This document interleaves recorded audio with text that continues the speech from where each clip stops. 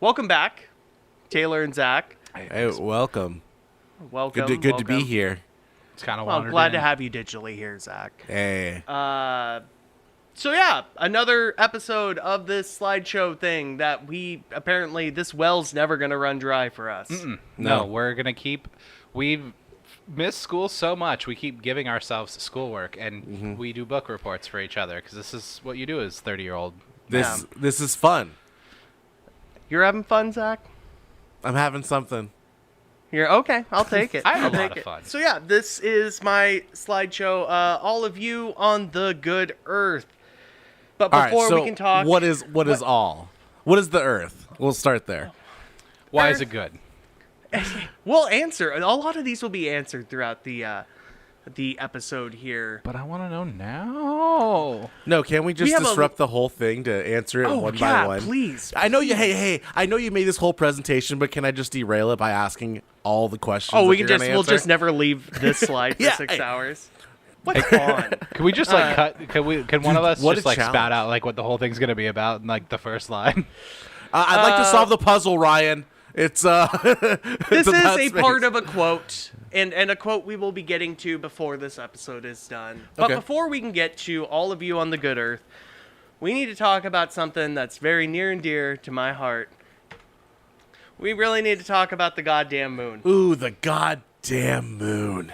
Look at it. That's why people listen to this. We hit the fucking hard hitting topics like the fucking moon. The fucking moon. It's not real. As of I was recording, gonna go around the room and ask, like, so we're all in agreement that that's not real, right? No. Oh, it's made of cheese. Stanley it's made Kubrick. of cheese. Yes. That's a prop made by Kubrick's prop team. You see, the Earth may be flat, but the moon definitely spherical. That's just science. That's just how that works. But no, look at it. It's so bewildering to me.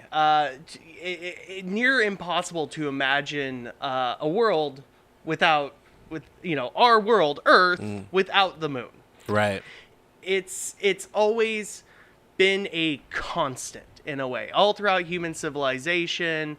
I mean, I'm pretty much throughout life on Earth. Yeah. Throughout There's life, been a moon. from the we'll get there. We'll start at the very beginning. Are we gonna talk about the fish that got out of the water? Are we gonna go that far back? Things about the moon that really seem like a no-brainer, but is kind of unique as we continue to explore and find new exoplanets and other solar systems light years away.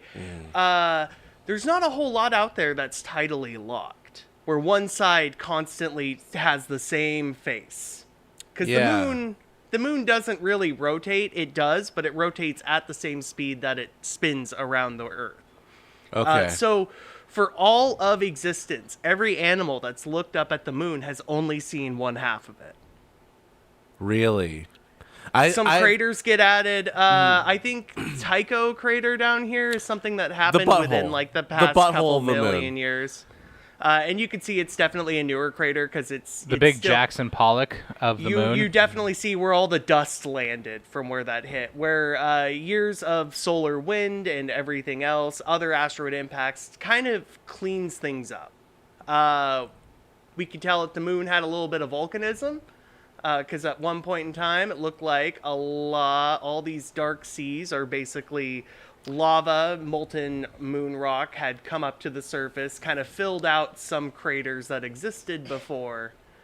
Get And the then- counter ready. Is that the Sea of Tranquility?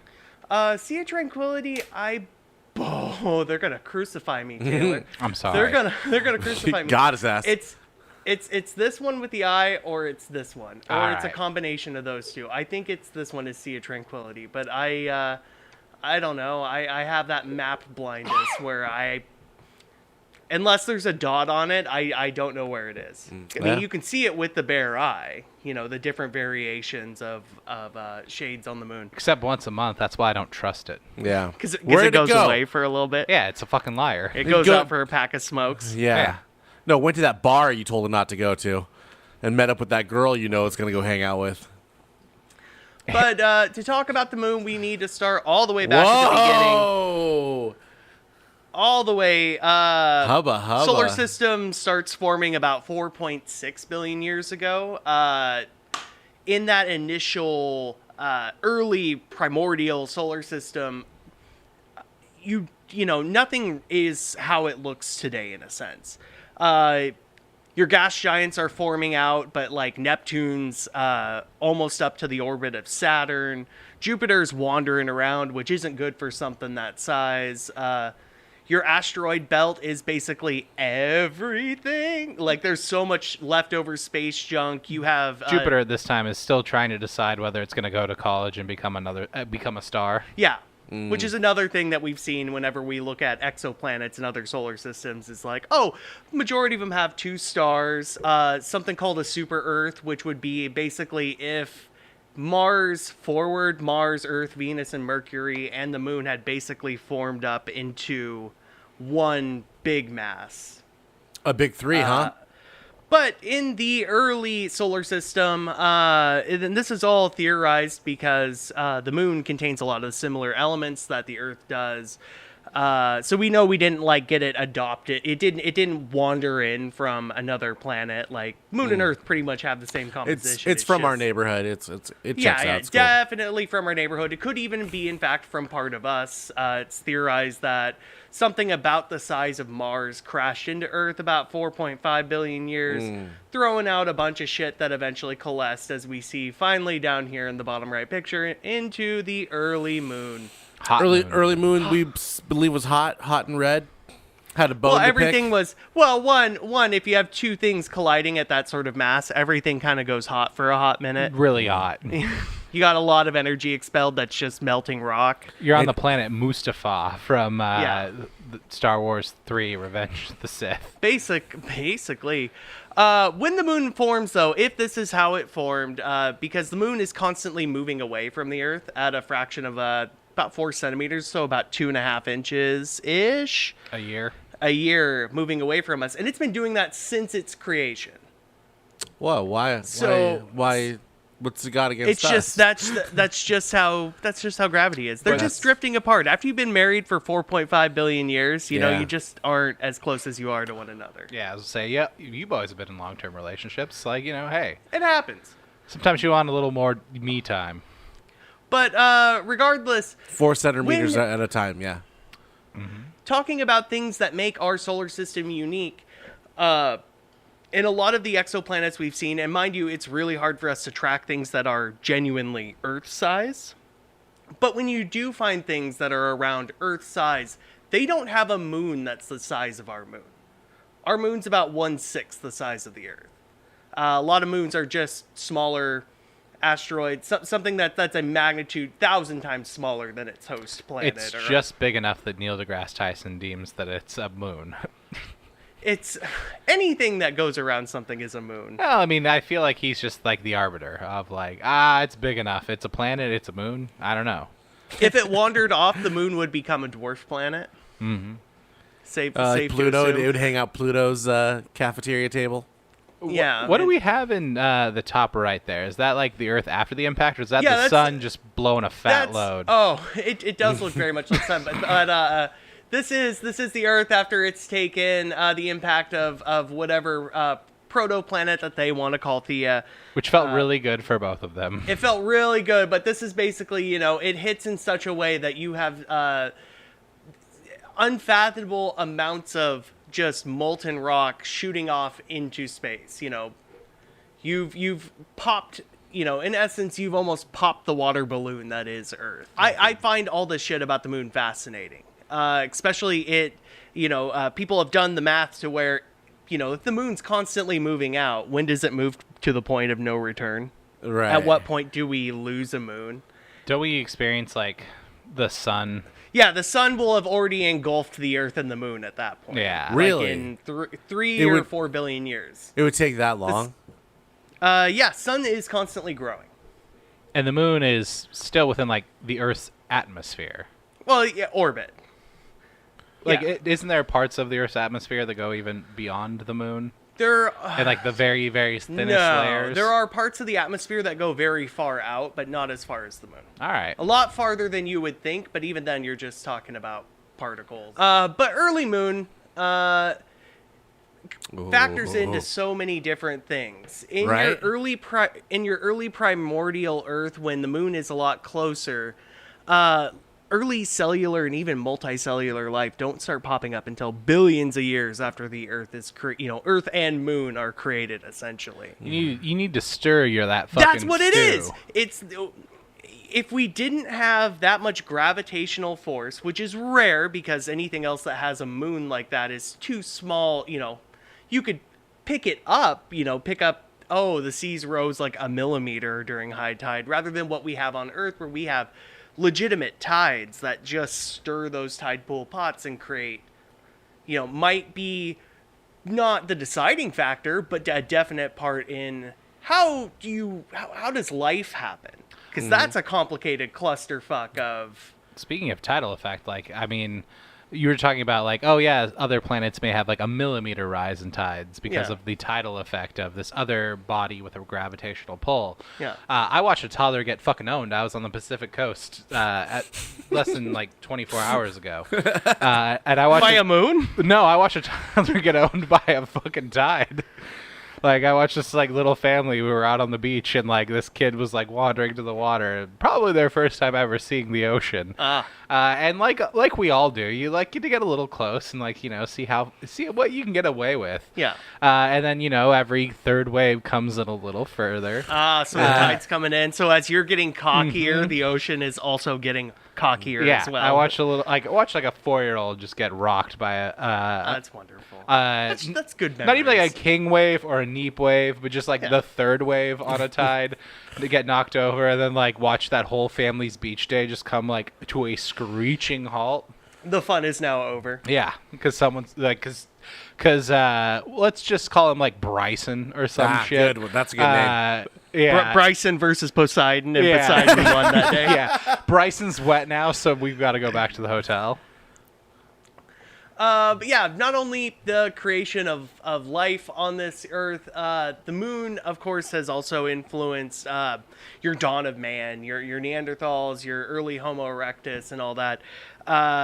Even in a time before, because agriculture and domestication of animals, which happens around 10,000 years ago, you have cave paintings and you have other carvings and early art that, as we see here in your good old classic French cave paintings, this is a moon calendar. Mm-hmm.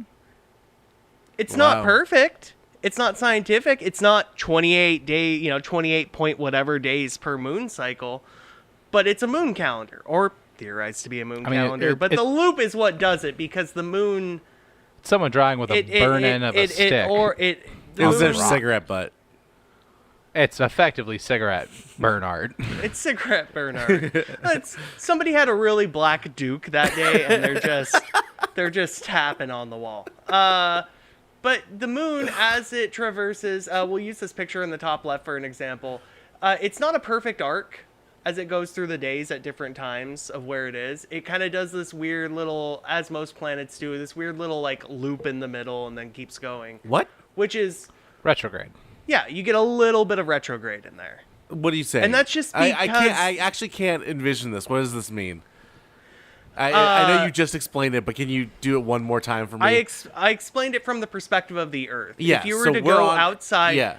If you were to go outside at midnight for the next 28 days and take pictures of the moon in its place where it is at midnight, it would appear as if it's moving across the sky in different ways, but it'll have this little period in the middle where it appears to stop moving, goes backwards a little bit, and then continues across the sky.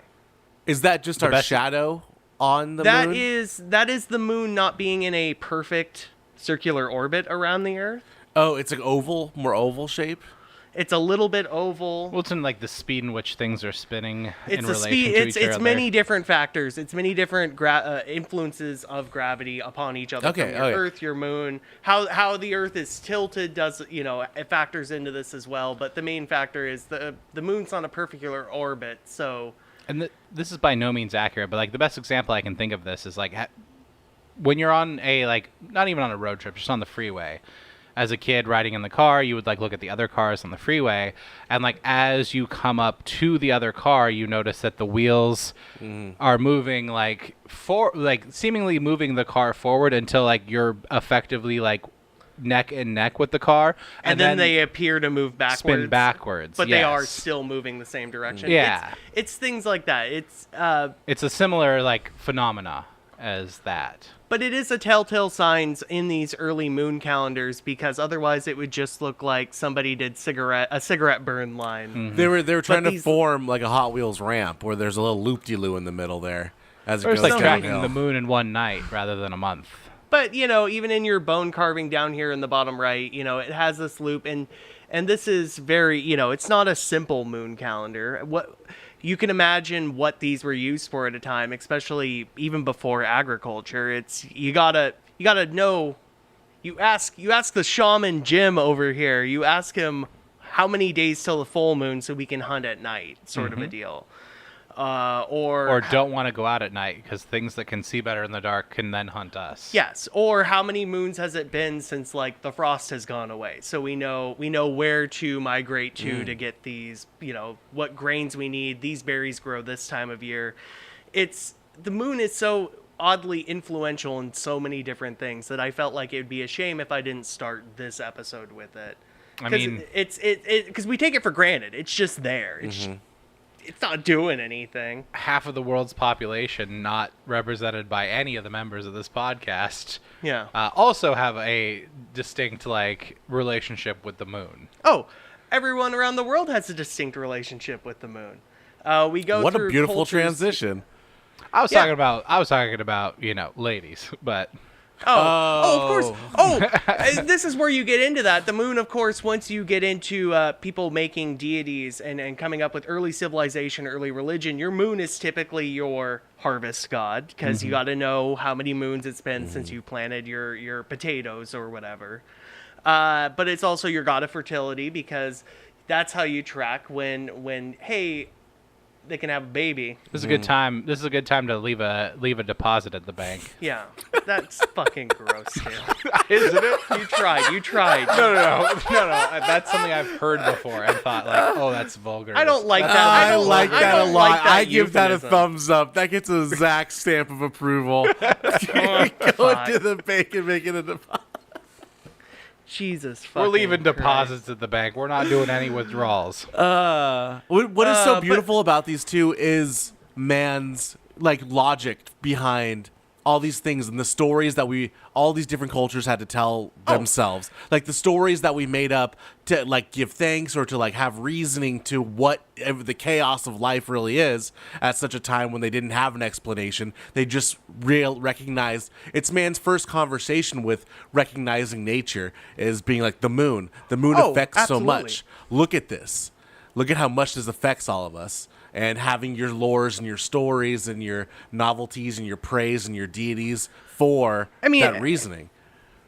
And it kind of, and I'm oversimplifying things, but it kind of goes into two This camps. is the 3 Dude podcast. We can't really open the books up and do the whole work. Yeah. But I hope nobody's actually learning anything from this. I only hope you're learning, Zach. This is all for you. Yeah, bud. I am. I do feel like we are better than Prager University. So we're already doing great. If a state does want to put us as part of their curriculum, go for it. But it is oversimplifying. Slide deck moon you. gods, Get your diploma.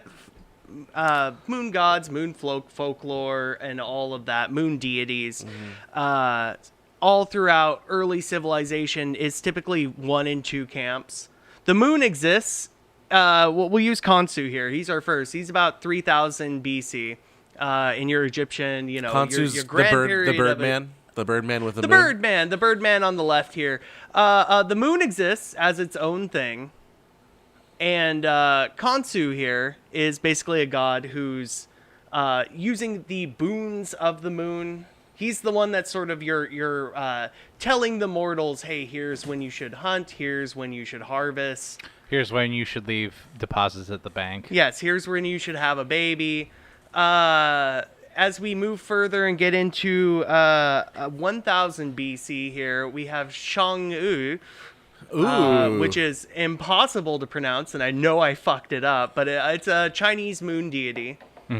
And Chinese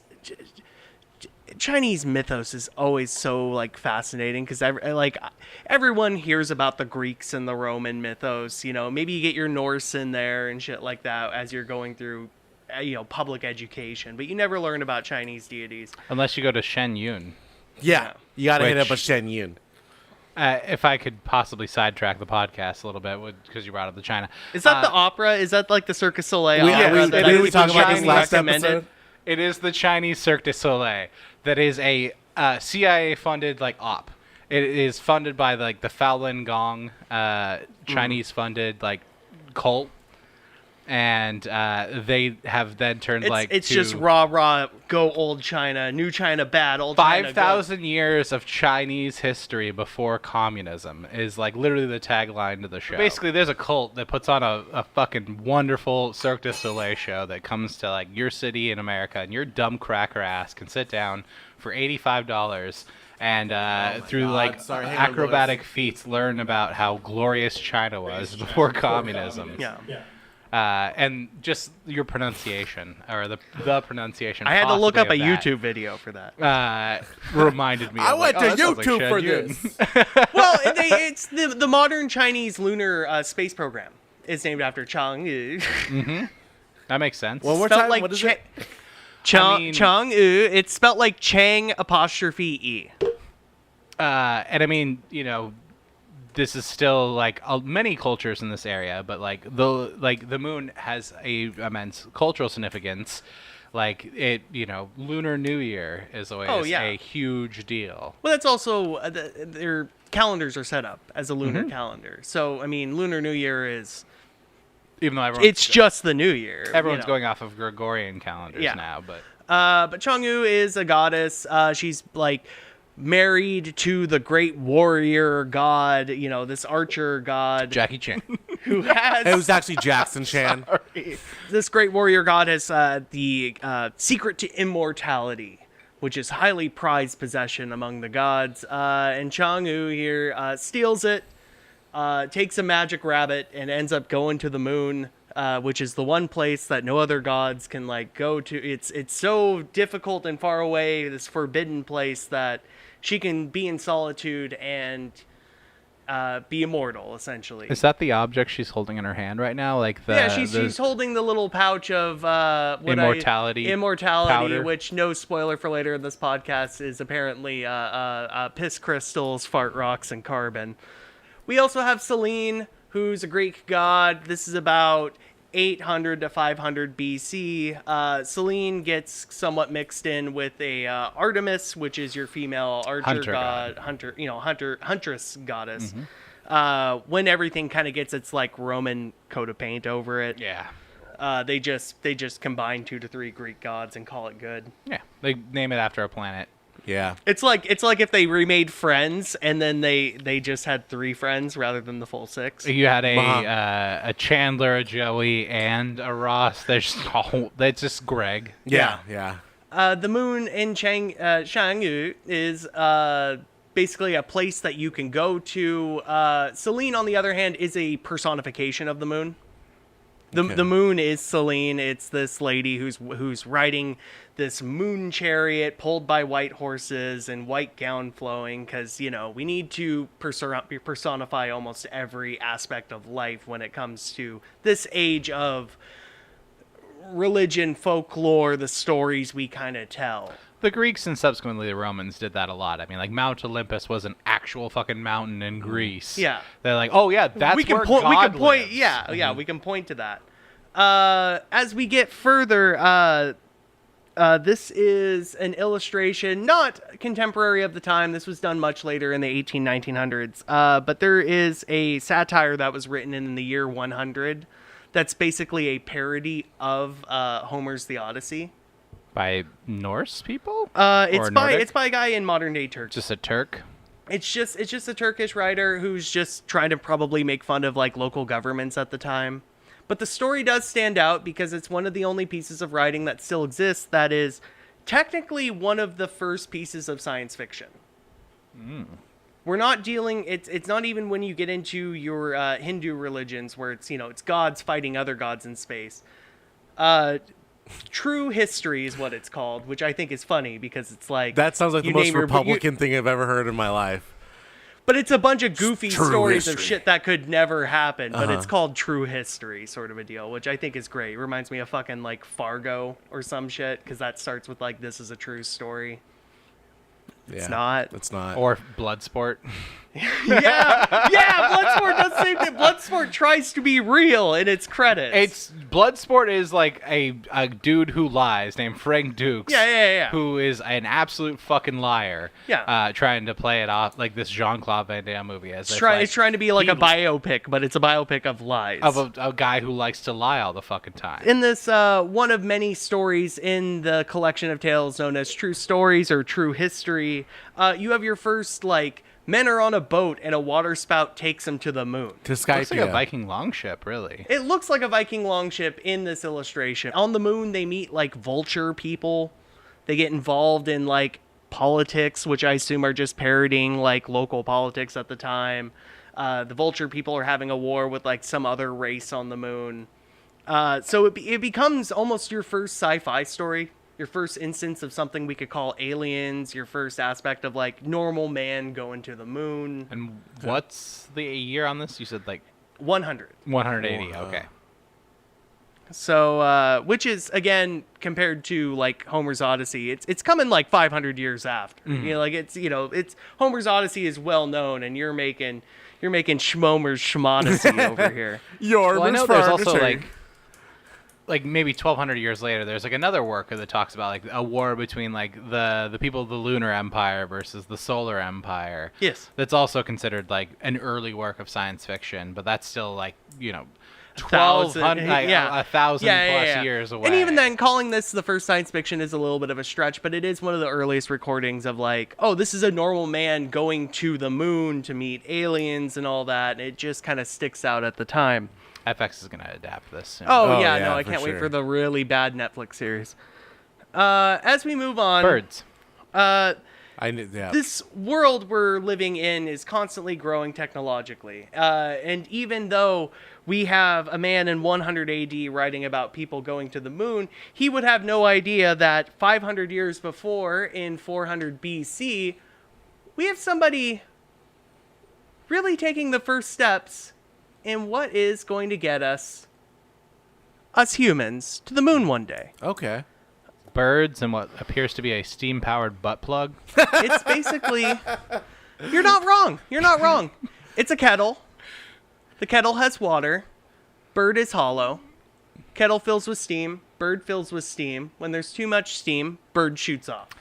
Which It's a wonderful toy. Yeah. 100% off track, but it does remind me of like a medical horror story that I have read where like someone had claimed that like I checked with the store and they said it was 100% silicone butt plug, no metal whatsoever. Oh, the guy who went into like an MRI machine and it's like, oh no, Turn dog, them- dog, that has like a metal core has a in metal it. core, and so you turned your human body into a no. railgun. Yeah, you bounced. Oh no. Did he live though? Right? Barely, but Barely. yeah. Not good. No, he had a butt plug that like He's gonna have to moved have about. like large and small intestine and a lot of stuff reconfigured. a lot, or a lot of surgery. a lot of surgery involved a lot from, of like, colostomy bags for life. Turning your probably at that asshole point. into a shotgun. Colostomy bags for into life. the rest of your body.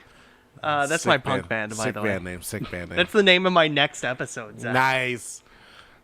But then around that time that True Stories is written, 100 AD, so we have 500 years later, somebody takes this technology of, hey, what if you had a bunch of energy and it all expels out of one point? A propellant. A propellant. We have, in the year 100, we have the first steam engine, which is the same properties. We have a basin.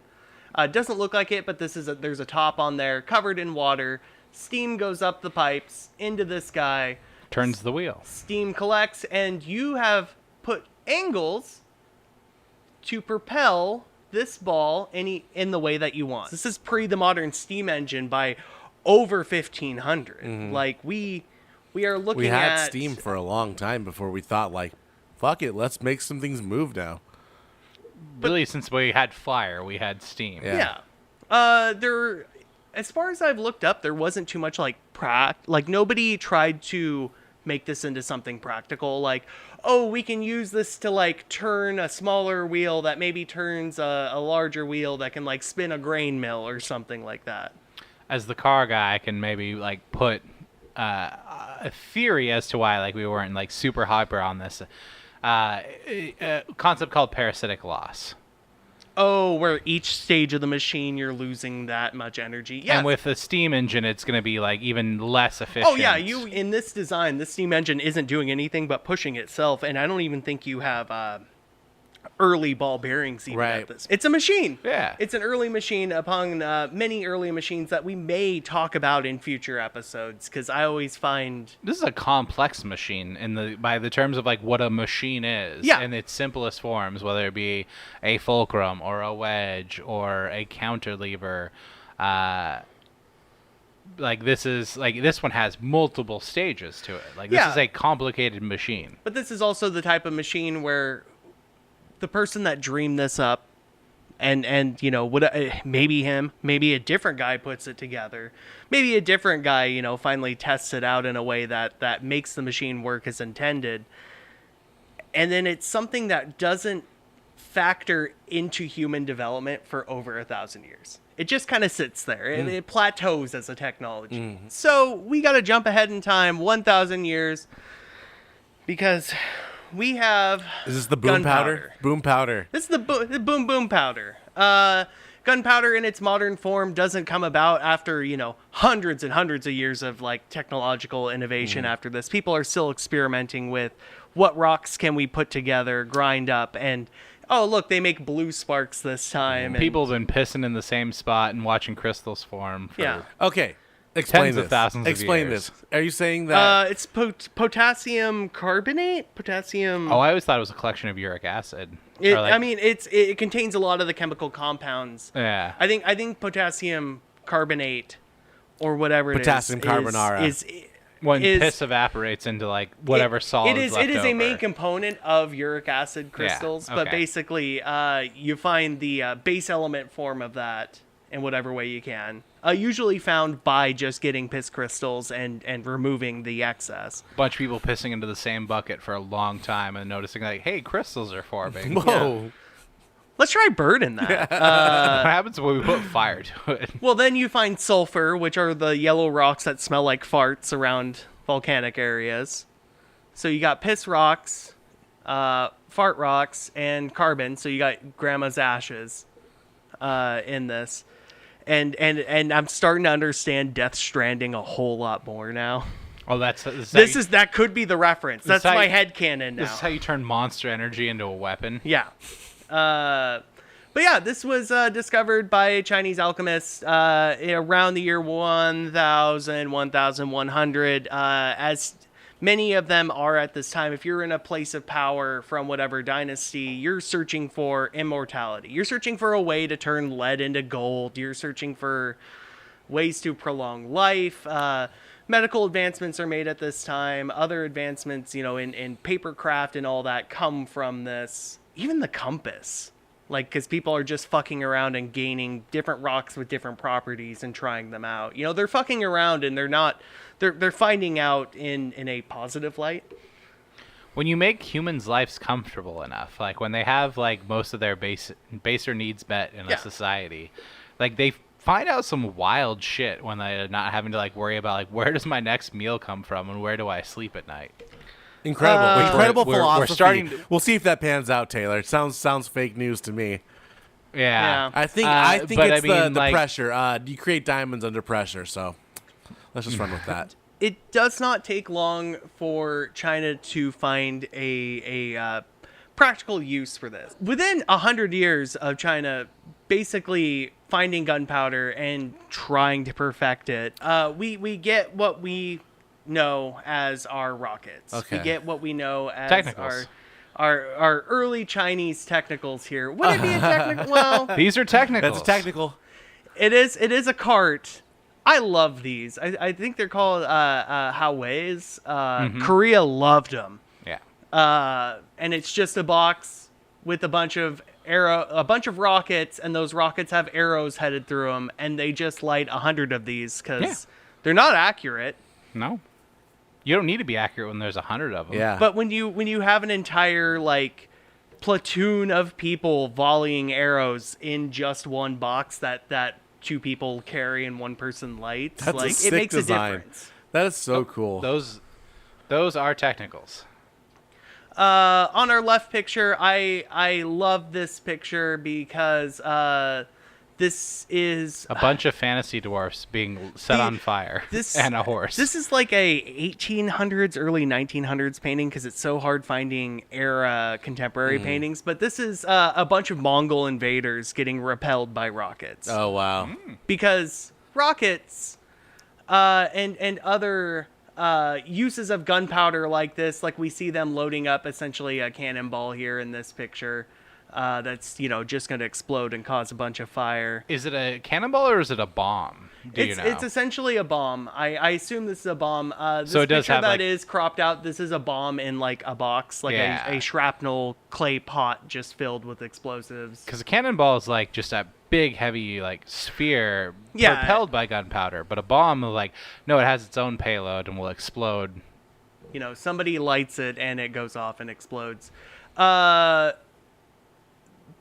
Early Mongol invasions, once you have gunpowder in play, they don't know what the fuck to do because they've been winning, nonstop. Like Mongol warfare was just kind of like, we can take 20 dudes and just harass an army until there's nobody left on that side. Doesn't matter what kind of tactics they have, anything like that. They even got really proficient at like siege warfare when eventually China and your Persian empires are hiding behind their walled cities. Mongols adapted and got really good at breaking those sieges, either paying somebody to essentially go in and unlock the gates, or just by brute force starving them out with still only like 20 guys. The Great Wall of China was defeated by this. Yeah. Like that philosophy Yeah. of like, they just simply found someone who could open a gate. Yeah. Like the world's biggest wall was defeated by just like someone like opening the door. And for its almost first 100 years of adoption, rockets make China, they give them a leg up. It's asymmetrical warfare at that point because your Chinese forces behind your walls are essentially using magic now. Right. The equivalent of it. That's insane. But your Mongols quickly adapt this and turn it into a more symmetrical warfare, turning your early Mongol armies. Did even war before find a Jing- way? Yeah, war found a way to get even worse, and now you have people on both sides using rockets. And that's when they invented cocaine because they wanted to have a guy that could shoot 100 arrows on a horse at one time. They tried. They gave him a bunch of piss crystals, and then some peels of a fruit that's been dried. South America hasn't come into the picture yet. We don't have the technology for cocaine Damn. at this time. We have other stimulants, but not the good one. But they are getting wacky with rockets. As we see in our left picture, it's a very classic design. It's a stick. You have a tube with your gunpowder in it. You light the gunpowder. All that energy is expelled at one end like your little wooden bird from 500 years ago, and it flies in the direction that you want it to How fly. long do you think in this era of like using gunpowder to create projectiles to go, were we learning as humans? I say were we learning about aerodynamics? Where in the form of this do you think like aerodynamics came into place? The whole time, and in different ways. I assume Because top frame we see like a bird, a winged instrument here. Oh, basically gliders, paper gliders existed at the time. Even things that we would consider early hot air balloons, even though they wouldn't carry people, it's just a paper lantern with a candle underneath it. And a payload of explosives. and a bunch of shit that can catch fire. But no, we have on our right here, we have essentially a bird glider. This thing, it was essentially just you take 5 or 6 of your normal rockets that you would be firing anyway. You attach it to that, and now you have a mega powerful rocket that can glide into your, over your wall and into your enemy forces and hopefully catch their tents on fire because you've maybe even you filled up the bird with gunpowder itself to get more boom for your buck. Or if you're the people on the wall and you don't fuck it up, like, hey, you can hit them so far away. Oh yeah. Is this also? Are we looking at this because there were like fire trebuchets at this point, right? Where they would light cannons on fire and then send them over flaming walls. Pitch balls. Yeah. Yeah.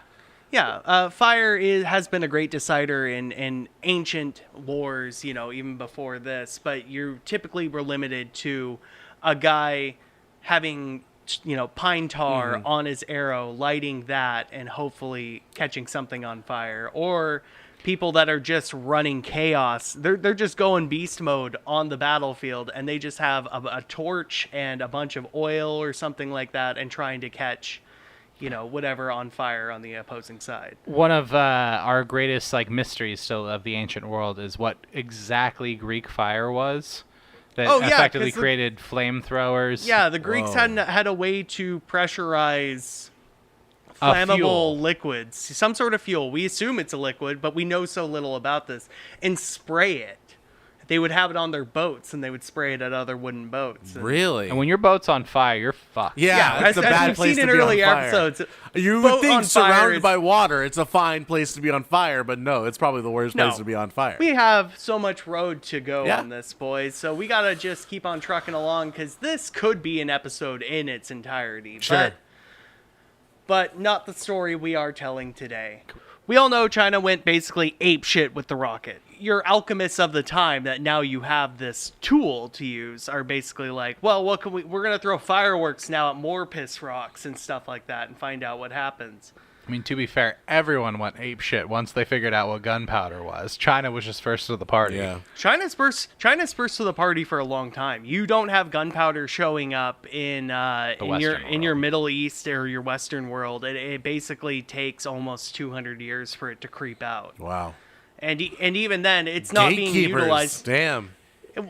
Well, and even then, it's being utilized in its simplest form. Everyone's starting back at square one with, now we have gunpowder, what can we do with it? They aren't making paper mache birds that fly over walls, right away. They aren't. That learning curve comes with using that tool. But occasionally you get a weirdo, and this is Wan Hu.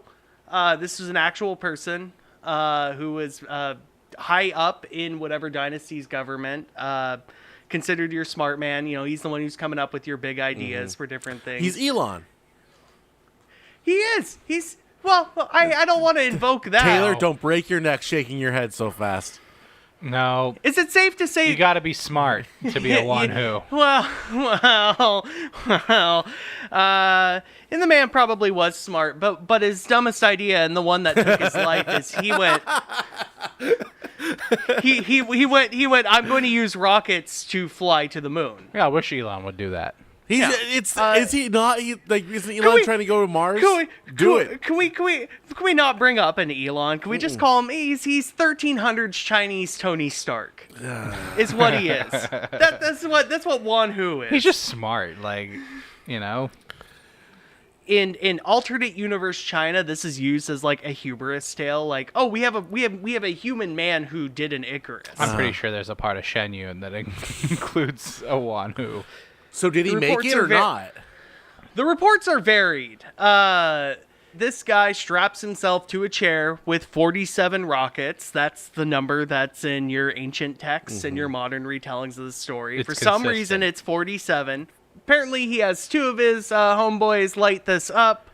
The fuses are lit. Wan Hu apparently holding two kites, which could be represented. I love this ancient image where it's somebody. Two kites. Somebody heard this story and just made him hold two kites. Pretty simple. It is possible that he had some sort of glider contraption, but not confirmed one way or the other. Wow.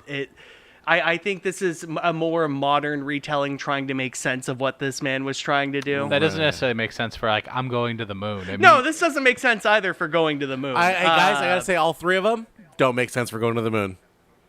I don't know. The number one on the right looks like he's going to the moon. He's got to try. He's going to touch it. He's going to high five the moon. Yeah, he's almost there. Or he is throwing the sickest fucking 3-pointer I've ever seen. Swish, swish, green for real. Towards what are either those seagulls or Evangelion crosses in the sky.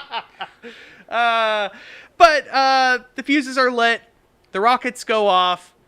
Wanhu is nowhere to be seen. His body is never recovered. Turns out big boom happened. But how much? This was like 1200 AD. This is 1300 AD. Okay, yeah. so there. Okay, I. That's 700 years There's ago. record keeping. Did you say 700 Yeah. years ago? Yes. Wow, time flies, doesn't it? This is yeah, no, doesn't it? But But like, men always be doing men shit. Does he go high? Does he get pretty high? Does this work to a degree? Does he tip over because they don't know about weight Zach, distribution? Does he? nobody knows. Or does he explode? No, nobody knows for sure. Some writings, there are some writings that say that they found pieces of his body and the chair like 47 feet away or whatever. However, they find some evidence that this man blew up. A lot of other ones just kind of go with there was a puff of smoke and he was gone, and he's on the moon to this day. It would take until, I believe, the 1970s, but they did name a crater on the far side of the moon after this guy. That's pretty cool. Mythbusters also. Mythbusters did do an episode on Yeah. this, and it didn't do anything but blow the dummy basically off of, the dummy and chair off of whatever launch pad they had. It fucked up a Buster. It's like Buster's now in pieces 15 feet away. Because obviously this doesn't work, but history and technology don't really change unless somebody starts doing the 1300 equivalent of Jackass. Someone's gotta start doing rocketry. I mean, and in this whole episode, I don't have time to go over people trying out gliding suits, because that's well before this time as well as people trying out parachutes. Really? I mean, That's a long, varied history. That's something I may do in a future episode, because I'm hungry that's for a it. whole, Bring it on. I'm that's hungry like for it. 2,000 years of people dying after jumping off a cliff until somebody figures it out. Until in a the Red Bull 1800s. comes along. Yeah. there's a They reason. have a futon. I mean, there's a reason that JPL got its origins with the first ever group known as the Suicide Squad. No. Rocketry is inherently very dangerous. What? This shit ain't dangerous. Look at it. Not even That a guy's little gonna I high see five the that. effing moon. Look at him. He's chill Look as at hell. him. He's even got an aerodynamic hat. Yeah. He's gonna make it. I mean, he's going forward. I don't know what that hat's gonna do for him because he's going flying. This image in the top left, not to keep on going, Yeah. this is the oldest actual image out of here. This large one is just something that's in a museum. Yeah, it's a I don't fun know one. if it's not based off of, I think, any ancient drawings or anything. So This isn't a picture? No, Fuck. it's not a photograph. But this top left one, I love just based on the holding two kites, and it also looks like he's being held for ransom. Yeah. No, yeah, he's yeah. strapped to that thing. His- No, this his seatbelts is are- out of he's Jackass. strapped. This has to be out of Jackass somewhere. If it's not, if they don't they're not artists if they don't mimic this and do like a full circle of history and jackassery. As Gen Z would say about Wanhu in this picture, he's locked in. Oh, he's locked the fuck in. Yeah. Yeah. Quite the Rizzler, I must say. Yeah. He is in his and he- goon cave or edge. He's gooning. He didn't send his gat to the moon. We're three men in our 30s. Please. But we need to move on Yeah. because history of flying machines as well as rocket technology only really you kind of have a boring period, even though it is the Renaissance. Our two images on the far left, these are Da Vinci. One on the top is an actual Helicopter. Da Vinci drawing. The one on the bottom is just a recreation of what somebody his glider suit has so few of his actual schematics that it leaves a lot of room for people to be like, Hey, fuck you, man. I got to use that thing in Assassin's Creed 2. Oh, of course. It was dope as hell. But these aren't quite tested, nor would they ever in any. They don't really work. No one Two- knows if they made a physical prototype. Two, of it. yeah, no physical prototypes, just sort of ideas at the time. Similar with your, as we move into your 1500s and 1600s with your two rocket illustrations in Hey, the that middle. looks like a rocket. Yeah. Our one on the left is a guy from Transylvania named Haas. He basically went, what if you put blue rocket inside of white rocket and red rocket inside of blue rocket, and there you go. Boom, boom, boom. America. Multi-stage rocket. I'd salute that. As you said, what we see here is essentially a modern rocket. We have somebody who's taken the simple thing that you fire over a wall at some Mongolians into, well, how do I get this higher and faster? Well, I strap rockets to rockets, and you have them light at different times, and you try to mathematically get that as far as you can go. To compare it to like the athletic world, like this is effectively the like rocketry equivalent, and it's a long drawn out history of the 4-minute mile. Of like anytime something impossible happens in the athletic world, like it takes one person to do it, and then like And then it the took ramifications all of of that. human history for one person to run a sub 4-minute mile. And now it's like, oh, that's just sort of kind of the meter of like what a good distance runner is at this point in time. Because like now tens of thousands, if not hundreds of thousands of people have run a sub 4-minute mile. But like up until less than 100 years ago, that was considered like, an impossible task. Can't be done.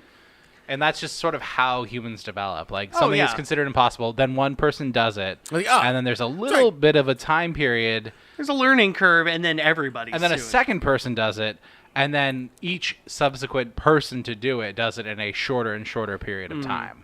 And it's important to note these two rocket images from your 1500s, 1600s are all sort of, it's all theory at this point. Yeah. You get that weird kind of Eastern Europe.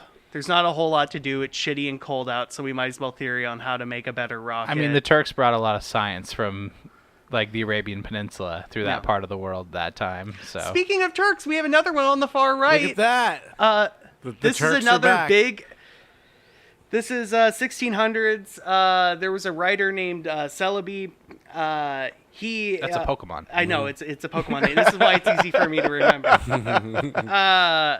But basically, Celebi wrote some true shit, made up a bunch of shit. He would basically be like, I toured around the coast of Turkey, and here's like 4 stories of things that I witnessed. I flew on a rocket-powered angel over Disneyland. He found apparently. yeah.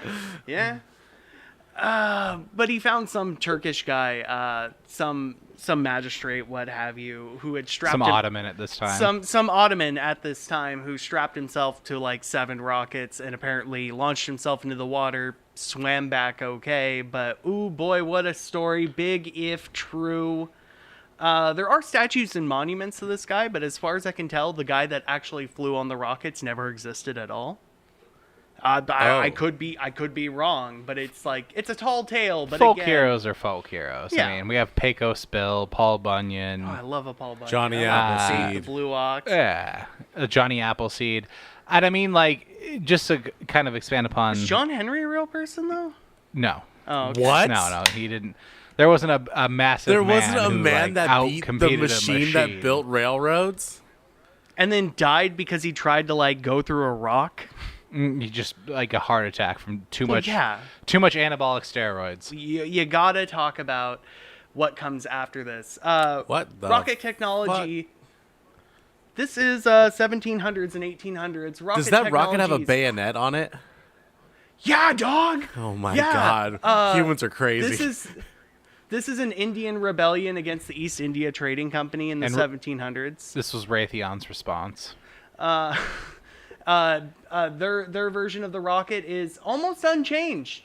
Wow. It's almost unchanged for 500 years. Your gunpowder's a better quality. Your materials that you're building it might be out of a thin piece of metal, some tin, something like that. It's not paper rockets on a paper mache bird. I mean, they kind of got it right early on. You take a cylinder with an open end at the bottom and a conical shape at the top because that's the most aerodynamic thing. Yeah.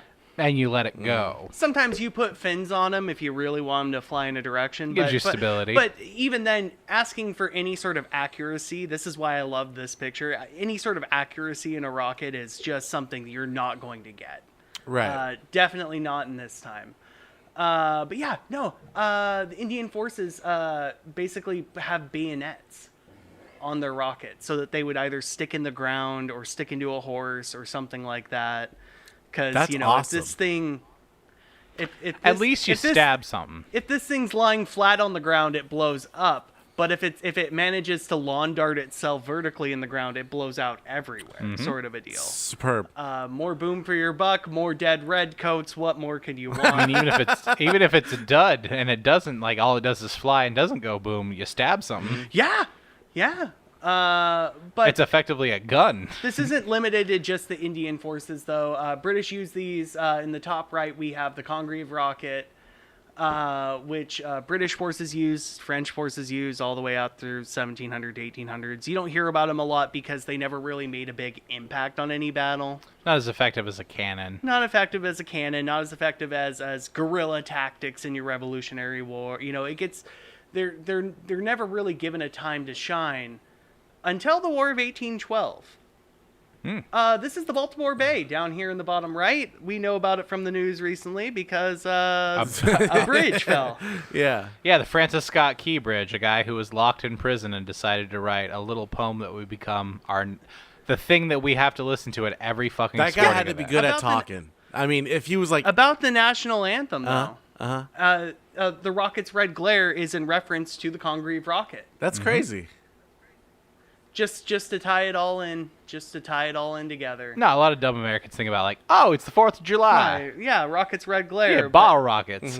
And or that, like, the detonator that my buddy picked up at Boom City. I even tried to look up other countries' national anthems through history if any other ones have references to rockets, and I think we're the only one, boyos. Whoa. Is that Number a one, testament? USA. Yeah, USA. Can I get a USA? Number two, does that just show to our how modern of a country we are? Yeah. Yeah. That technology is involved in like how we, just our national anthem. It's not even new technology But at it's this but point. it's not like America New the Beautiful, utilization so of references technology, rockets. Right. But we also have right. one man in the right place at the right time to witness some rockets, and it affected him enough to where he wrote it into a song, which became our national One anthem. dude sitting in jail. 2 nunchucks. One Lord, one faith, one baptism. But yeah, as we continue to move on to your 1800s and 1900s, we need to talk about all the stories. What? What do you? The middle one doesn't necessarily strike me as an 1800s. The middle one is an 1800s. All right, we just got a This- bunch of freaky bat people Yeah, we got a bunch of freaky. with their titties out. Yep. Let's start with that because that is the first chronologically here. We have a little bit of we have a little bit of a lunacy going on. Okay. In your 1800s, a little bit of people becoming fascinated with the moon. Yeah. And part of that comes from an 1830s article that was written to, I don't think New York Times, but some bit larger newspapers around the United States. And it was this scientist. Weekly World News. It was the equivalent. This is the first weekly World News article. It's Bat Boy. essentially. Yes, it's essentially Bat Boy. It's somebody wrote into these large publications and newspapers and went like, I'm an assistant of revered real science. It'd be like saying like, I'm the assistant of Neil deGrasse Tyson, and I'm gonna tell you all the secrets that he would never tell the American public. I've listened to so Hot many goss. of those like call-in interviews Oh, yeah, on Coast to Coast yeah, Radio. But this is the 1830s equivalent of that. And this guy writes fantastical stories of through a new telescope he's viewed civilizations on the moon, and they have mushroom forests, and they fly around like bat people, and the bat people don't like the snake people, and the snake people do this every day and they celebrate this religion, and hope you're not a communist. We're getting into very much so that like Not so much the communism part. That was just me trying to be funny. that sort of Lemuria theory. Oh yeah, this is right around the and same that time. occultism Yeah. where we get all of our eugenics from. Oh, yeah. And all of that, and It's it's definitely not going to cause problems almost like 90 years down No. the road. It's not this with tiny seed Atlanteans. that's going to evolve into something big. It's not like all those people that were trying to be funny and make trolling videos of like, yeah, the moon landing's so fake, and then realize like, oh, within the information age in 20 years, like, oh no, you actually have people believing what you said in your video that. It's not just a bunch of assholes on 4chan that then created a fucking firestorm. Shit. The power of trolling. Where are we? We're in the middle. We got bad people with titties. We got bad people with titties. It's not very interesting. It is super interesting if there's titties. Love 'em. Let's just get rid of these bad boys. I think this is a male bat person. That ain't the only titty in that picture, dog. I think everyone had titties. Everyone had hefty fucking naturals. Oops, old titties. Real jugs. It's something that births a new fascination with the moon. Because even though when it comes out, a lot of people are like bullshit. Some people believe it, but it does inspire your sort of next generation of fiction authors to be like, what is going on the moon? What is the moon about? If I do, on our right here, we have Jules Verne with From the Earth to the Moon. On our left, we have an illustration from H.G. Wells' First Man on the Moon. They're essentially the same story. It's somebody going to the moon. And you've even heard it before in this podcast. It's somebody going to the moon, and there's like, I don't know, mushroom forests and snake people, and the snake people are really not the British government, wink, wink. Definitely not the Jews. Or something like that. I do like the H.G. Wells iconography, though, because you definitely have, like, a bathysphere sort of look This is here. a later illustration. This is a 50s illustration Okay. of a like 1900 book. It's probably going off a description, though, because we Oh, definitely yeah. had, like, submersibles by this point in time. Oh, yeah. And, like, they were, a broken clock's right twice, whether they knew because they were smart or not. Like, that technology did come into play later on. You have so much in this fiction that really creepily foretells kind of how your Apollo mission is going to eventually get a person on the moon. Okay. I believe First Man on the Moon by Wells is done by Rocket, but From the Earth to the Moon, it's like their capsule is a bullet that's shot out of a giant cannon. At Makes the sense. gun. Hey, bullets go fast. It connects with some other bullets that have been shot, so you have like docking, and it turns into a moon train that takes a bunch of passengers on a big wild trip. Hell yeah. 1800s fiction. I can't wait for somebody to attempt to wholeheartedly just do a whimsical version of this in some movie. I'm sure Rather than the dark, gritty version. I'm of sure this. some studio's going to lose a lot of fucking money on that adaptation. Man, I watched Wonka recently. It was the worst thing I've seen. But, I can imagine a Timothée Chalamet and too much money spent on a musical. It wasn't even the worst Wonka adaptation we've had this year. Wow. That's funny. True. But moving on, we don't have to wait very long for the future to catch up with us. Okay. For technology. First Man on the Moon by H.G. Wells was written in 1900, and by 1902 we have people flying airplanes. Okay. We even before then. I see a lot of not airplanes. You see a lot of not. Well, we have by 1902 here we have the Wright brothers with the Wright Flyer, and it's a heavier than air aircraft. It's something that weighs more than the air around it, as opposed to your early blimps and zeppelins, which are all a typical like steel frame, but they are lighter than air. They're filled with hydrogen. Right, Yeah, right. two or three of them are experiencing tragedy, and a third one's just on the ground. Actually, only one of them's experiencing tragedy. The one on the It's left here supposed with to an be there? It's this is not the photo of the event, but there was like an 1890 some odd event in France where they're like, Exposition. we're like, can you make something that flies from this hill as close as you can get to the Eiffel Tower, which was new then. Bad idea. It's a terrible idea. France was begging for a 9/11. But it's like, how close can you get to the Eiffel Tower and back to this hill? And one of the first people that not your Hindenburg, not your Zeppelin, but some French guy just kind of comes up with this piece of shit and does it, and it's revered as a pioneer in airship technology. Looks like a big ass canoe with a balloon attached to it. But all these are so I feel like whenever we have the idea of a Zeppelin, we think of like the Hindenburg disaster, or we think of those large like 1930s, 1940s. I usually German think about Zeppelins. Stairway to Heaven. Well, speaking of Stairway, I got a legitimate one up here in the top right. It's a legitimate. I think this is the first model of Zeppelin out of Germany.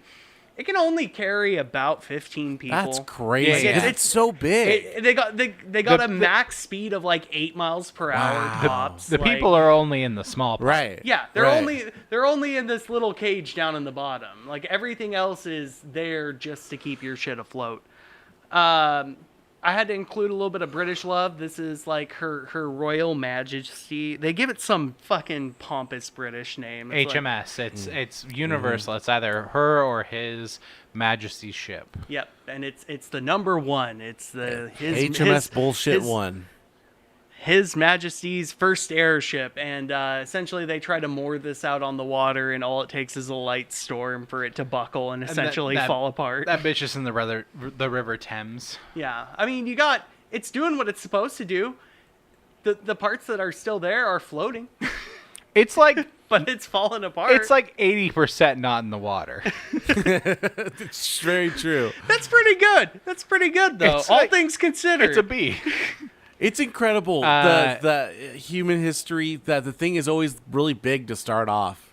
You know? I know that they're using lighter... the lighter- miniaturization? Yeah, how we are able to refine and, like, make things smaller and, like, just shave away the non-necessary parts as we evolve with more technology. I mean, of course, these are examples of using an element that is lighter than air, so it's more controlled to float higher, and you must need so much of that content to push you higher. But now that we have air, but even like the Wright brothers, the first airplane there, like that's fat and clunky, and now we have so much more of an understanding. Big, delicate boy. I mean, I don't want to ruin... That's way smaller than like a 737. Well, true. It's pretty small. But I think person to equipment ratio, it's really gonna be. I think wingspan, it's wider than a Cessna. Okay, I was actually about the comparison I was thinking about. I think it's a lot shorter than a Cessna because it's Wright brothers, and they're figuring this shit out. So your flaps that would be on your tail and on your wings are in front, and then your rudders are on the back. So it's short, but it's very wide because that's what you want in a glider. You want as much space for that air to get underneath those wings so that thing can go up. You need a lot of lift. But even then, your Wright Flyer's not going more than 30, 40 feet up tops. Because anything else is a death sentence. I mean, it's already a death sentence if you crash at that height in this piece of shit. It's a lot of debris. It's not even gas powered. I believe it's some sort of pedal powered. The first ones. Oh, wow. Yeah, they were like bicycle boys. Yeah, it's like bicycle pedals that you're rolling with your hands. But I mean, with like gearing and, chain drive engines, you can amplify like the power of a human being. Like, it does not need to be stated, but we've come so far from a Da Vinci drawing of something that like looks like a bird that you have to like flap your arms like wings to hopefully glide in, Or if you're in Assassin's Creed 2, there's strategically placed bonfires that can provide lift for you. But we need to move on because time just keeps on creeping on and technology keeps on getting crazier, and this is not really an episode about flying vehicles other than rockets. Okay. And we need to talk about the American granddaddy of rockets. We need to talk about Goddard. Goddard's born late 1800s. He lived until 1945. Look at this Dr. Phil looking motherfucker here. Dr. Robert Goddard. So Goddard, he's all about taking all these old notes. He's seen all these old, like, the Transylvanian like illustrations of like a multi-stage rocket.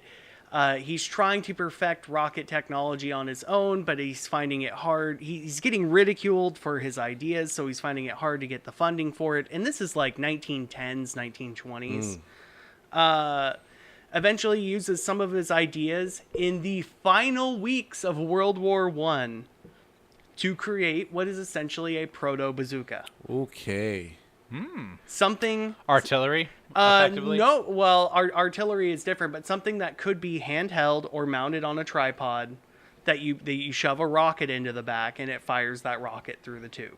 Something that is, focus on reusability, focus on portability, essentially taking the Congreve rocket into the 20th century in a way. He's creating a prototypical RPG. Yes, he is. He is also the grandfather of the RPG in a sense. Everyone develops this in their own ways, and it's hard to imagine a world where you don't have somebody poking their head out of a bushes and firing a rocket at your Black Hawk helicopter. Call of Duty would not be the same without Yeah. this man. No.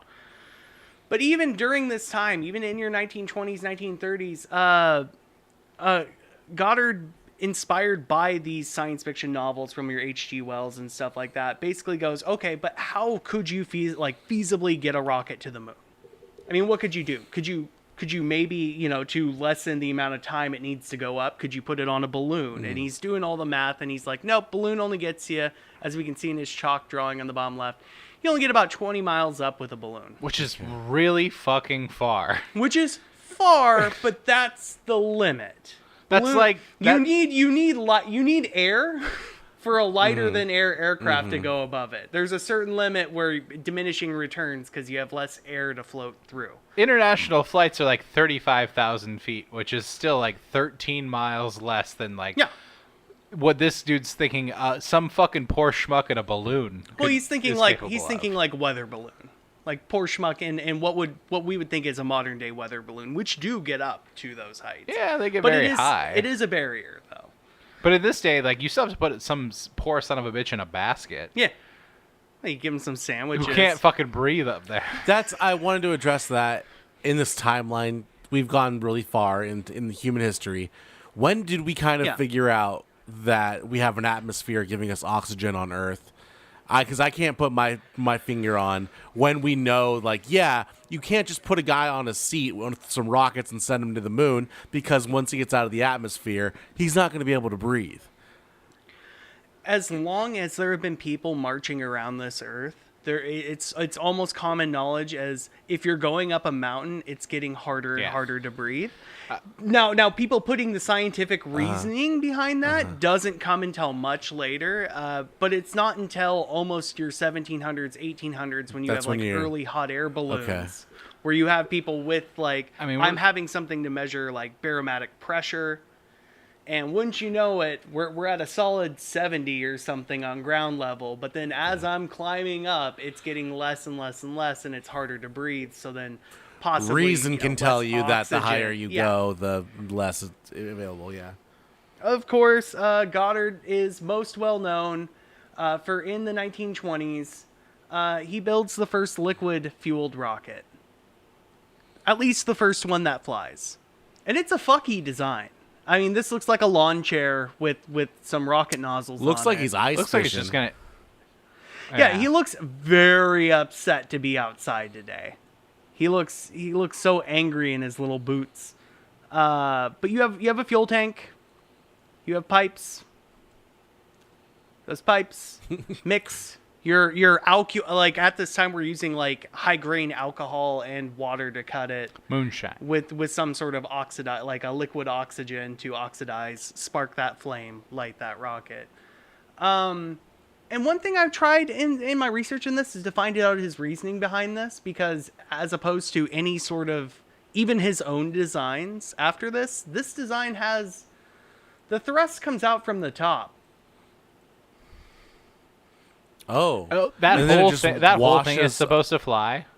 The thrust comes from the top. Hold on, and goes the beam that he's holding onto is supposed to fly too?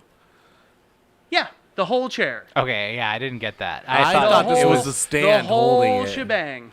Oh. At first, I was looking down below at what looks like a rocket to me and thinking, it's just the whole rocket. It's just gonna crash into the shit up top if things go well. And then I was like, well, maybe it's the top thing that gets launched, and that's just that's a tank down or at the bottom. that's a stand to hold it in place while you launch it. No, the whole caravan here is coming up. That whole IKEA Jorgschmatter is supposed to fly. His 8-year-old daughter's swing set is gonna go about 2,000 feet in the air.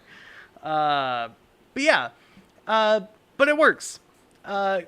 We don't really talk too much about Goddard for the rest of this episode, because while being a father and pioneer of many of these technologies, once you hit the 30s and you start having a little thing called Nazi Germany, taking a lot of his ideas, he basically goes full secret mode.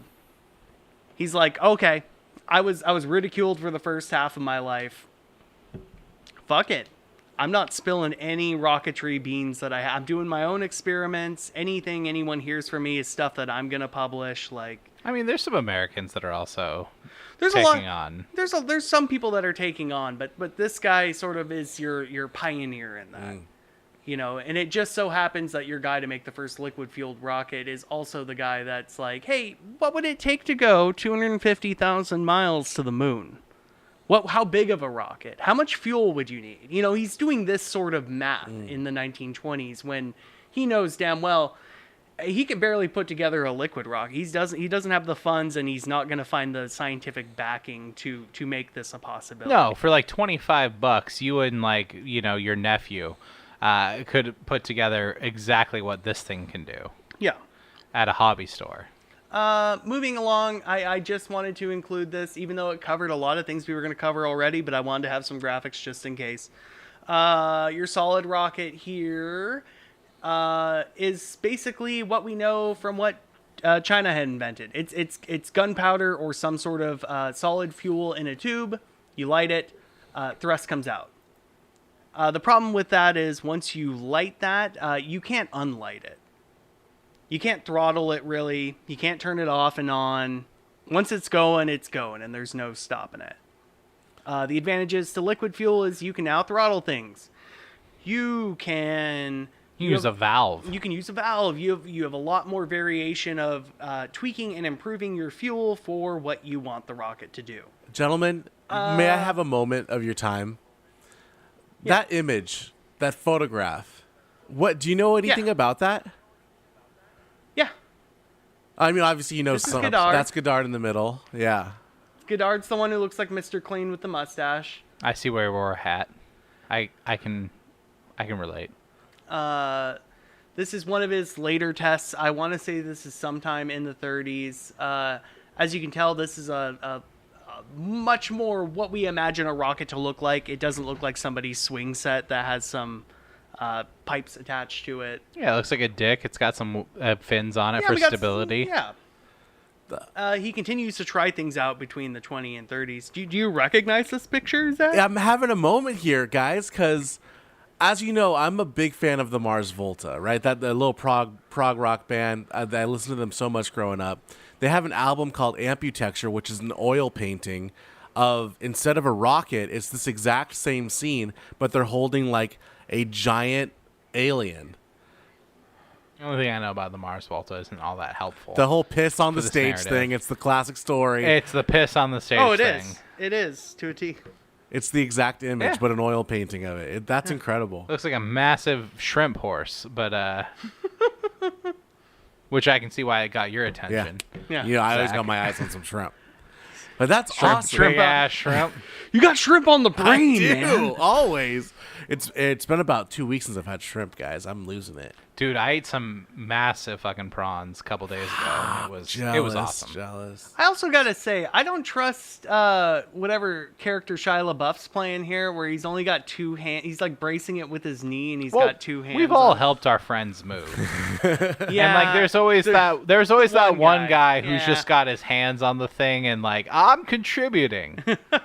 It's him. I'm helping. I needed a diagram here because here we have essentially a balloon's only going to get you so far. Your pink line on this graph is basically your ozone layer. If you are out of that, you are in space. You can't breathe. Well, yeah. Well, exponentially harder to breathe as the blue turns darker blue. Dare I say, even hard to breathe when you're in anything blue at all. You probably aren't doing that without aid of an oxygen tank. But the atmosphere of the Earth does extend 100 miles out. Even your International Space Station, which we would consider in a low Earth orbit, is essentially skimming through the thinnest of thin atmosphere as it's going along. All of our satellites. Just about all of them. There's you start getting into different bands of I want to say like calm waters where you're outside of atmosphere, but also outside of like solar radiation and stuff like that. We'll get to this later.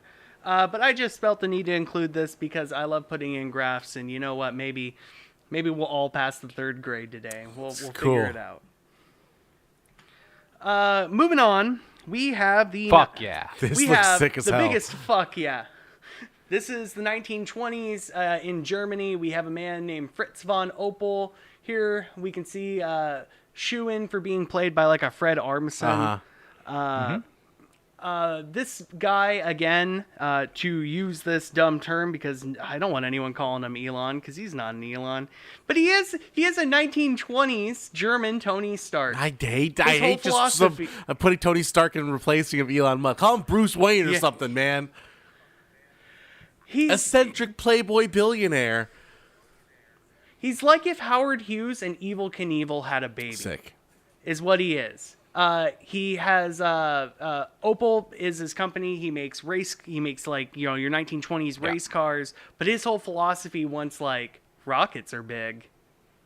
Like rockets are getting some traction over Fucking in internal America. combustion engine. Yeah. Well, yeah, fucking engine. That's a lot of excess weight. We'll just throw a bunch of powder behind these things and some rocket nozzles and try them out. I ain't looking to go far. I'm looking to go fast. Basically, It was his philosophy.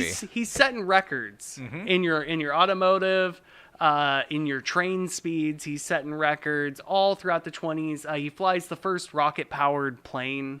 So finally, we the have first jet. Funny how you mention this because by the time 1930 hits and things start getting a little bit Nazi Germany, Fritz von Opel essentially is still showing off a lot of his creations. He has like a new one or two every year. Like, oh, I updated the car. Like, oh, I have a new. Here's him with a motorcycle. He dubbed the Monster. That is just a shit ton of black powder It's a fucking death machine. and rocket. I love it.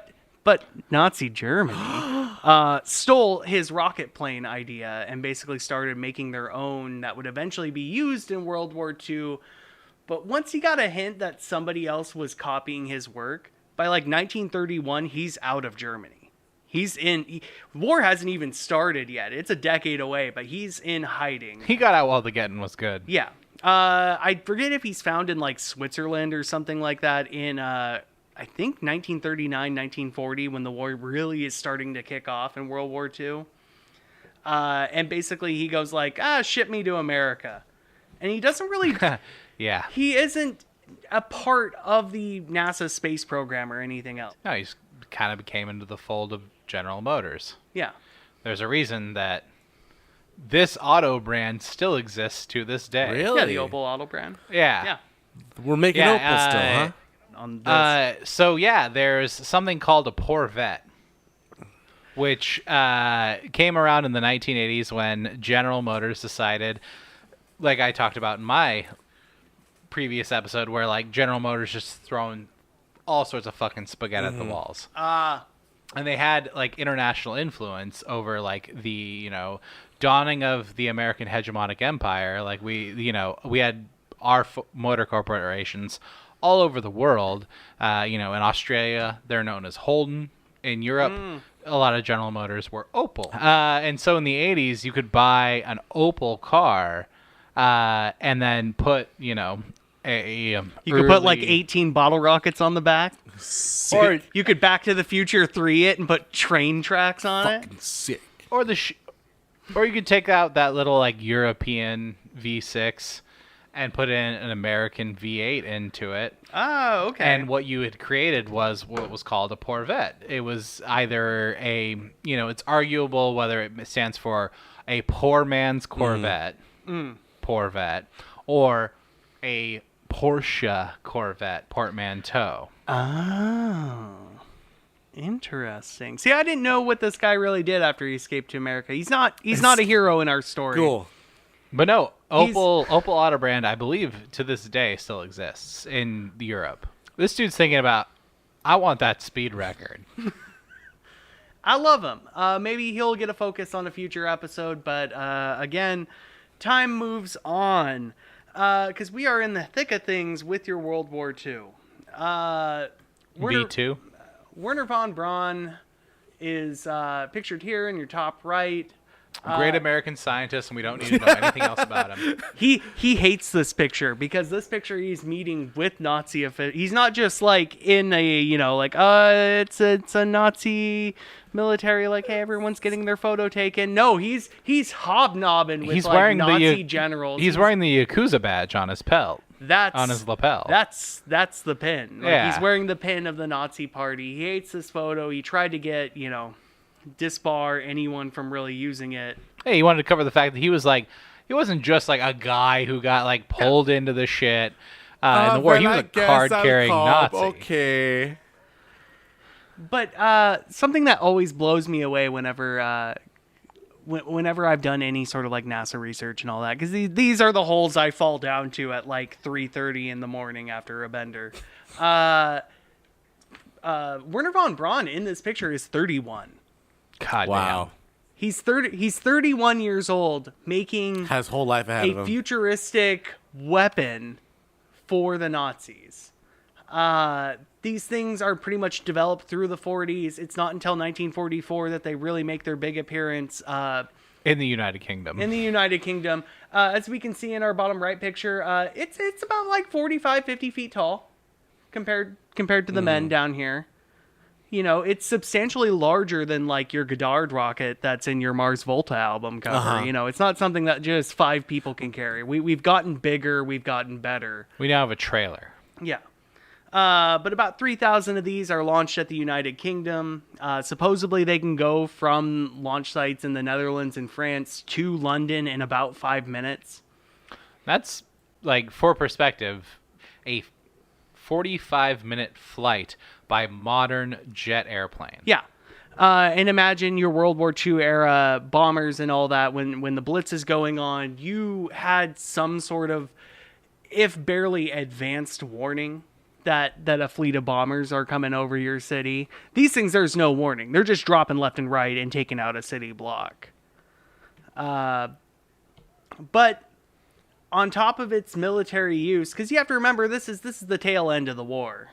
We're in the final 18 months. Germany's trying to develop this technology into different things, but it really the technology kind of plateaus at the V2, and during this end stint, Wernher von Braun's basically given just a handful of these. I think it's somewhere around 10 to kind of be okay, what can you do with these for scientific purposes?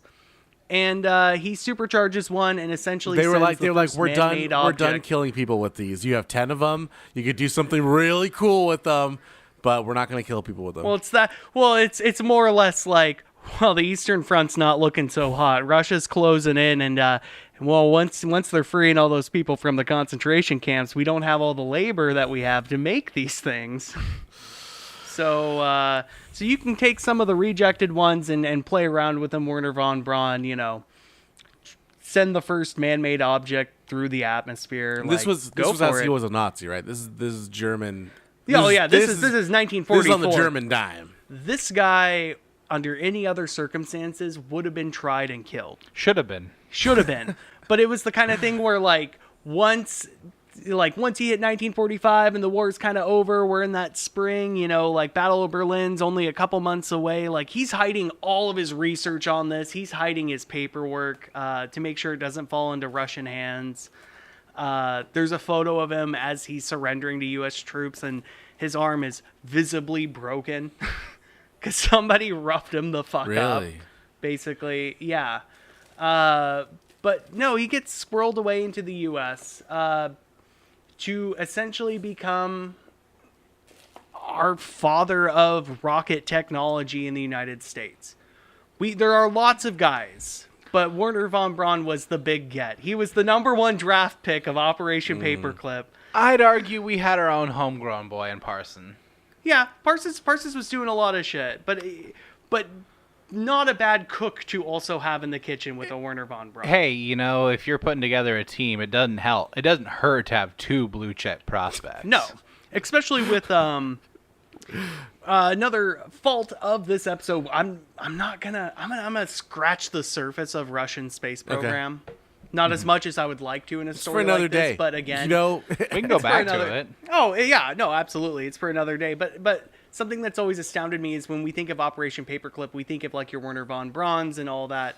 And All of our Nazis. All of our Nazis. And there is a Russian equivalent of an Operation Paperclip. And they did gather up some German physicists. I would love and an rocket episode on scientists that. and everything. They I got will Nazis. cover it. I will cover it.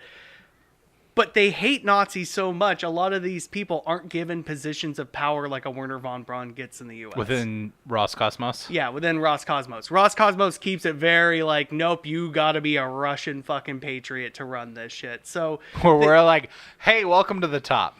yeah. So in essence, if we want to keep on using sports analogies, Russia kind of squanders its draft picks from its own Operation Paperclip. They bench their first round picks. Yeah. Whereas like we were like, hey, we had a fucking Bund meeting at Madison Square Garden like 15 years ago. Welcome to the fucking top. Yeah. Moving on into the 50s. As we see here in our middle picture in the top, we got your Werner von Braun looking a little bit older. This is a photo from, I believe, A little the bit more 60s. American too, I'd say. This is the Disney-fied. Still has Werner his, von you know, Braun. still has his Yakuza pin, but for a different side. Werner von Braun basically takes his V2 and makes an American V2 in the Redstone rocket. It's important to know this is a time before NASA. Right. It's almost a competition between the Air Force and the Navy of who can make a better rocket that's a better ICBM. Because nukes are a thing. Yeah, we in already essence. had those. We dropped them on Japan, and now we're figuring out how do we get one to Russia? How do we get one more than like 300 miles away without just sending one plane? And part of that is the Redstone rocket here. As you can tell, it's about the same size as a V2. It looks cheaper, but I assume it's made with higher quality in the inside. But it's hard to find non-NASA versions of these because they weren't the best rocket. They didn't have the most range that you had wanted. We weren't all about getting into space. We were getting into Russia. We were getting from West Germany to East Germany. And or North That's all we wanted. Or to Cuba. or North Korea at this point in time. But down here we have our Soviet hero. We have Korolev. Oh, that's not James Franco? That's not James Franco. That'd be a great casting, by the way. But no, this is him. He's basically the Russian equivalent of a Werner von Braun. Head of their space program, is head of it from 40s all throughout the 60s. He's the one Nazi that broke through Roscosmos. No, he's just a Russian guy. He's just born and bred. He's just born and bred patriot. Has a bunch of great ideas. Can definitely unite his workforce, sort of a deal, which is why we get early boons for Russia in the space race.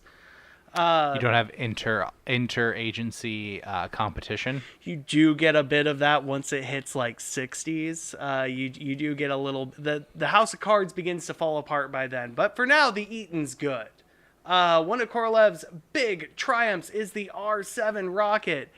This, compared to something contemporary of it with your Redstone rocket, they've won. It's got 5 as opposed to 1. Motherfucker, this got 32 rocket engines on it. All right, fair Holy enough. cow. This has 32 rocket engines.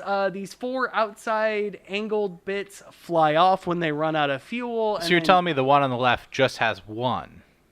I believe it has. It's not a collection at the bottom? I believe it has 1, 2, 3. Okay, so 3. And 3 this has tops. 3 versus 32. Russia improves upon this greatly between 1950 to the modern day, but this is the same setup that they send modern day Soyuz missions in. The rocket's bigger, the engines are more efficient, it's safer for one, but at the same time, like, if it ain't broke, don't fix it. Moving right along. Okay. Doesn't take long for us to realize we are terribly behind Russia. And this is the second time that this happens to the U.S. It happens in 49 when they come out of nowhere and have an atomic bomb as well. Where we didn't suspect that they would have that till the end of the 50s. Should have spent less time fucking around in Korea. Yeah. But here we are in October of 1957 with something that catches everyone completely off guard. Russia sends a satellite into orbit. Now, getting into space is one thing, but getting far enough away from the Earth and fast enough to where you are perpetually stuck in space. It going doesn't come around back. There is orbital decay, where like as we can see here in this diagram in the top left, like it cuts into the outer atmosphere. Well, there's like So it slows it down a little bit. So after enough forces on it that it does slow it down, and then gravity gets a stronger and stronger hold upon it. It's much like how the moon is flying further and further away each year. It's basically each orbit is taking a little bit off of its main orbit. So after, I think Sputnik lasts for about a month or two before it eventually hits that point where it's now crashing back into the atmosphere. But this is fucking bonkers, boyos. Because we're trying so hard to make a rocket that could send a warhead from West Germany to East Germany, and here they are. They could put a rocket up, and it's good for a month. They could put a whole nuke up there. They could drop that fucker wherever they wanted wherever. to. That's crazy. That's the scary part of this. You know, that's what shocks America into this space race. It's less about like, oh, they sent they're colonizing space. You know, it's more or less like, oh no, we are so far behind. They could drop a bomb on us, and if we didn't know it launched, we don't know it's there. You know, They could also do it. They could also do it a month from now. They could launch the rocket and then choose to when to like make it fall. But this is a huge deal, of course, around the world. Russia isn't secretive about this at all. And it doesn't take long for the secret to get out because it's broadcasting like almost a Russian Morse code. So it's getting picked up on, radio receivers all around the world. There's also an opportunity to flex. Oh, of course. They are happy as clams that this worked. As far as I can tell, where it wasn't like they had a bunch of failures at this, they just sort of winged it. And I mean, as you can like see here on the lower right, like this was such an impressive feat that like Time magazine, an American publication, named Nikita Khrushchev Time's Man of the Year. Yeah, and it's taking us one step closer to doing what our lores and legends and folk tales and our gods have done thousands of years before. We've taken one step into expanding where man can go. We are no longer bound by this simple earthy rock that we're on. No, we can theoretically at this point in time break out of that oval. Yeah, it's a first step. It's a big step. But it's a first step that worked. This, of course, pisses America off to no end. Because now you not only have your military brass being like, we need. What if they put a weapon on it? We need the capabilities to put a weapon on something like this, one of our weapons, ASAP. But at the same time, like, I don't know, we'll send up some science experiments. We'll try to send up our own satellite. It takes them a good 4 or 5 months to essentially catch up. Down here in the bottom right with Explorer 1, it's not as sexy as a Sputnik. It's just a tube. It's just a tube with some catfish whiskers, which I believe are radio antennas, and just some science instruments to basically be like, yep, we did it. We officially know that the atmospheric pressure is low enough. We made the thing into space. This is where Jack Parsons actually started to get some money. Yeah. In his life. Oh, definitely. I mean, immediately after Sputnik happens, all these sort of smaller space-oriented agencies coalesce under a NASA. NASA's bunch of boys from Caltech. Yep. Inevitably form something that is now known as JPL. Yep. While NASA in this early 50s is not in the heyday of the amount of money, the fucking hundreds of billions of dollars that it's going to take them to get to the moon, they're still getting quite a pretty penny to try these things out. Especially since almost all of your launch vehicles will be based off of ICBM. So the military is just kind of like, no. Just pedal to the metal. Keep making better rockets, Make better rockets. Kick the tires. We've changed up the design on a couple of these. Try them out, sort of a deal. With that, before we could even get a satellite into orbit, there are unlike Sputnik, which is done on first or second try, we had about 8 of these Wow. that just explode on the launch pad. Like we could have had one up maybe a month or 2 later, but just shit wasn't working out. The news headlines of the day are fucking wonderful, Yeah, that's good. like I 1950s spotted humor. What a flopnik. Stay Putnik was another one that was written. Nice. During these early 50s and even predating Explorer 1 by about 3 years, we have America's Favorite Smoker. We have Perfect photo, his- too. I mean, you could Two you of could America's definitely tell. favorite Nazis. You could totally tell that he's originally holding a cigarette in those 2 fingers. Oh, he's definitely got one. I had a picture in this slideshow, and before I realized that things were getting way too out. Things are already out of hand, but they were getting way too out of hand, and I had to cut some Walt Disney pictures. But I found one where it was a before and after the cigarette had been edited out. Ooh. And I felt like I won Where's Waldo, because I'm just like looking at a picture I'd seen already 20 times, and I'm just like, but wait, there's a cigarette in this one. Found it. Found we got it. him. Almost immediately, NASA realizes the only way they're going to get ahead, since they lost the satellite race, is they got to put a man up there as soon as they can. So in 1959, we get the Mercury 7. Hooray! They are all heroes. None of them are terrible people. Yada yada yada. Whoa, what does that mean? A lot of them. It's They're a tough test one. pilots. They're test pilots. It's safe to say astronauts' home lives have never been the best ever. Really? Turns out if you have like the drive that it takes to like become a human in space, you might not be the best like domestic partner material. No, typically not, especially since, your entire job and livelihood is based on like, there's a 50-50 chance I'm not coming home today. I'm just gonna fucking die. Yeah. So NASA sets strict criteria what they're looking for these astronauts. Of course, they want you to fit into the capsule they're making. So you got to be a certain height, you got to be a certain weight, you got to be a test pilot, you have to have a degree in physics, also possibly a degree in chemistry, and you have to pass so much months worth of rigorous tests to get to this point. There are about like 40-50 people that get to the point where they're doing the rigorous tests before we whittle it down to 7. Plans march forward for a manned space flight. Everyone's a little bit hesitant because of not only before a U.S. satellite was launched. I mean, you're having like rocket accidents almost monthly of like, oh nope, blew up on the landing pad, like. Ooh.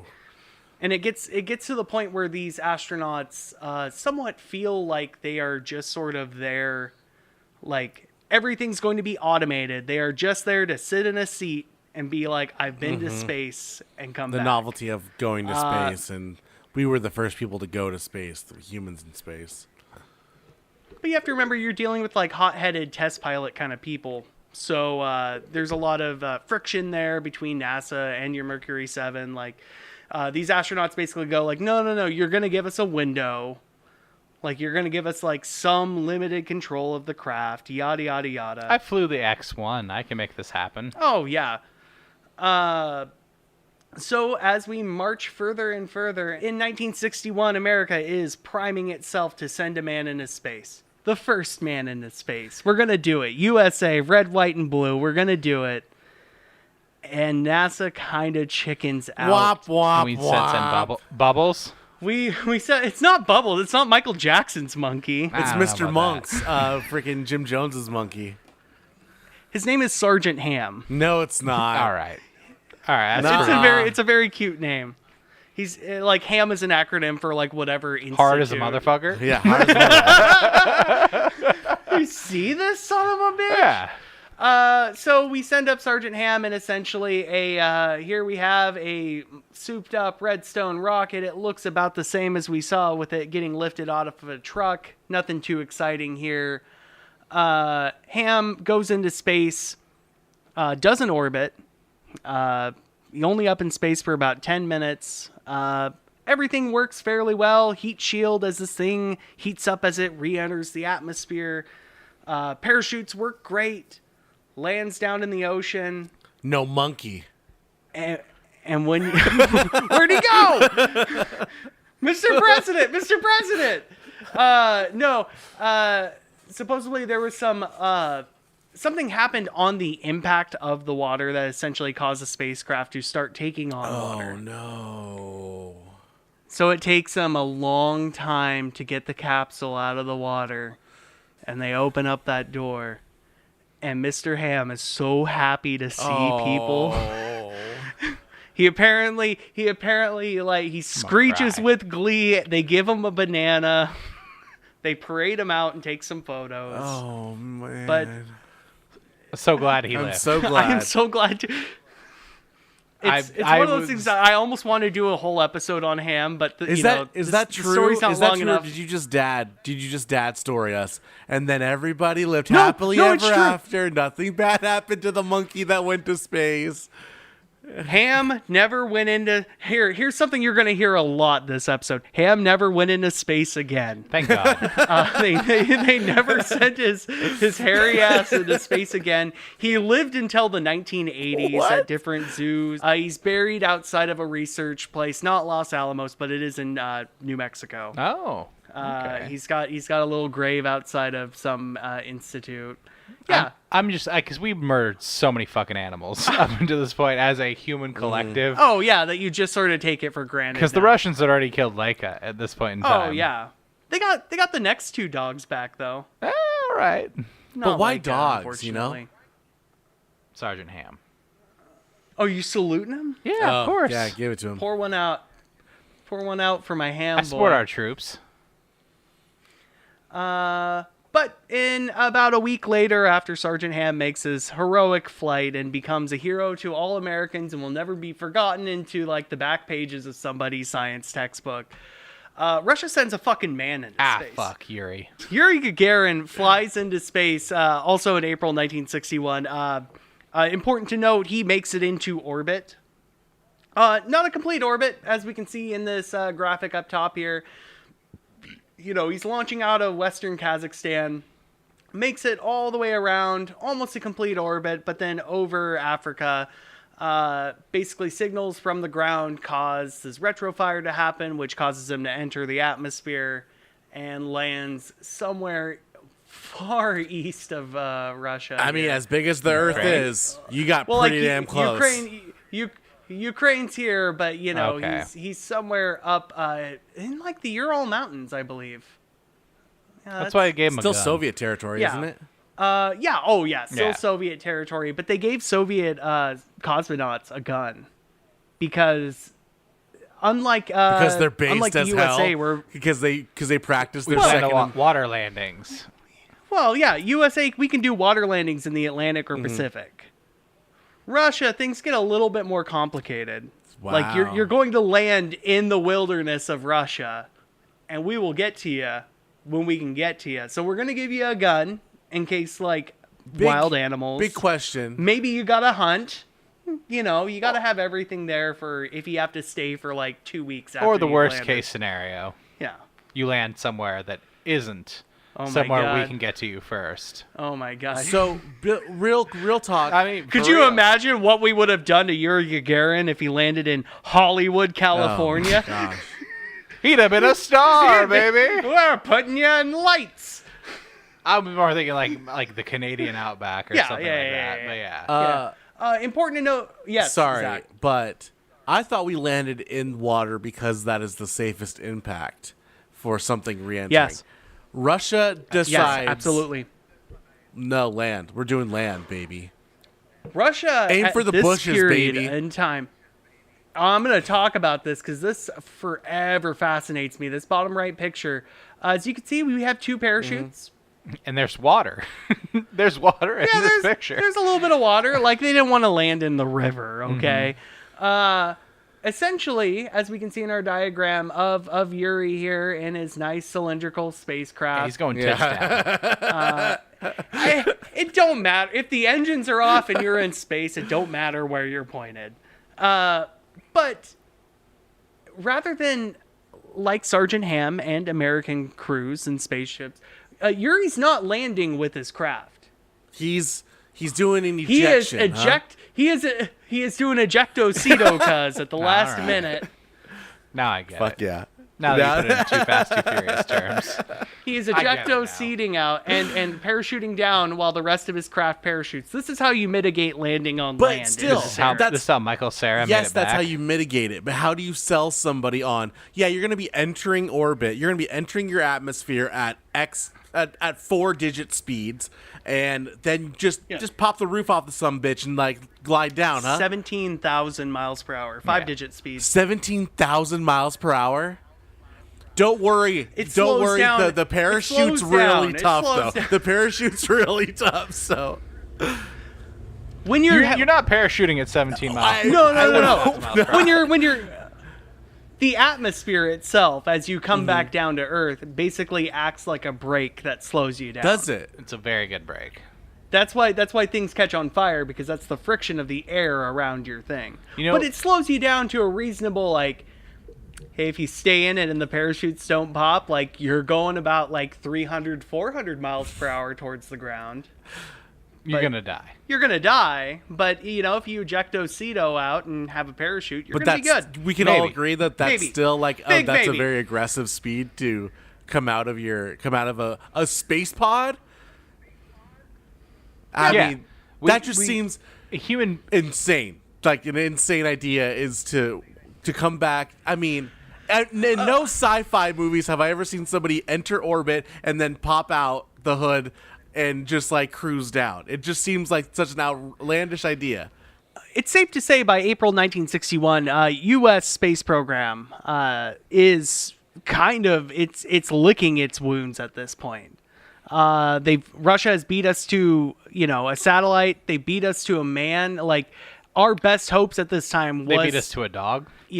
First animal in space, of course. But it's the kind of shit where like. At best, we could send a man up into space for 10 minutes, like Sergeant Ham. We can't send him on a full orbit around the Earth yet. Okay. So even if we do play, like, exquisite catch-up, which we try to, we launch Alan Shepard only, I think, a month after this, as the first American into space. Gus Grissom is soon to follow, like, a couple months later. But it's not until 1962, in February, that we're finally able to send an American into orbit.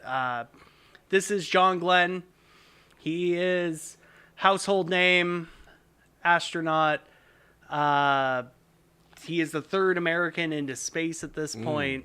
As we see, he's being sent on a little bit larger rocket. We have the Atlas. We've moved away from the Redstone rockets of the Army. Wait, and was moved into the Sergeant Navy Ham rockets. an American citizen? Is he considered in that? I don't stat? know. Not I don't know if he took the test. Okay. He is in my heart. He couldn't name all 13 colonies, so unfortunately he's still just a migrant Bummer. worker. But the flight of John Ham. I got you there. I don't know where those wires The are. handsomest man in space. Oh my God. No, the flight of John Glenn is important for a couple different reasons, not just being like the first orbit for, NASA and all that. He's given a little bit more to do. He's not just there for the ride for 10 He's minutes. doing a little they doodle. give him a camera. He's drawing the skyline. Oh yeah. This picture Apparent- in the top middle. This is a photograph he took on his on one of his orbits. He just had a simple 35 millimeter camera with some film he bought at a drugstore like the day before launch. Wow. Like it's and it's something that wasn't necessarily like planned by NASA, but it's something where like they kind of realized like, oh, we should have these people we're sending into space do like people things and not just be somebody there to push buttons and be all business. I mean, it's a Polaroid, but it is technically science. Yeah, it's We've never seen that before. yeah, and even though we are sending up, we are sending satellites into orbit and everything else, it's hard to send up a film camera and get it back and have everything be a-okay without it being in human hands. And also, he brought friendship to space. Yeah, His little ship's called the Friendship 7. All the Mercury 7 astronauts have just these fucking pansy they're all named something 7. They're all like Faith 7, Friendship 7, Freedom 7. I mean, don't get me wrong. I like a logo, and I like what's going on I'm here. including a lot more logos as we're going on in this, because it's part of the fun. There's a lot of symbolism in it. Yeah. In the sense here, you have 2 stripes around the globe. One for Alan Shepard, one for Gus Grissom. And then our third one that, like, Points to splashes Glenn. off into Glenn, like, represents It looks the like 2 the missions Calvin that have pissing gone on the before floor. him. You are interpreting this wrong, but I do like this interpretation, because it is he was meant to go up for 3 orbits, so he goes up 1, okay. 2, 3, Nice. comes back. Sort of a It deal. can also be symbolic of, like, the But 2 no. other guys that went before him. 3 is important in this, so it fits into that. Also notable with the Friendship 7, It's painted on the once side. It's time for John. Is it supposed to be painted on the side too? Yeah, it's They're painted on the side. branding? You can go see this.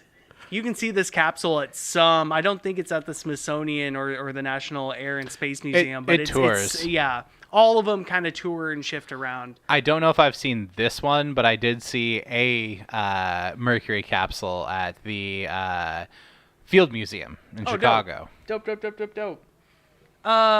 One fun thing that happens, though, with Friendship 7 is Friendship 7 has, and it's hard to see with it all kind of being engulfed in some hellfire here, but it has a little bud on the bottom. Mm-hmm. That's your rocket that is supposed to be essentially your brakes. Oh, it's a retro rocket. Yes. Okay. See, Taylor, you know these things, but I'm talking to Thank Zach you. on that. Essentially, after your retro rocket is fired, it's supposed to detach and go away. But as we can see in this picture, and I apologize for all my markings here, this son of a bitch, didn't really detach all that well. It's pretty hard to eject Ocito, cuz when you're attached to something that's going very fast in a certain direction.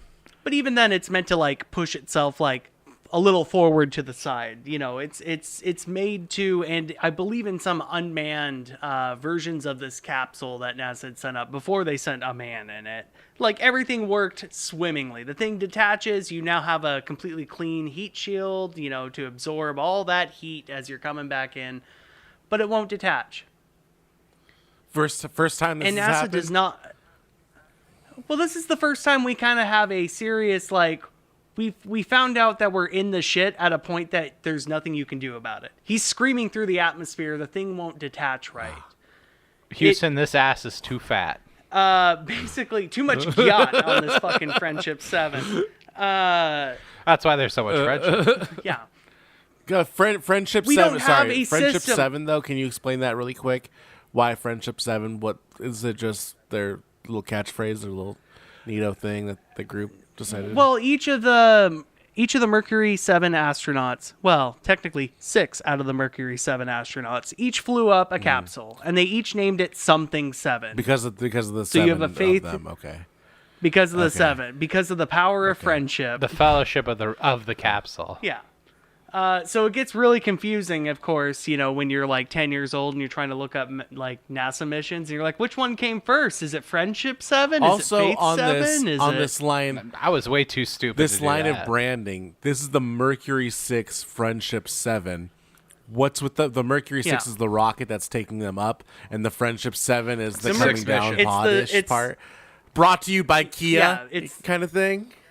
Oh my God, is there a little Pepsi Yeah, logo here in the corner? No. We were fighting the Koreans. We were buying cars from them at this point. As far as logos go, as far as mission badges go, this one's not bad, but it is a little wordy for my taste, I Yeah, a will lot say. of space taken up there. But during this whole conversation, we have to remember that there's a man screaming towards the earth at thousands of miles per hour, and you know what? He's got something very burnable, because if there's any like leftover fuel in this, it possibly could explode on him. He's also very burnable. He's also very. He's got a very burnable body. But, I mean, I don't want to drag it out. I don't want to dad story this out. Everything turns out okay. Parachutes launch. It's a little bit heavier than it should be by having this little retro rocket on the bottom when it hits the ocean, but it doesn't cause any damage to the craft. John Glenn isn't injured. Everything goes swimmingly. Man's an American hero. And NASA decides, ooh boy, that was a close one. Dodged a bullet on we that were one. we were waiting for an accident to happen, and one happened.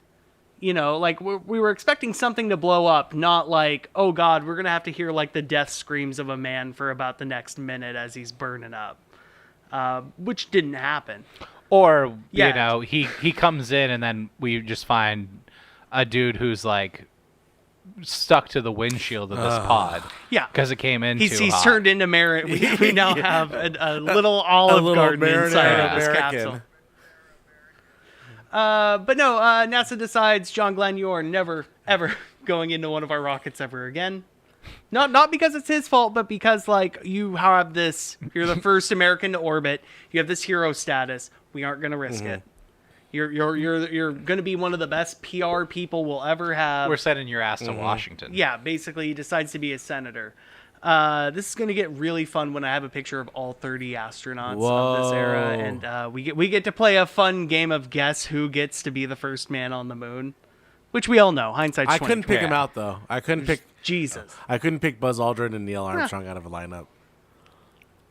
I could maybe get Buzz Aldrin, weirdly enough. Like, I could get him better than We'll see. Armstrong. We'll see. I look forward to this game. It's coming up pretty Because he's soon. the guy that's about to fucking sucker punch the shit out As of the long as I can cameraman. see him doing the sucker punch motion, then I might be able to pull him out of a lineup. Speaking of very we have to remember- punchable faces or burnable faces, you got a guy that's got a face shootable that's heads. begging to be kissed by a bullet. John F. Kennedy, also known as America's most shootable president. So nice, they shot him twice.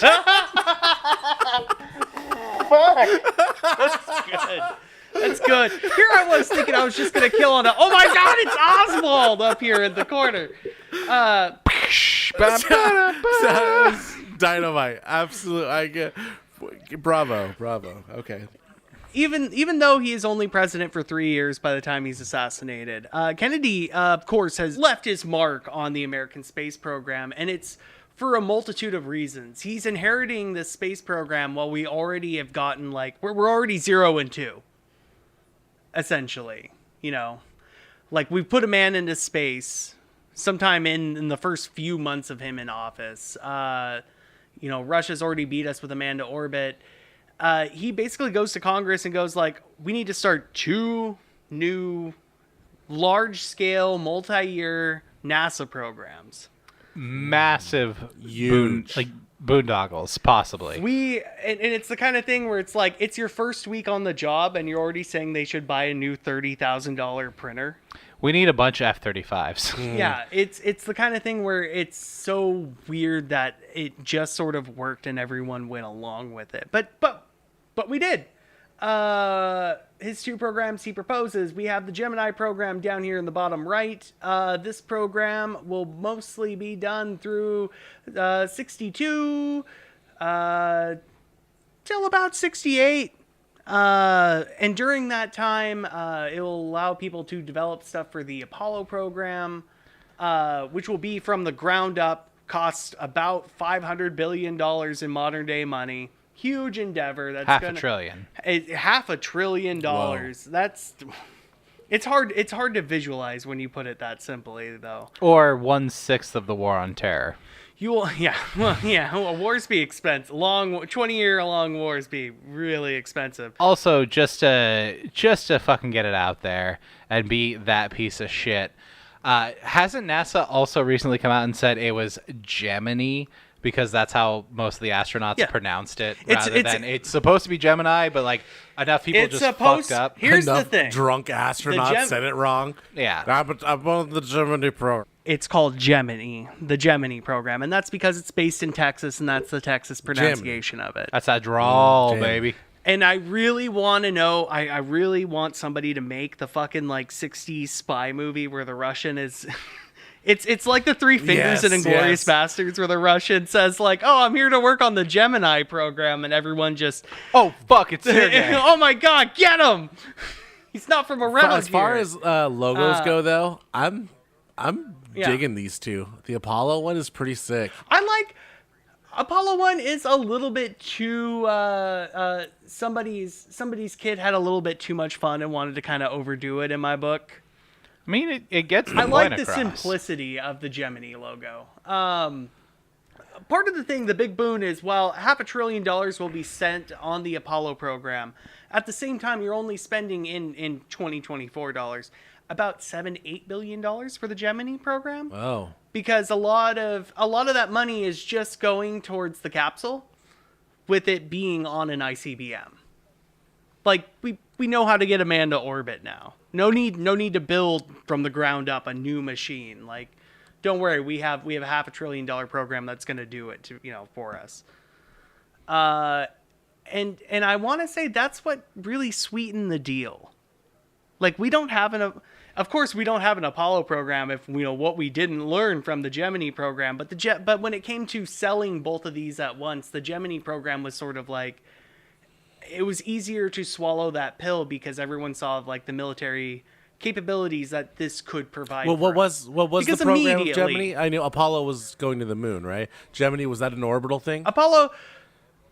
Gemini was basically, can we get into like, proposed at a time where we've only just gotten a man to orbit. Can we break orbit? Yeah. Oh. It was Gemini's not so much can we break orbit, it's okay, can we maneuver around? Can we rendezvous with something? If we send something up a week ago, can we go and meet it in space? How hard is that going to be? The nitty gritty, it's not very exciting. But also, it's kind of a cute little play on words because, a Gemini is 2. We're now sending up 2 people in the capsule. Okay. So we aren't to do a kissy in space. 2 wine bottles 2 kissing in people space. Each. There's 2 in here and 2 in here. A 4-way kissy. A 4-way kissy. But I've seen that in swingers documentaries. action. As everything's kind of moving towards a half and half NASA automated, half pilot control, having 2 people in the cockpit's never a bad idea because now you don't need somebody to read all the gauges and do everything at the same time. It opens up this sort of, what can be possible with a man in a fucking... Because Gemini capsule is about, somebody says it's like sitting in the front seat of a Volkswagen. But I would say like, give or take small sedan, small car. 2 people sitting in the front seat of a Geo Metro is about the amount of room you get in a Gemini capsule. Maybe. Like, they're very small. Yeah. Like, but smaller, right, smaller than that. But yeah. I mean, just to think of like, okay, it's not like you can stand up while you're in it. But hey, you got enough room to like maneuver around, at least like push some buttons, what have you. We've got to get to this man, this beautiful fucking Massachusetts man, has just proposed 2 space programs. He proposes them in 1961. It takes till 62 till he gets his support, and that's where you get this speech that we can all hear just by seeing the image of. Like, we choose to do these things not because they are easy. Yeah, but because they're hard. And these things are like it's a laundry list of a bunch of bullshit before we get to the moon shit. Because he's at Rice University, Texas, and he's talking baby! about like why does Rice play, Oklahoma? Why does this and that? Why do we go to the moon? Why are you a tune-up game for a real football program? Yeah, there was a he long was doing fan wind-up. service. Got the momentum. Here's a banger line. They're gonna clip this forever. And you know who loves this more than anybody? It's Lyndon Johnson back here. Mr. He's Jumbo picking himself. out the spot where the bullet's gonna go in. Jesus Christ. But yeah, you proposed 2 space programs. You don't really have the infrastructure for that. There is some in Florida at the time, but you decide, fuck it. We got to expand from 7 boyos that can fly into space into 30 real fucking quick. By the time Kennedy dies, this is America's astronauts. All of these Lost boyos. sausage. None of these boyos have been disqualified yet, or have left, or have died in a fiery explosion, or just died in a fire, or became a senator, or got sick.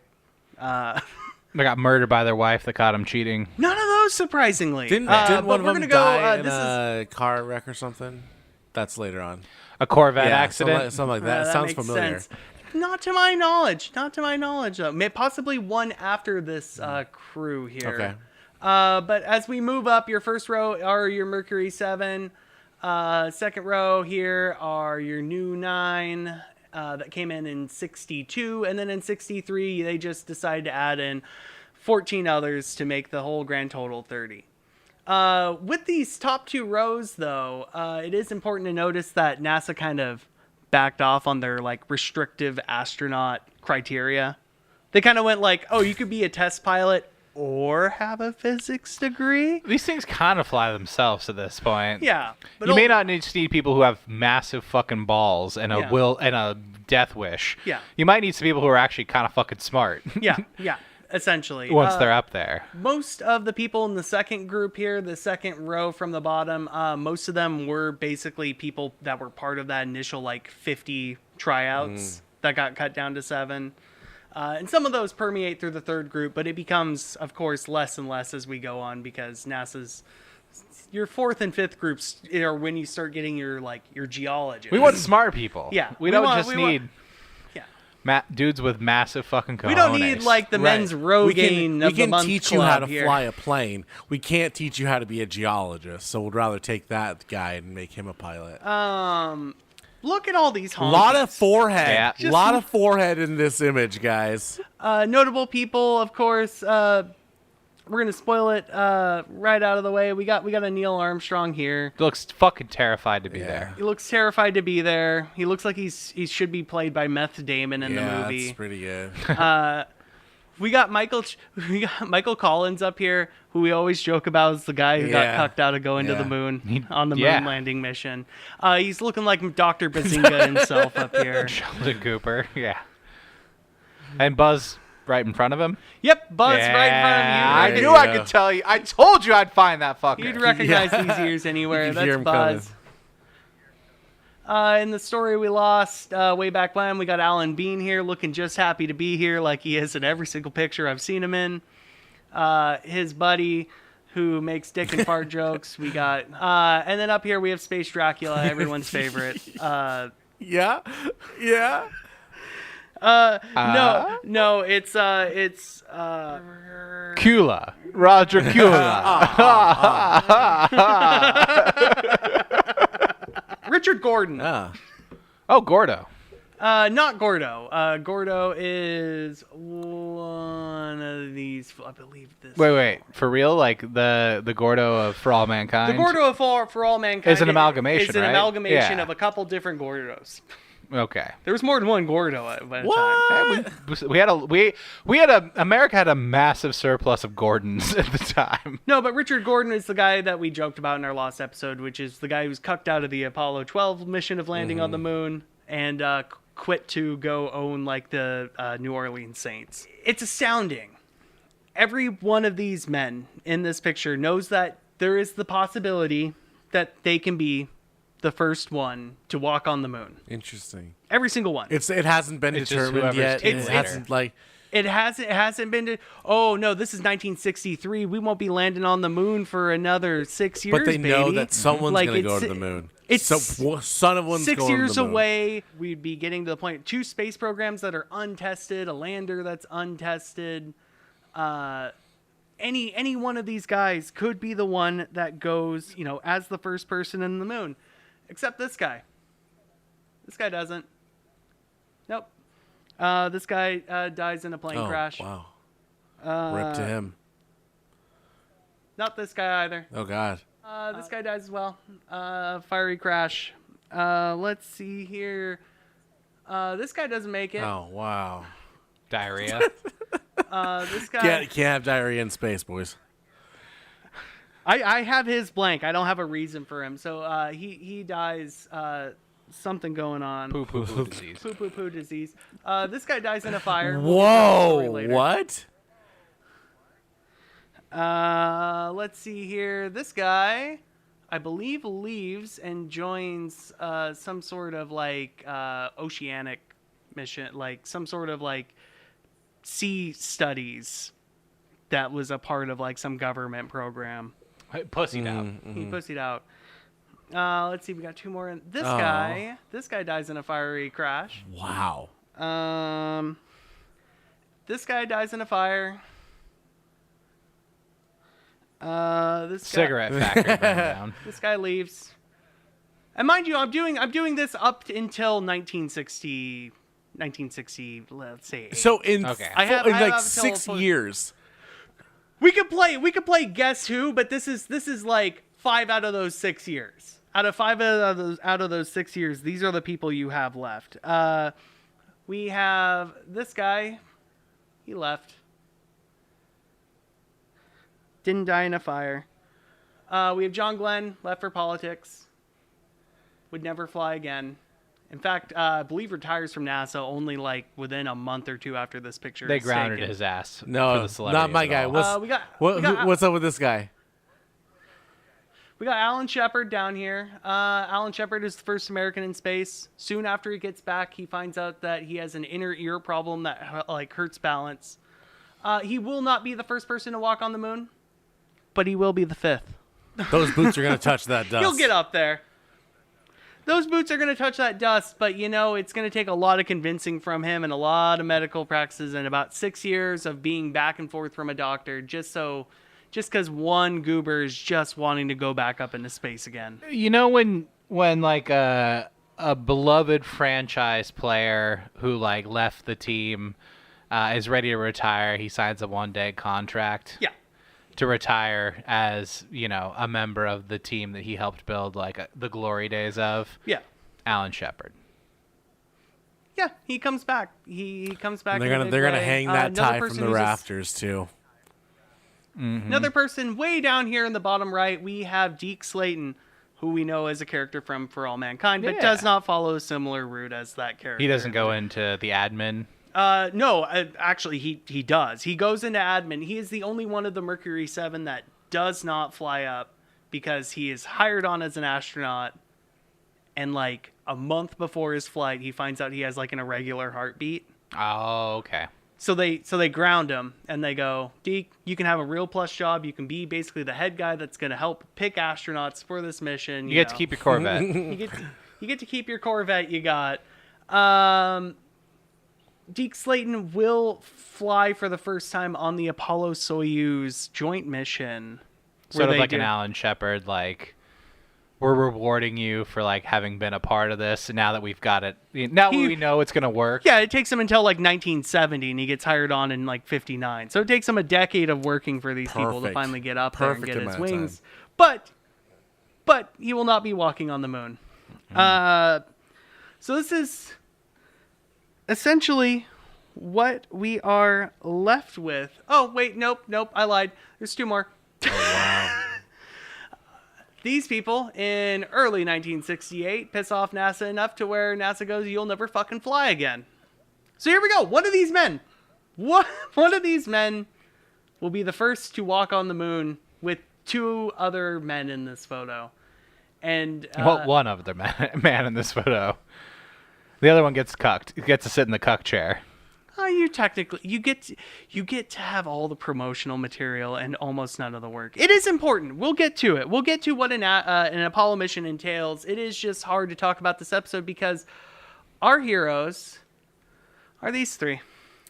Okay. And our heroes will never, ever set foot on the moon. What a line of used car salesman. I know. These guys know how to scout a like linebacker, I can tell you what.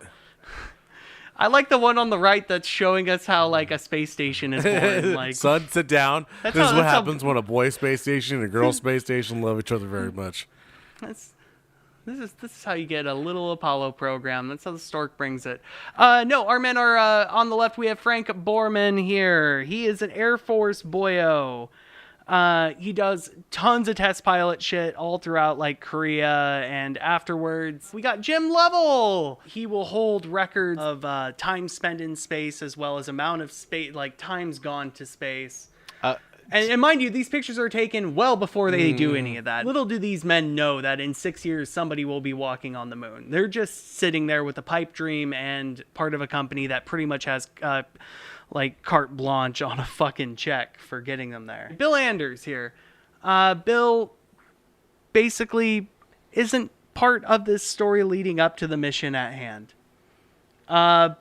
The first time Bill will fly into space is 5 years after this photo is taken and he's hired on. He'll be on a lot of backup crews. He'll be doing a lot of stuff, but he does have an important role to play at the story that we are going to tell. It looks like he followed his life's passion of being a high school vice principal. These are the heroes of our story at hand. They don't know it yet, because within 5 years, this will be the crew of Apollo 8. And that's the bad one, right? That's the boom, boom, big explosion one. I don't know. We landed on Apollo 11. Apollo 13's the one where, oh no, Houston, we have a problem. Yep. Apollo 8 kind of gets overshadowed, but Apollo 8 is the first time that we send men to the moon. They're not going to walk on it. Oh. Not going to land on it. They're not going to land on got it. cucked. They're going to go. They just did like a lunar orbit. I mean, if everybody's getting cucked, nobody's getting cucked. Well, I mean, Armstrong and Aldrin didn't. But regardless, this is the crew of Apollo 8. They don't know it yet. Lots of many things will happen. They won't be essentially assigned to the crew of Apollo 8 until almost like a year before it launches, but that is some time away. And it's easy to focus on the future and think of this in hindsight and get mixed up in timelines and, talk about things that aren't happening for years when we're forgetting the history that happens right at the present in this story. And that is, oops, USA under new management. 0 days without a president getting his fucking skull blown open. Oops. You guys are great. You guys are fantastic. He was so nice they shot him twice. So good. That hits so many good spots, especially the back of his head. It's like this guy in the background is like psychically hearing your joke from beyond the grave. He's not happy He is about not it. happy about it. But no, President Kennedy is shot in November 1963. All in the midst of this, even though we're playing catch up in essence, all this momentum that the space program has at this time. And it, again, along with many other weights, possibly the weight of killing a man in Dallas, Lyndon B. Johnson here has to have the weight of this entire space program basically thrown into his lap. I think the only thing, at this tumultuous time in American history. Oh, you have so much. You have Vietnam being thrown. Civil rights movement. You have everything. But, the space program is just one more weight in a fucking basket of weights that he's having to carry. And he does the most Texas thing that a Texas man can do. Brings business to Texas. Puts his cocks on the table. He puts his cock on the table, does business in Texas. This is the Johnson Space Center. Wow. Which is the manned space flight. I never thought of that.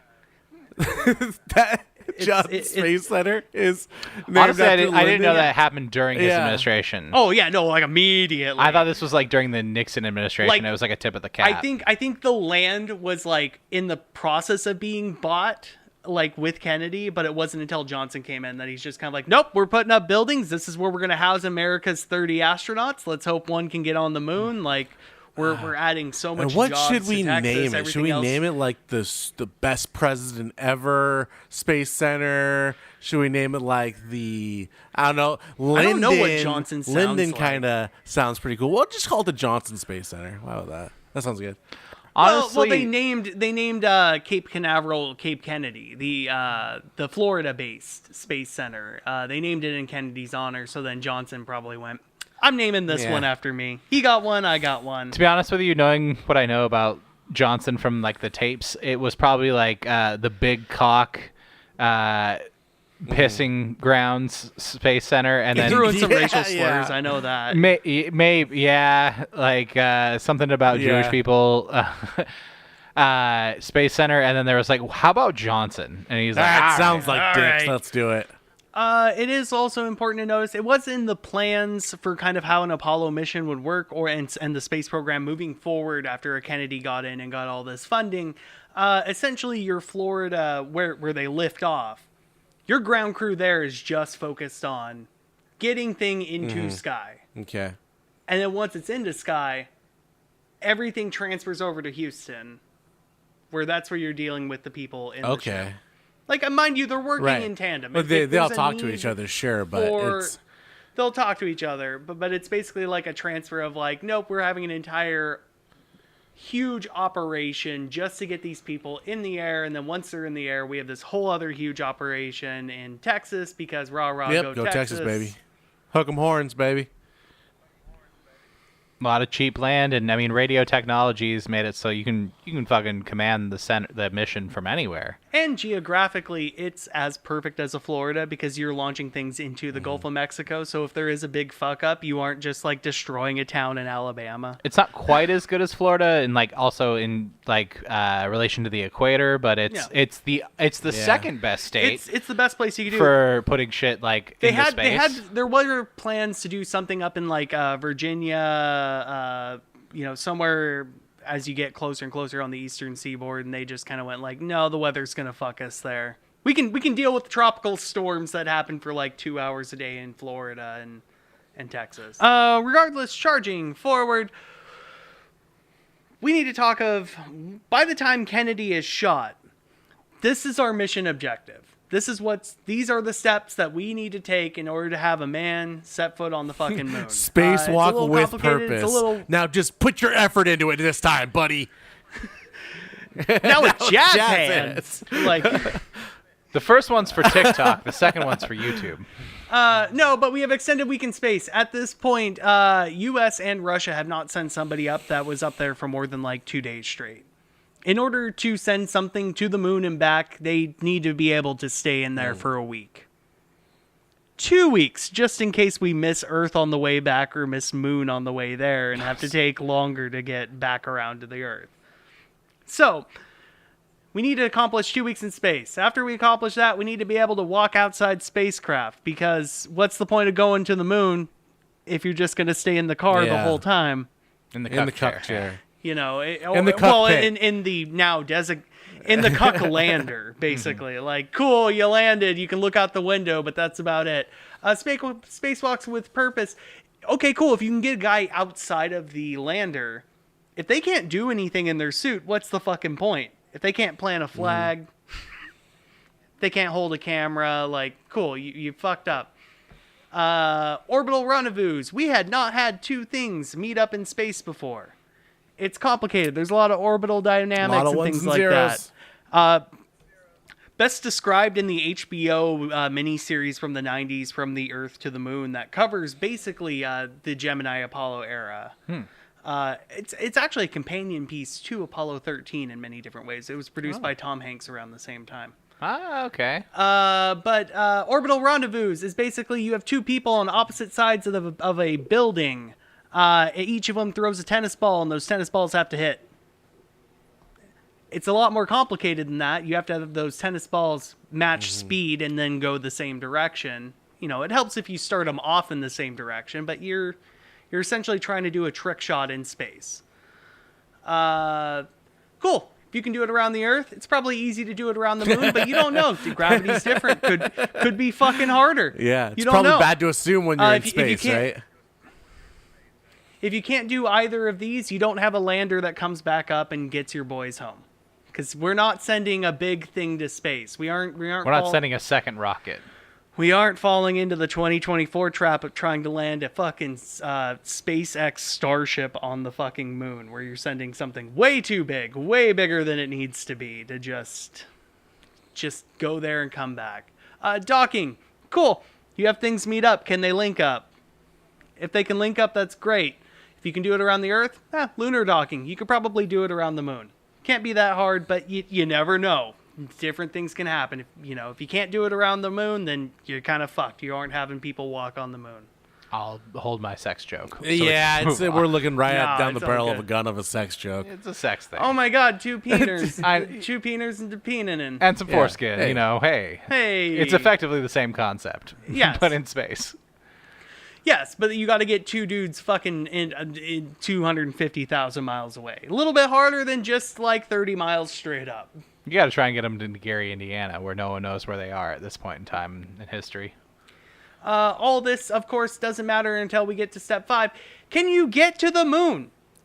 Can we make a rocket big enough and powerful enough to even get all this equipment that we needed to do these things to the moon? And if you can get to the moon, can you orbit around it? Oof. Can't do that. You're not landing on the moon. Our story at hand doesn't have anything to do with the 6th step, but it is important because, cool, you got humans walking on the moon. You land on it, you walk on it. Can you plant a flag on it? That's great. Can you do science shit? Can you bring back rocks? Can you set up science experiments? This step 6 and all of its sub-steps are the finish line for us. That's 10 through 12. If we can't do this, if we can't do 10 through 12 here, we can move the goalposts and say that we gave it an honest effort and did everything before. But this is the big one. That's what you want. That's what you want. And unfortunately, that's not part of our story today. But this is sort of the objectives of the Gemini and Apollo missions as a whole, with Step 7 being, of course, get everyone home safely.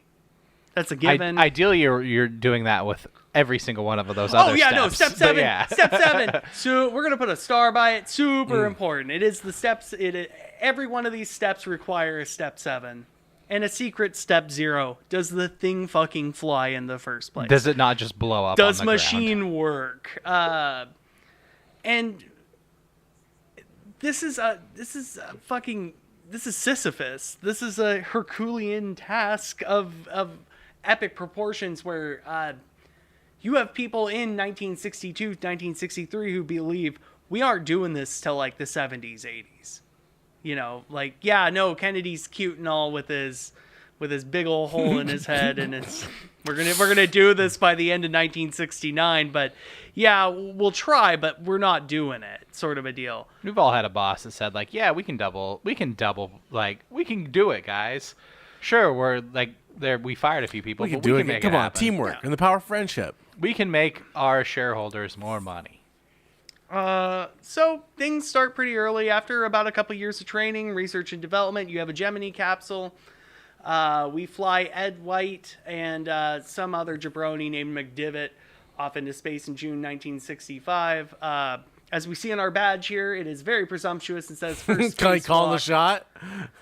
Uh-oh. And even they're calling the shot. And even at the point, at the time that they flew this, they knew that they were not making the first spacewalk. That, in fact, goes to this jabroni, this Russian jabroni in 1965, only a few months before. So, again... 0-3. 0-3. A little bit of salt in our wounds. We have that momentum. We have that money now, but still... Russia will make many different advancements through satellite technology, through unmanned spacecraft, probes to Mars and Venus, even at this time where they're doing flybys, which is something that, we're not focused on at all. All the money's going to get Ed White here looking kind of scared. Hang loose. He's hanging loose. He's looking a little scared because, it's who wants to go outside when you're in fucking space? This is also well before what we imagine is like the jetpack that can kind of zip you around a little bit. He just has a harness and what is essentially a gun with some compressed air in it to push him around and push him forward. And worst case scenario, this tube that also supplies both his air and something to drag his ass back into the capsule. Yep. But no, Gemini 4 is pretty boring. It would have been... I think it would have been Gemini 5 would have been the corned beef sandwich one where somebody snuck a sandwich aboard. I think that would have been it. Because it wasn't before this, because this is one of the first manned ones that they had done. You want to know what the worst part of that corned beef sandwich was? Huh. Just Didn't a even have any dry-ass corned condiments beef on it. sandwich? No, dog. It was just a dry-ass corned beef fucking sandwich. I mean, it must have been fun to try to eat it while it's, like, floating there, losing little, like, hard bits of corned beef around the fucking spaceship. Mostly it was the bread. That's when we found like the insane technological advancement that was also incredibly ancient called the tortilla. Yeah. And its application in space. It keeps the food together. It doesn't crumb up as much. You're No. not going to accidentally start a fire. More on this your later, capsule. Taylor. More on this. Put a pin in that. But yeah, I got just a small selection of Gemini missions that are important here to get us along there. But we do get to see our old friends in 1965. Hey, it's Frank Borman. It's Anton Yelchin, and it's not Kevin Costner, played by Tom Hanks. And they're going up in Gemini 7. which I believe is the one taking the picture What? in this top left picture, with Gemini 6 right next to They it. did it? Oh, they so did four like, did people a in tandem? space at the They same time? They did a tandem. Gemini 7 flew up and lasted wow. 13 days in space. 13 days in the front seat of a Geo Metro. Whoa. Fuck. There was no cabin area for them to sleep in. They were just sleeping in there. No!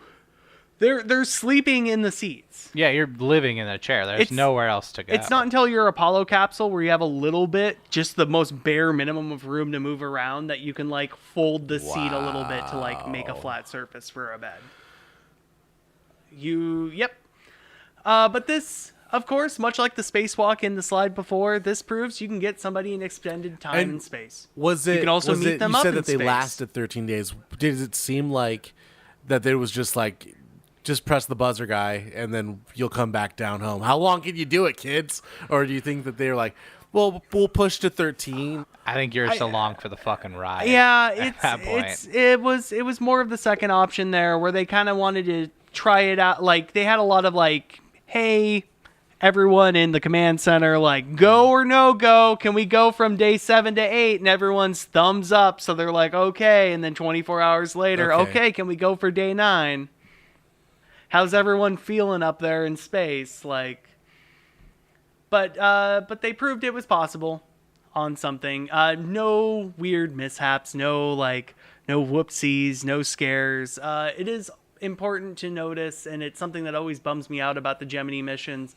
They are unable to dock with each other.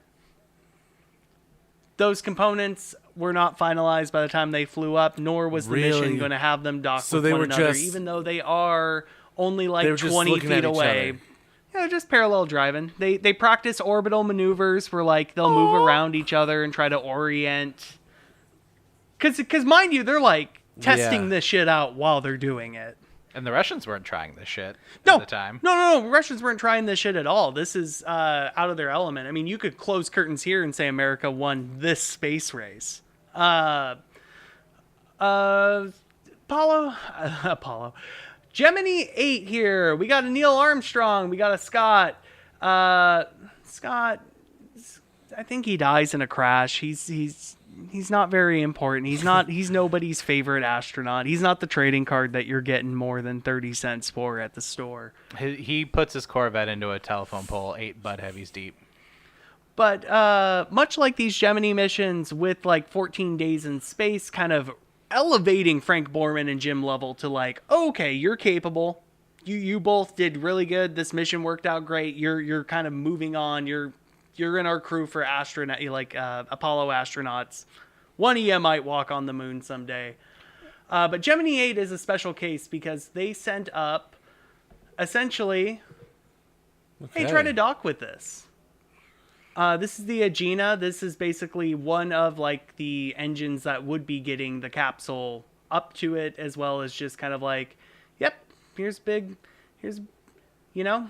big female part, and just, see how close you can get to it. See if, see how docking works. See if our mechanisms can kind of latch with one another. Gemini 8 is almost a disaster, because almost immediately after docking up to the Agena spacecraft, one of the engines starts That's firing good. on it. That's awesome. And it's not the kind that's like sending you forward. It's the kind that's hitting, like, coming from the side. So you start spinning slowly You're doing donuts. and faster and faster and faster. Neil Armstrong does what he's trained to do in these sort of situations, as he's almost overcome by the G-forces. It's getting to the point where these men are going to black out, and then they're dead. If you've lost consciousness, like, who knows when we can get you back or get this thing slowed down, or if it's going to explode on well, and ya. I mean, the gravitational forces are only going to get worse and worse, so you're not regaining consciousness. No, not anytime soon, if at all. But he manually undocks from this thing, saves Gemini 8, becomes kind of a little hero to basically the astronaut community, and paves his way for like, oh, if you need a man to get put something 2 done. boots on the moon. He needed If you need a quick thinker. Yeah, if you need a quick thinker who can handle a stressful situation and use those piloting skills, yada, yada, yada. Neil fucking Armstrong, we know him. He landed on the fucking moon. This story's not about him, but I'm never doing a full episode on Apollo 11 because just watch any other fucking YouTube documentary about it. You'll get more than you need. Also, I do remember now where I get Lovell. Like, it struck such a chord with me. There's the massive space telescope. Like, one of our biggest, like, radio telescopes is named in his honor. Oh! They named so much different shit. I know there's, like... I know there's a Ford dealership that Borman here owned at one point that still has his name, as well as an elementary school in Arizona, and we drove past him when I went down to Apache Junction. All right. It was one of those things where I was just like, I know that name. He was selling Ford Galaxies and Mercuries. Yeah, we'll get to that. We'll get to that much later in this story. Gemini 12. Not the most exciting thing in the world. It is the end of the Gemini missions. It is basically a do everything. It's your final test. It's do everything we've done up to this point in one mission. So they're up there for like 8 days. It's our goodbye Lovell again. Mm-hmm. He's the first man to go up into space twice. You know, and based off of like the previous from mission. December of 1965 to November 1966, he's looking pretty good if he's going into space. At that point, this is Buzz Aldrin. It's his first mission. I believe it is his first. What year was the last slide? 66 is okay. The last slide. Wasn't Armstrong? So Neil Armstrong on number. Neil Armstrong was that 13? This number is supposed to be fucked up 8. It's a fucked up 8. Wait. Really, it's a 2 and an 8. Yeah. I apologize. 2 apologize for Gemini, 8 I for got Buzz Aldrin and Neil Armstrong and I've drawn this confused once again. That's how dare you? Yeah. How dare you not be able to tell these wide-eared honkies apart? Like I said, I may have looked at the sun a little eclipse. One of them has a better hairline. Yesterday afternoon. But no, to answer one of your questions, though, Neil Armstrong, this is his first time into space on a rocket. He flew a rocket plane in 1963 and basically broke slightly out of the ozone layer and came back in. So technically his second time in space, but first... No, he was doing that for NASA as well. I wanted to say first time as a NASA astronaut, but, you know... First time doing it officially on one of these big dicks here. Moving right along back to Gemini 12. This one is mostly just, hey, can you dock to a thing? They dock to it. It doesn't fuck around like with Neil Armstrong and Scott. Can you do a spacewalk? Can you do a spacewalk with purpose? So they have Buzz Aldrin go outside the spacecraft, basically do some tests. You know, change the direction of some antennas, actually goes out after it's docked and does a tether to the Agena spacecraft, which could have resulted in disaster if shit got really fucky. But at the same time, like, yeah, you know, you can do it. This is about the time that they start pioneering, like, the water tank testing. Because before they're just kind of like, we'll put some bungee cords on you and you know, try to walk in a spacesuit and try to, you know, here's... It's going to be kind of like this for the Earth, for the moon's gravity. It's going to be kind of like that, but now they're fully taking it seriously. Aldrin does get a little bit too much credit, and I know I'm not helping here about, like, water tank testing. He kind of gets it, like, pinned on him like it was his idea or, like, something like that. But he's basically just sort of one of the first trial people to do this. But yeah. Gemini 12 goes absolutely smoothly. We have to remember we are in the end of the year of 1966. Clock is ticking, motherfucker. It is 2.5 years. For July 69? No. A little over, about 2 years. Like 2.5 years. 7 months. Yeah. 7, 8 months. It's 2 years, 7 months until we have a man walk on the moon. We're still doing this shit. We haven't sent any men around the moon. We don't have a lander yet. It's still in development hell. It's unknown if it's even going to be usable. But even then, Got a bunch of guys smoking furiously in a room trying to figure that one out. we have an Apollo spacecraft basically fully built. There is like tests on it are going to start, like, test launches without, unmanned launches in essence. Part of the Gemini 12 mission was going to be rendezvousing with an unmanned Apollo capsule, but those, it just didn't pan out at the time. But just to kind of show that there's no overlap between the two programs. It's almost like once they come home from this in 1966, Gemini program's officially done. We've learned all we can learn, and now we are just venturing off into the great beyond. And to talk about what takes us to that great beyond, we have to look at a shit ton of diagrams just for a second here to talk about an Apollo space program. Size comparison. Here's a little guy that John Glenn flew in, just one-man capsule. We got our Gemini, a little bit bigger, a little bit roomier.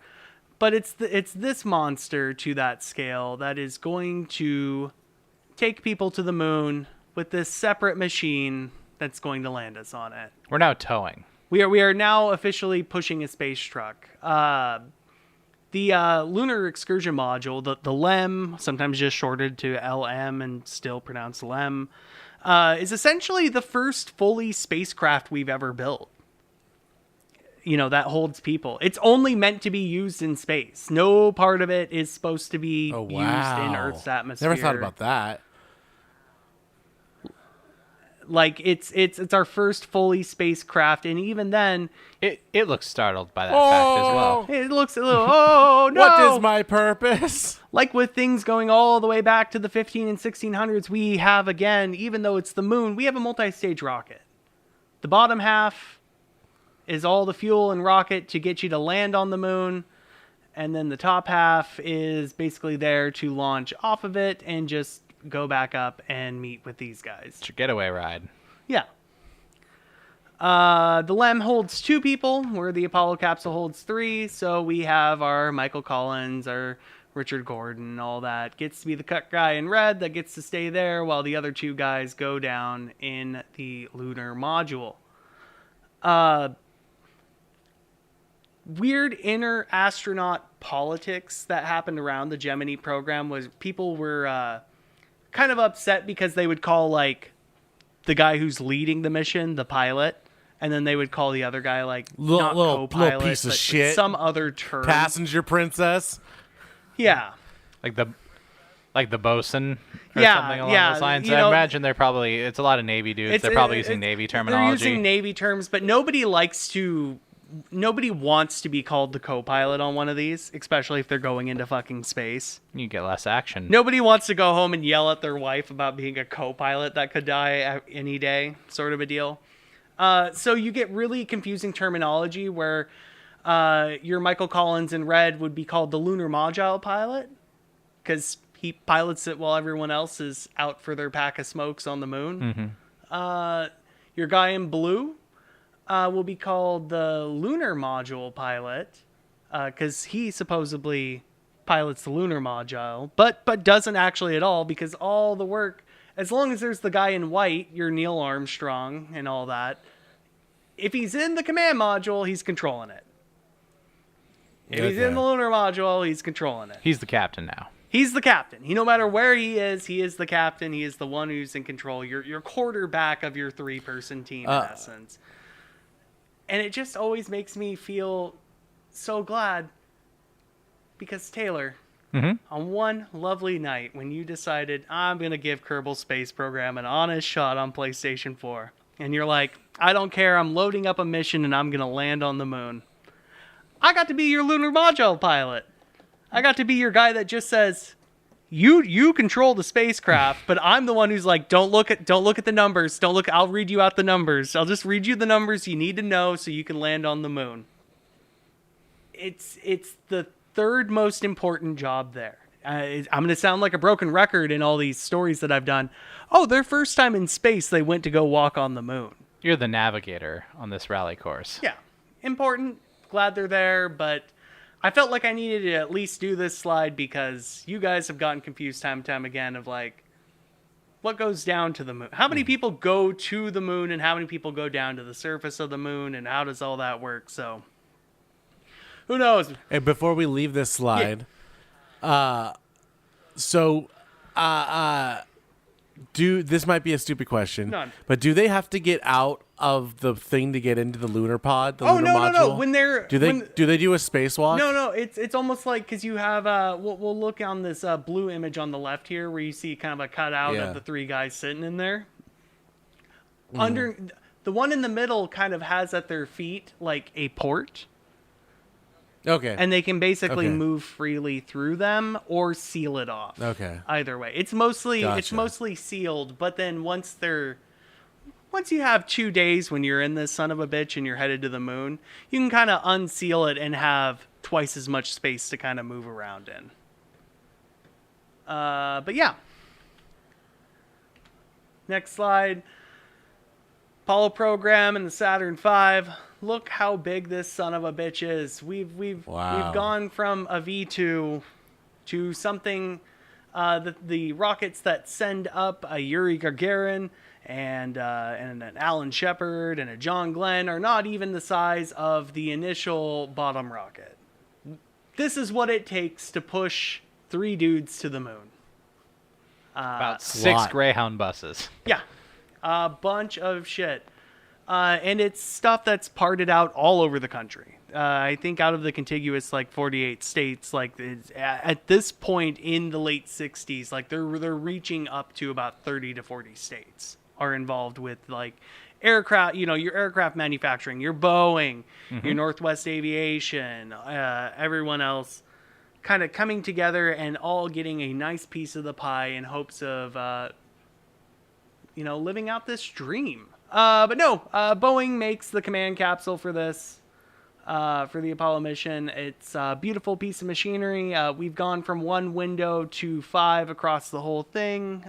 If you were to tell somebody in 1962, when the Apollo program is funded, that this is the machine that would take us to the moon, this is miles ahead of what they were imagining. Any NASA sense of the word.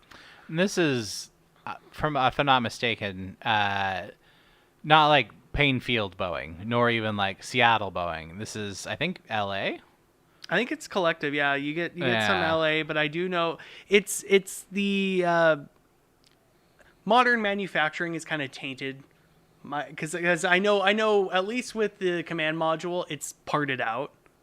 Where you have one Boeing plant in California makes these parts, another one makes these. It's assembled over here in Alabama and then shipped down. But yeah, down here in our bottom left, we have some people doing some. This photo Spring goes break. hard. This is a sick photo. No, this is my new album. Please buy now on Spotify. But no, this is the crew. Essentially going to be the first manned crew of the Apollo missions. Doesn't have a title yet, doesn't have a name. At this point, they've already done 1 or 2 unmanned tests with just kind of a souped up version of 2/3 of this. Does the top 2/3 of our machine work? Just getting that out of the way, because this shit's expensive. I'd love to know that before I get inside of it. Yeah, before we add on the other third and send some people to the fucking moon. Does it work? It's also good to figure out, hey, can we get one of those silly cones in the top right to actually come back to Earth and not just skip off into the atmosphere before we put celebrities in it? Yeah. At this point in time. This water escape training is something that oh boy, how I would have loved to add 9 more slides to this, because part of the first crew that's going to be the first manned crew on the Apollo missions includes Gus Grissom, who's the second man to go into space. Notoriously, way back in 1961, after Grissom comes from space and lands in the water, and I know it's not the same kind of command module he's flying, but the door pops open. Kind of like how a Sergeant Ham, you hit the water so hard, water's leaking in. This time the whole fucking front door hatch just blows off. It has explosive bolts in case of emergency. Something triggers it. It's a huge debate. It's up until within, I think, the past 5 or 6 years that we actually went down and got the capsule after it's sunk into. We sent our bravest pioneer, James Cameron. Yeah, we sent to James go find Cameron it. down to the bottom of the Pacific Ocean to see, to pull back up the hatch, and it's like, oh no, this thing blew by itself. But it was a big contention of like, did Gus accidentally like bump a button? Because Gus is like, I didn't touch anything, and there's some like hubbub of like, Yeah, it's finger pointing. We've Drawing- all been at a job when shit goes bad and everyone starts going like, well, it wasn't us. The finger pointing does get played up in media, like The Right Stuff and things like that. Obviously, it wasn't too detrimental to Grissom's career because he's still flying. Well, he lived. One, he lived. Two, he's going to be on the first manned crew on like the most expensive thing that anybody's ever built, sort of a deal. So, it didn't hurt his reputation too much. But yeah, his contributions though is he basically designs helps with the engineering and design process to, hey, let's make a door that just doesn't blow itself open.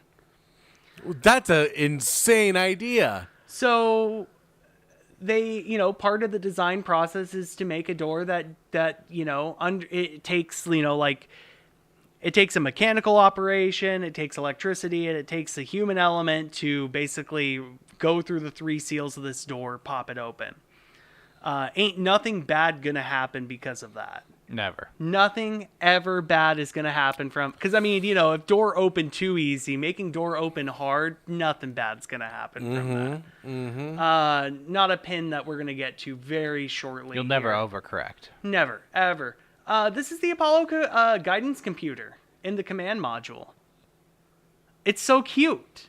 It's about the size of your task cam. Well, it's about 4 of your task cams kind of stacked together. It's big. It's a big boy. And it has all the computing power of a Nintendo Entertainment System. No less. Yeah. It has less. I have it written here. It's 4 kilobytes of RAM. Wow. To put that in perspective, it has a little bit less RAM than your 90s Nokia phones that play Snake. Mm-hmm. As for memory, Did it play Snake? I could not. I fuck. mean, you could try to play Snake on this number pad, but you don't have any sort of digital screen. You just have oh no lights that light up. Less lights. You want as little lights as possible lighting up on this son of a bitch at any given moment. But yeah, 32 kilobytes of disk space. So you have a Game Boy cartridge, not a typical Nintendo. So Hell yeah. You can put Tetris on it. yeah, dog. In 10 years when they build Tetris. But the automation in the Apollo capsule and everything this is doing behind the scenes is so massively important. I don't mean to understate it. It's just sort of there to essentially, with guidance, be like, okay, we've programmed it in. When you are like 20 hours into your flight, let's have you point this way. And it's like, it's program 11C2. So you type in the 11C2 and it'll guide your space, at least point it in the direction it's supposed to point. It has formulas and solutions to formulas. Preset calculations. Already built in. Just Yeah. executing I mean, we're those. talking early computers, and it's hard not to talk about early computers without talking about the human element of early computers, because these people, Oh my gosh, look at the paper. these ladies hired here in the top left corner, these are human computers. They are just there to run the math. That's their job. Their job is to run the math, and then the math goes to the programmer here, who is Margaret Hamilton, the head programmer on the Apollo guidance computer. No, but they're on on their W-2 when it says what their job is computer. Yeah, their job is literally computers, Zach. Ain't the world a wild place? Yes. But no, this is the stack of everything that's programmed into the Apollo guidance computer, with the head computer programmer next to it, just to kind of show the amount of paperwork and man hours it takes just to be able to punch in a couple buttons on your spacecraft as it's hurtling at 17,000 miles per hour away from the Earth, just so it can point at south. But this is what it takes. This is the redundancy it needs, because as much as you want to trust the human element of something, there's always that room for failure in there. Mm-hmm. But yeah, that extends from your day-to-day workers to your people at the top. You got Gene Kranz over here, who's blonde, crew cut, and basically your head guy on the floor on any sort of manned missions. He's always played by somebody fucking gruff in any movie. I think Apollo 13 had him played by not Woody Harrelson. Who's the one in Misery and The Rock? Who's the one bald guy? I don't know. Fuck you, Taylor. I'm sorry. You're the worst. It's been like 20 years since I've seen, at least since fucking- I've seen The Rock, man. Fuck you, Taylor. Ed Harris. Oh, okay. Who? What's his It name? don't matter. His name's Ed Harris. A lot of work, of course, goes into making something like this happen. And even then, to these people, like, all united in a common goal and dream, it doesn't feel real until it actually happens for a lot of these people. If some butts were fifths and cups, we'd all be thirsty tonight. Yeah, If basically. wishes were fishes, the rivers would overflow. Yeah. But, you know, you don't... we come to January 1967. Summer of love, almost. Just about summer of love. We are, again, a year and a half away from a man walking on the fucking moon, Zach. That's incredible. And we still haven't gotten the jabronis to test out this first thing yet. Now, mind you, They've been putting it off. They're like, we'll get to it next week. We'll get to it next week. Then there's a holiday. And then we'll get and to then, it next oh week. no, Matlock's on, so I can't come in tonight. There's Oh, a marathon. My girlfriend's Law and over. Order SVU is happening. We're heading into Yeah. election season at this point. I so- got COVID. I can't come to work for 8 days straight. Ugh. But basically, when it comes to the testing of even a simple mission of, does this thing fly? Does it go into orbit? Can we bring it back with people in it? It takes intensive. It takes years of, you know, you're training for everything X, Y, and Z. You're training for a lander that you won't even be operating on this mission. Which is deadly thing in and of itself. Oh yeah, no. Well, we'll get to it. I am gonna do more NASA shit, and I am definitely gonna focus the on LM? on the LM because it is funny to watch people try to fly the deadliest like rocket hovercraft I've ever seen. Deadlier than the fucking rockets they were blasting people Yes. off into space in. The training was as dangerous as the missions themselves, none of which are more apparent than our three boyos here. We have Ed White, our first guy who our first spacewalk, but second spacewalk really. We have Gus Grissom, Mercury astronaut, kind of gonna go out on a bang on this one. It doesn't seem, you know, he's in the running for, if this goes right, they could maybe get him on an Apollo 11, 12, 13 sort of a deal. I mean, 11's a big one. 11's a big one, but we don't, you know, it's redundancy at that point. 11 through 17 were basically like, if we keep on fucking up landing somebody on the moon, like, we got 6 more tries. So, you know, he's a shoo-in. He's a shoo-in for being one of those people.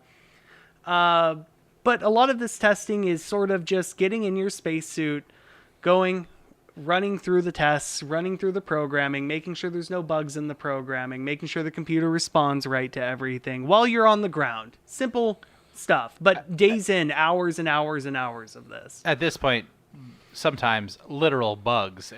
Zach, fun fact for you. You know why they call them bugs? Computer bugs? Oh, something really stupid, huh? Because back in the day when they were like massive, like walls of refrigerator-sized, like reel-to-reel computing machines, a moth flew into one and fucked everything up. Really? Yep. So then it's that a became, literal bug. That became the term for like, there's something wrong in the computer. They've got that like somewhere like maybe the Smithsonian, just like a Post-it card Yeah. with like a taped dead charred moth on it, being like, "This was the fucker that ruined everything." Just the charred outline of a moth on like a motherboard. But yeah, these things are monotonous. They go on day in, day out. All these training missions, doing this, that. It's obviously when you're in the command module, it's not the fun stuff. You aren't bouncing around on bungee cords, acting like, "Oh, do these spacesuits work on the moon?" You know, This isn't like being on set with Stanley. No, this is the boring day. But in something that nobody could predict, even in the wildest of movies, something goes bad. Something goes What? Something goes really, really bad during a training mission on the ground. Looks like a far. Yeah, if we see in our top left, we have looking through the hatch at what the 3 astronauts should look like sitting down, and then on the right we have what we found when we finally opened back up the hatch. Looks like. Anyway, boys, don't mind that charred spot. Just move that to the They side. call Get that- on in there. what is this, Buckle up, buddies. Is this a Texas Roadhouse or what is it? What kind of barbecue is this? If I had to pin a blame on from the left picture, I'd say all that fucking duct tape holding that seal. Yeah. Put a pin in that. We will get to this very, very soon at the causes of this accident, but essentially routine tests, nothing too exciting is going on. They would typically seal up the hatch while they're in their spacesuits. They would essentially make, testing out the pressure capabilities of the spacecraft. And one thing that seems so obvious in hindsight, but they didn't think about it really at the time, they are operating in a pure oxygen environment. They forgot about that part? Well, didn't seem that dangerous. I mean, they were really testing the pressure on this son of a bitch this day. And someone needed a smoke. That would be the funny. This is the Zoolander moment where everyone's having a gas fight and somebody lights up a smoke. Mind you, this is the beginning of 1967, and this deflates everything. I mean, once Takes the wind out once of the sails, news more like gets it. out of this, public support of like NASA and Apollo missions are, oh God, like no, we're sending people to space in this. Like, you turn around public perception, you have a lot of internal arguments and everything, conflict going on at NASA because this, if we're talking finger pointing, this is big because everybody has a reason to blame somebody else for this. And a formal investigation is launched by both the U.S. Senate as well as NASA itself. I believe on the Senate investigation, they get, as we see here, our boy, he's popping up again, Frank Borman. He's one of Frankie boy. He got summoned. He basically was part of a few astronauts that got picked to be on the investigation to at least be like, no, critical pilot side of things, and to give their input of like, okay, who the fuck do we point at? Who made this happen? Because part of the reason why like there's so much fucking attraction in the United States when it comes to these massive like endeavors is that like politicians are so not incentivized to throw money at these massive, I mean, for all intents and purposes, it's a public works project, just like the same as a road or a bridge or some sort of municipal like utility for people. And the thing about it is, like, you're only in Congress for a certain period of time, and that time frame is usually much shorter than what it takes to like put a man on the moon or build this bridge that will increase the lives of like the people that you're serving. And so your incentive to like, it's all bad and no good for you as a politician. Like, you are the person who justified spending all this fucking money and raising taxes, but you're not. It's your reelection comes up before like the end result of all of this money being spent. Well, that and you have to remember how not to contradict you, Taylor, but on the flip side of this, you have the ghost of Kennedy's words basically being like, finish lines at the end of this decade, and here we are creeping up in beginning of 1967, and everything is now put to a standstill and will be for a year while this investigation goes on. Well, because public support's waning. It's now been 7 years since we got that dope speech at Rice University. We're not showing results. We're just showing one of these poor boyos down here after they pulled him out. As you can see, fire started from the feet up. That's one of the. Was that that was a dummy though, right? No, that's a guy. Was there a person? That was a person. That's a real guy. That's a real guy. There were really people in there at the time of the fire. Yes. Oh yeah, no, 3 people died. 3 people. Yeah, what? He called them out at the beginning. Like, remember the school pictures? Okay, and I wanted more info on that, but you just said, this guy died in the fire. This guy died in the fire. These 3 from the previous side. These three boyos are now all look like they've eaten way too much Wingstop and have blown up a public restroom. It's bummer. But there are a lot of factors that go into this, and as you mentioned, Taylor, duct tape. There's a lot of tape on everything. There's also, tape. they've gone a little overboard on Velcro. There are too many flammable, even though they've made efforts to make it like, oh, okay, we're using materials that don't catch on fire easily, but you combine things that do catch fire, but not easily, a bunch of them all in one space. Everything catches on fire at a certain point. Yeah. You put it in a pure liquid, like pure oxygen environment, pressure it up.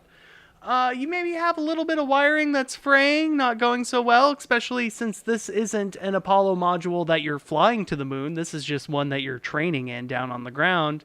It's not getting the best routine maintenance in there.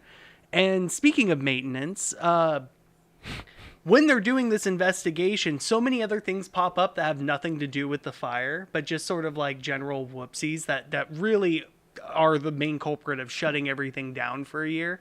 Like they're finding wrench sockets like in the wall of the spaceship. Like they're finding like, oh, somebody messed up on drilling a screw here and then just like put it 2 millimeters next to it. So there's some shoddy construction going on. That's some Boeing work, wasn't it? It was from them Boeing boys. As this investigation concludes, it's almost Laterally. Where's the toast? You smell toast? Do you I smell smell toast. Help, it's Ed Harris. Who was in the right stuff. Who was in the right motherfuckers. stuff? No, but it was unilaterally kind of decided that it's no single problem's fault. This is a fault of... everybody fucked up enough? Everybody fucked up just enough to where everybody has a little bit to blame in this. Because... like their hatch system, when they finally decided, hey, let's make a hatch that you can't just blow open and get out of immediately, it takes them 5.5 minutes to open this. Now, from the non-being burned side? Once they noticed a fire was burning, this trainer, they had to basically pry it open from the non-burned side. But you have people. But how funny would that scene be in a movie that's just going on for 5 minutes, trying to? No, I'm gonna get you out of there, buddy. Just uninterrupted wide shot of John C. Reilly trying to open up the hatch. But no, where Will Ferrell's inside burning for 5 minutes, but like it doesn't look like he's burning for 5 minutes. He's just like, hey, I know you can get that door open, buddy. Now, I wish I would have done just a tiny bit more research and known the brave souls that tried to get these Apollo astronauts out of the capsule, because the entire time there's a fire going on, they go like, this is gonna hit the liquid oxygen lines in this room, and we're all gonna die. We are all gonna die. Like this entire room is gonna explode, and the liquid oxygen tank, 500 feet away is gonna explode. So you have a ground crew essentially trying to avert a larger. They're incredibly incentivized. They're doing what they can to get the people out of the capsule, but they also know the immediate risks of what's happening right now. Not getting this fire stopped. Doing what they can to get it stopped. Fingers are pointed at Boeing. North American Aviation is one of the people that get a lot of fingers pointed at them, I think Frank Borman... Well, one of these companies I think exists some of them still, get, barely. liaisons now from NASA, where they go and get, hey, we're doing a quality control of your work because we don't want another one. We don't want another... they dub it Apollo 1. Even though there were ground crew and people there ready to put out a fire, there was not nearly enough people who were anticipating a catastrophe of that could have ballooned into something bigger. You don't have all that OSHA training and workplace safety to... attempt to put out a fire in an environment like that. Yeah, they haven't had an opportunity to create a training video for what to do when the space capsule catches on fire next to the massively explosive tank. It's a big wake-up call, and one that takes a year off of essentially the NASA, Apollo program's life. It's a miracle that even after this, that we were able to get people back into these so quickly. Now, a lot of the astronauts were very gung-ho. They know the risks. Sure. Having a John Glenn in Congress, banging the drum. Oh, probably really helps. Absolutely helped that way, yeah. But, you have your astronauts. We know the risks. We just never expected something like this to happen on the ground. Everyone be safer now. But... Well, and I mean, coming from an astronaut standpoint, it was like, hey, man, we were all experimental pilots. Every one of these everyone people knows. knew somebody that died in a fiery crash. It's just sort of it's part of your line of work. Yeah. Like that's why you drive the Corvette. That's why you do all that banging. That's why you live your life a quarter mile at a time. That's why you buy a Ford dealership or decide to own the Aints. Yeah. As bad as things are looking in 1967 for the U.S. space program, things are looking even worse in 1967 for the Russian space program. Oh, their guy looks even more Is charred. that a pyramid they're trying to get into space? A what? Is that a pyramid they're trying to get into space? This is the N1L3 rocket. That is the Russian answer to a Saturn V. Looks like it's stitched together. I know it's metal, but Once Russia starts developing this, we know that they are on track to put somebody on the moon. Because it's like, hey, can I copy your homework? Sort of a deal where like, oh, they're making a big moon rocket too. So, okay, we didn't know where they had moved the goalposts to, because if you're the Russian space program at this time, you're just winning. So you're just competing with yourself at that point and seeing what you can do. And things aren't working out in these later 60s programs and missions and everything else for the Russian space program. A big part of that is in 1966, we lose Korolev, the homegrown Russian guy who we brought up earlier, who's sort of the head of their space program. He passes on. I think he has some sort of cancer. Like he passes on. Internal leadership has no idea what they want to do. Like you've efficiently like cut off the head of the snake of the Russian space program. there's no heir apparent. Yeah. I mean, they're juggling lots of things at the current moment, and they're just trying to make sure that those balls can stay in the air as best they can without any real plans for the future as they try to rebuild and recoup from this. In 66, we also, up here in the top right, we see what looks to be some busted metal and some snow on the ground. Doesn't look like it was designed to look that way. Yeah, Looks like it looks something was afoot. Looks very aerodynamic. We see some sticks, so we must be in a forest of some kind. This is Yuri Gagarin's jet that he crashed in the forest and died in the 60s. So not only have you lost your father of your Russian space program, you've lost your national hero at that point. In 1966 as well, Russia's been really focusing on, through the 60s, its unmanned programs. As I mentioned before, we have like a probe that flies past Mars from Russia, one that like impacts Venus. We don't have the pictures of Venus yet. That comes later. But they do have the first probe landing on the moon, which is down here in the bottom right. And this is the first picture from the surface of another world. This is it. Russia could close curtains and roll credits right here, and they've won. Mm-hmm. But they landed that's something on there. Yeah, but I mean that's not the game that they're playing. And in top right, we have the pilot of Soyuz 1 in an open casket, being looked over by some military people, because that's how Russia rolls. Is that a former person? That is a former person. By the time we get to the 19... A lot of death in this slide, buddy. Hey, man. We're looking at crash site. We're looking at charred remains. We're looking at a dead guy in a casket. Dead planet, a dead project. What happens to a space program deferred? You did it. We all did it. We did it. Russia has their own version of the Apollo 1 disaster where something bad happens on the ground in almost a similar way, where it's faulty wiring and pure oxygen environment. It's a real rite of passage for a space program, huh? This guy, though, is the pilot of Soyuz 1. It's kind of their attempt at doing a Gemini 6-7 mission where they're going to send up 2 spacecrafts with men in them, and they're going to go and maybe they'll kiss. And there's thunderstorms that day. One of them doesn't launch, so they just like, okay, well, we launched one of these new spaceships. Like, let's see how... Can you guys pick up some Taco Bell while you're out? Yeah, I mean... we'll just see how it works. And after they launch it, like, you have so many problems. Like, the radio doesn't work right.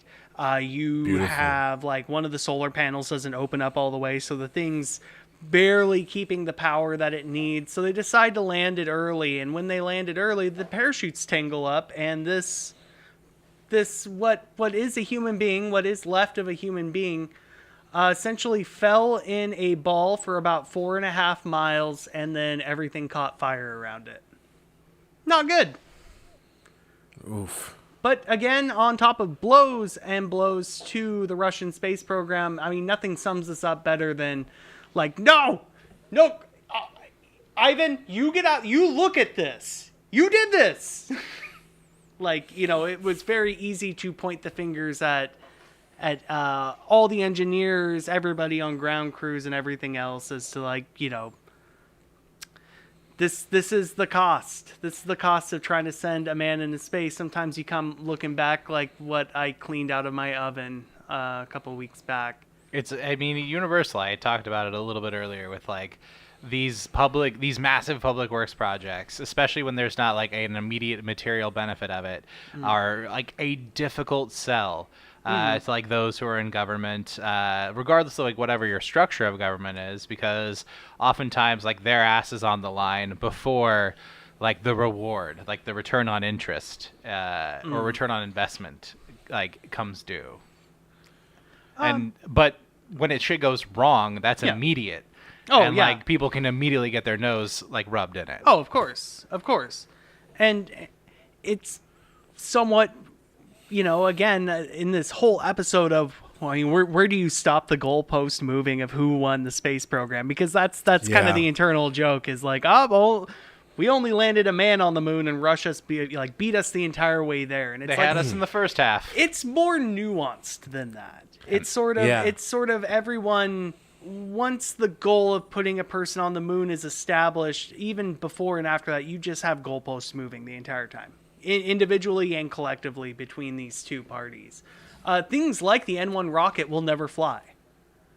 They built 5 of them. The first one launches in 1969, which we're getting there in the story. But first one won't attempt to launch. It only makes it about 50 feet in the air and explodes. Oh, wow. With people? No, just unmanned. Just step 0, can thing fly? Yeah, step 0, can't thing fly. Can the machine fly? The second one that they try, like, later in you know, I think spring of 69, is one of the largest non-nuclear explosions ever recorded. It's up there. Holy crap. It's up there where it's either like 80% to 2 times like the Beirut explosion, basically. Like a Moab. Yeah. Oh, wow. So they're great fireworks, terrible rockets. But this story isn't about the Russian space program. I just needed to give you guys a little peek behind the curtain. Otherwise, and arguably why so much money got thrown into both programs at the time is because, well, there could be a military application for this. And, like, no one ever stops to think, like, are we spending too much money when it comes to, like, how do we kill other people? Like, the only thing that kept either of these programs afloat was, like, oh, we could actually use this to, like, murder people at some point. Oh, absolutely. We could put bombs on the moon. Why not? We can't have a commie moon. Couldn't have a capitalist pig moon either. So we gotta kind of rewind the clock a little bit and go back to NASA. By October of 1968, you've effectively lost about like all of 67 and most of 68 before you're willing to send men on an Apollo Saturn V rocket. Like, Okay. if we're racing to the finish line at the end of this decade, we've stumbled and just kind of stayed on the ground for 20 miles from the finish line. We had a big Act 2 dip. Yeah. And now we're rising from the ashes, literally. Apollo 7, not interesting really at all. First Apollo mission to bring up a TV camera that has the quality of this picture down in the bottom right. 38p. Well, what was sorry, then the explosion that was labeled Apollo 1, right? Yeah, it was just a fire. Yeah, it was labeled. It was just the fire. It was labeled Apollo 1. If that crew flew, they would have flown on Apollo 4. But then the number, there is no like 4 or 5. Oh, that's right. It goes there's like, no rhyme or reason. There's to like serial number test rocket, Apollo 1, Apollo 7. Basically, is kind of how they did things. Gotcha. making things really confusing again for a kid like me who just wants to know which space mission. What happened on Apollo's What 2, happened 3, 4, before and the 5? other thing? Yeah. Why did they yada yada yada it? They just yada yada yada to get to the higher numbers because they wanted a better gamer tag. But yeah, Apollo 7, it just sends people up. They orbited for about 6 days or so. The amount of time it would take for a full moon mission. Whole lot of contention from Wally Schirra, as well as the other 2 people in the spacecraft, because one, they were all very gung-ho of like, yeah, let's put our boots on and get back to work. But then once the rocket's on the launch pad, there's a thunderstorm that they have to wait through. NASA decides to not wait throughout the entire thing because ain't nothing bad's going to happen. So they launch in a little bit higher winds than they wanted, which they definitely feel as they're riding on top of this thing. So they're a little upset and have some choice words. When we get to like the TV broadcast, because over the course of the 6 days, I think they do like 3 or 4 broadcasts just live. They're not happy about these at all. Because all their training's been done, they're like, no, we need to know like what buttons to push, and we got to make sure this thing can like orient right. And and you're trying to fit like 20 minutes of like reading kids' letters out loud. Like, no, this isn't us. They're astronauts. They're not showman entertainer types. Yeah, and I mean this is just politics at this point. This is people who represent like the lobbyist of NASA who are like, okay, if we're gonna keep doing this, like you've got to read kids' letters from space because that's what gets like the American public still on board. This is what makes them go like, okay, we can pay an extra 5 cent in taxes so that we can keep this thing afloat. This is a part of like why we lionized our astronauts. These people were like public heroes for like a generation. And long story short, the crew of Apollo 7 is not playing that game. They do not want to play. They do it begrudgingly. They do all the interviews. The entire mission goes off flawlessly. Mm-hmm. But all 3 of these men will never fly again after this. They are essentially blacklisted from going back up again because... God damn! Like, did they whip their dicks out on television or something? What happened? They didn't play ball. They just didn't want to play ball, and then they had choice words. They were basically being all pissy about the ground crew for letting them launch when they did. They run some tests, one of which causes all the danger meters to flicker on and off, and everyone's like, "Well, nothing's wrong," and it's like, "Well, Tell me who wrote this code. I'm coming back down there and I'm going to kick their ass," basically says one of them. And yeah, it's just not the look that NASA wants for this. It's the evolution. Even though they went above and beyond. They basically got done like 110% of what they had sent out to do, because you're just sending this thing out to Earth orbit. You're doing step 0 shit. You're seeing if it can fly, essentially. Okay. Yeah, it's the evolution of the space program from like a PR and like sales perspective. Like you see this in pro sports as well, like around not necessarily exactly the same time, because astronauts were heroes and pro athletes were like anonymous enough that they weren't having to be that era. But like by the time the 80s rolls around, like, hey, if you want to be like one of the top echelon athletes, like it doesn't matter, like your performance like in your sport matters. But what also really matters too is like how polished are you, and like how safe are you as an investment from like brands and sponsors. That's what we're at right now, but we're, instead of trying to sell Nikes, we're trying to sell like keep taxpayers funding this mission to get to the end goal. Now here's the thing is at this point in 1968, with your final year, basically, dawn of the final day comes.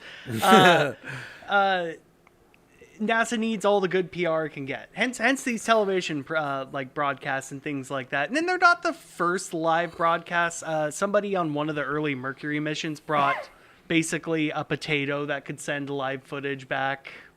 So I mean, this is miles better than what you can turn on your evening news and see live report from space. I mean, at this point too, Disney had already marched out a Nazi and of made course. him a They did that in the name. 50s. Yeah. They continued through the 60s as well. But American audiences were already glued to the TV screens in 1968 because holy fuck, what a year.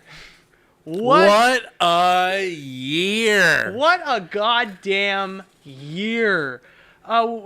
We have the assassination of Martin Luther King. We have Robert Kennedy. We have RFK getting shot on the campaign trail. We have the Democratic Convention in Chicago that goes absolutely tits up. You have an American public that is fed up, fighting for civil rights. That photo is gigantic. Oh my gosh, that economic march rights. at Washington. Yeah, it's you can even see Forrest Gump way down here. Way down there. Also Way down- protests of the Vietnam War. I mean, there Yeah. was a lot of Oh, unrest. at this point, America is so fucking tired about hearing about Vietnam. Like, they're already disillusioned, but 1968 is also the year you have your Tet Offensive, so you have massive influx of troops that are just... We already know what a meat grinder it is, and it's just more and more salt on the wounds, and this is coming into American homes every single night, and it's culture shock. It's an absolute culture shock as culture is evolving in this. I'm not the first to call the 60s a tumultuous time, but at the same time, our ability to grow as a society sometimes lags behind the technological things that are put in front of us. Having all of this beamed into our home screens in the year of 1968, we needed a silver lining, something, anything. And NASA was always kind of there with its moon missions to do that. And, people tune in to the Apollo 7. They tune in to 3 angry astronauts reading out kids' letters and telling them, goofy space facts and shit like that. Like, they tune in, but it's not quite the silver lining that they're looking for by the end of this year. So we get to, finally, hours into this, we get to the mission of Apollo 8. We're here, boys. This is a cool diagram. That's a sweet logo. Borman, Lovell, Anders. That's a freaking Bachman Turner Overdrive type band. One, love the logo. It's a triangle like the capsule. It makes a figure 8 around the moon because they're just going to the moon and coming back. An infinity symbol. It's great. A plus on the logo. The thing is, Lovell is not supposed to be here. In fact, none of these 4 guys up top. We'll get to you, Michael Collins. Dr. Bazinga over here. We're gonna get to him. I like to think that they sent him on an Apollo mission just to get him away from Earth for about 7 hours. like out of everybody, I mean, astronauts all kind of have that used car salesman look, but this guy's gonna tell you about he's just gonna talk about like bullet calibers for the next 8 hours, and you're gonna have to listen to it because you're on a plane ride, But no, Apollo 7 basically hits it out of the park with what they were supposed to do, to a point where NASA goes, well, much like my 12-point checklist before, they decide, our lunar lander isn't ready yet to test, and that was going to be our next mission. Let's just go, let's skip like mission C and D and E, and let's just go to F. Let's just see if we can do F. The mission is supposedly has a 50-50 success rate. In a 50% chance that these men... 50% chance of working. A 50% chance of not only working, but bringing these people home, because we're trying out a lot of shit all at once. 50% chance they're just going on a one-way trip to They're gonna bend around the moon, and the rocket's not gonna fire right, and they're either gonna crash into the moon if they don't do enough, or they're gonna do too much and speed off, and there they go. Arguably, crashing into the moon's your better alternative there. At least you don't starve to death. Yeah, that's true. That's true. But yeah, everything starts with your crew of what will become Apollo 9, happening early the year after this. These 3 guys have been training on lunar lander shit, and basically go like, no, mission where you're just going to the moon? Fuck that. We don't want it. We've spent the past 2 years training on a lander. We've been risking our lives to every not goddamn use day. the thing. Yeah, If I'm going to that moon, I'm gonna use that lander. I'll tell you what. Even if it's just flying around, not landing, but flying around with the lander. So the crew is kind of hobbled together by a Michael Collins, a Bill Anders, and a Frank Gorman. This crew trains for about a year before Michael Collins has this small whoopsie. He slips and like one of the discs in his back goes a little bit, gets a little bit kanked. Okay. Not enough to cut him out of the astronaut program altogether, But it sidelines But him. just enough to put him in the cuck chair. Here's the later thing, on. though. Yeah, it sidelines him at the perfect opportunity to put him in the cuck chair on Apollo 11. It's one of those, weird. Who's on first? Who's the team? So finally, after a slip and fall, we get a James level because everyone's like, well, if you're sending Frank Borman to be in space for 7 days, why don't we send the other guy that they rode right next to one another for 2 weeks. Might as well send the people who've been there the most. Yeah. And Bill Anders, unfortunately, is the lunar module pilot on a mission that will not include the lunar module, so he's just looking for anything he can do. He's asking all the questions. He's like, okay, well, let's bring up more film. Let's bring up some cameras or something. I want to be able to do something while we're up there. But yeah. It's a miracle of human engineering that this worked. I'm at a loss for words. I've done research on this for weeks. I've known this story. I've loved this story. I've watched countless documentaries on this son of a bitch. It still blows me away that it's just like, after you leave Earth orbit, it is 2.5 days to get to the moon. Wow. Because essentially, Zach, I want you to picture like a short hill in front of you. Like if you're driving, you basically are pounding on the gas and then letting the momentum pull you up to the top of that hill, which is the moon. Pedal to the metal and then hoping momentum takes you up to the top of the hill, the moon, and you are slowing down the entire time because you're still somewhat stuck in Earth gravity. And then on the way back, it's like the opposite. You just kind of give it a little bit of gas and let momentum pull you all the way back to the Earth. It's a shorter trip. It's about 2 days to get back to the Earth from the moon. One thing this mission is doing for the first time among many firsts is we've only had things enter the atmosphere from the orbit of Earth. We don't have something that has 2 days of rolling all the way back. What kind of speed that would entail, sort of a deal. So it's many different risks, but these are your three boyos. Your three boyos that are going to make history.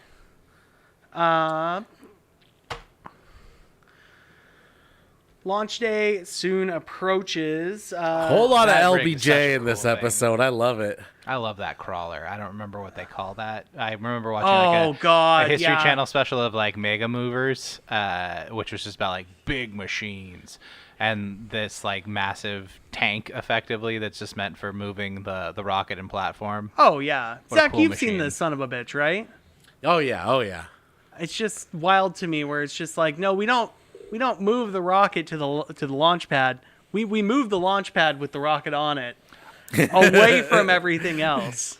And that's insane, because if you had asked me up until like I had learned about what this machine was, I was like, oh, they just build the rocket there. Like that's what makes the most fucking sense. Is like you don't move shit like that. You just like you build the tower and then you build the rocket up next to it.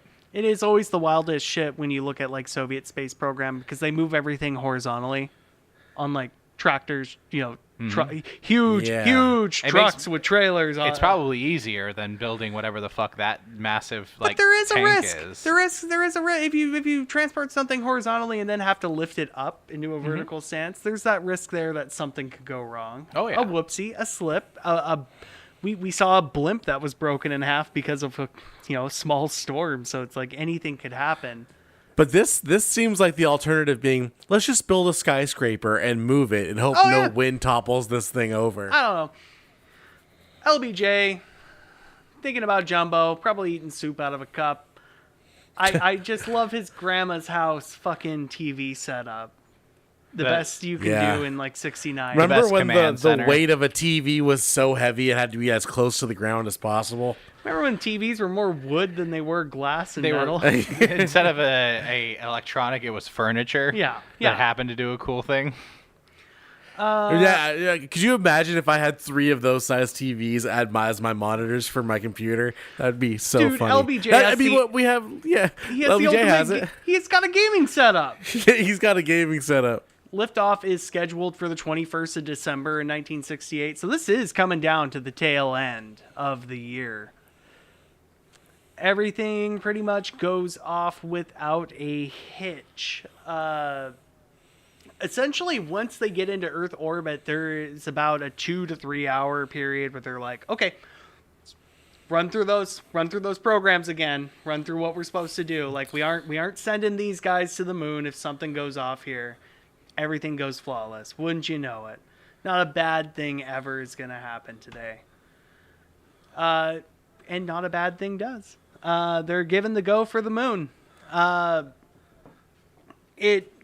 When you say they're given the go for the moon, they already know that they're not going to land on the moon. They're just there to orbit the moon, right? Yeah, they're they're walking into this knowing they're just orbiting the moon, right? Yeah, orbiting is the goal, but if they can fly by the moon, if they can do just a figure 8 and make their way back without orbiting, also good, also acceptable. You got our boys home safely. Okay. But orbiting is the goal.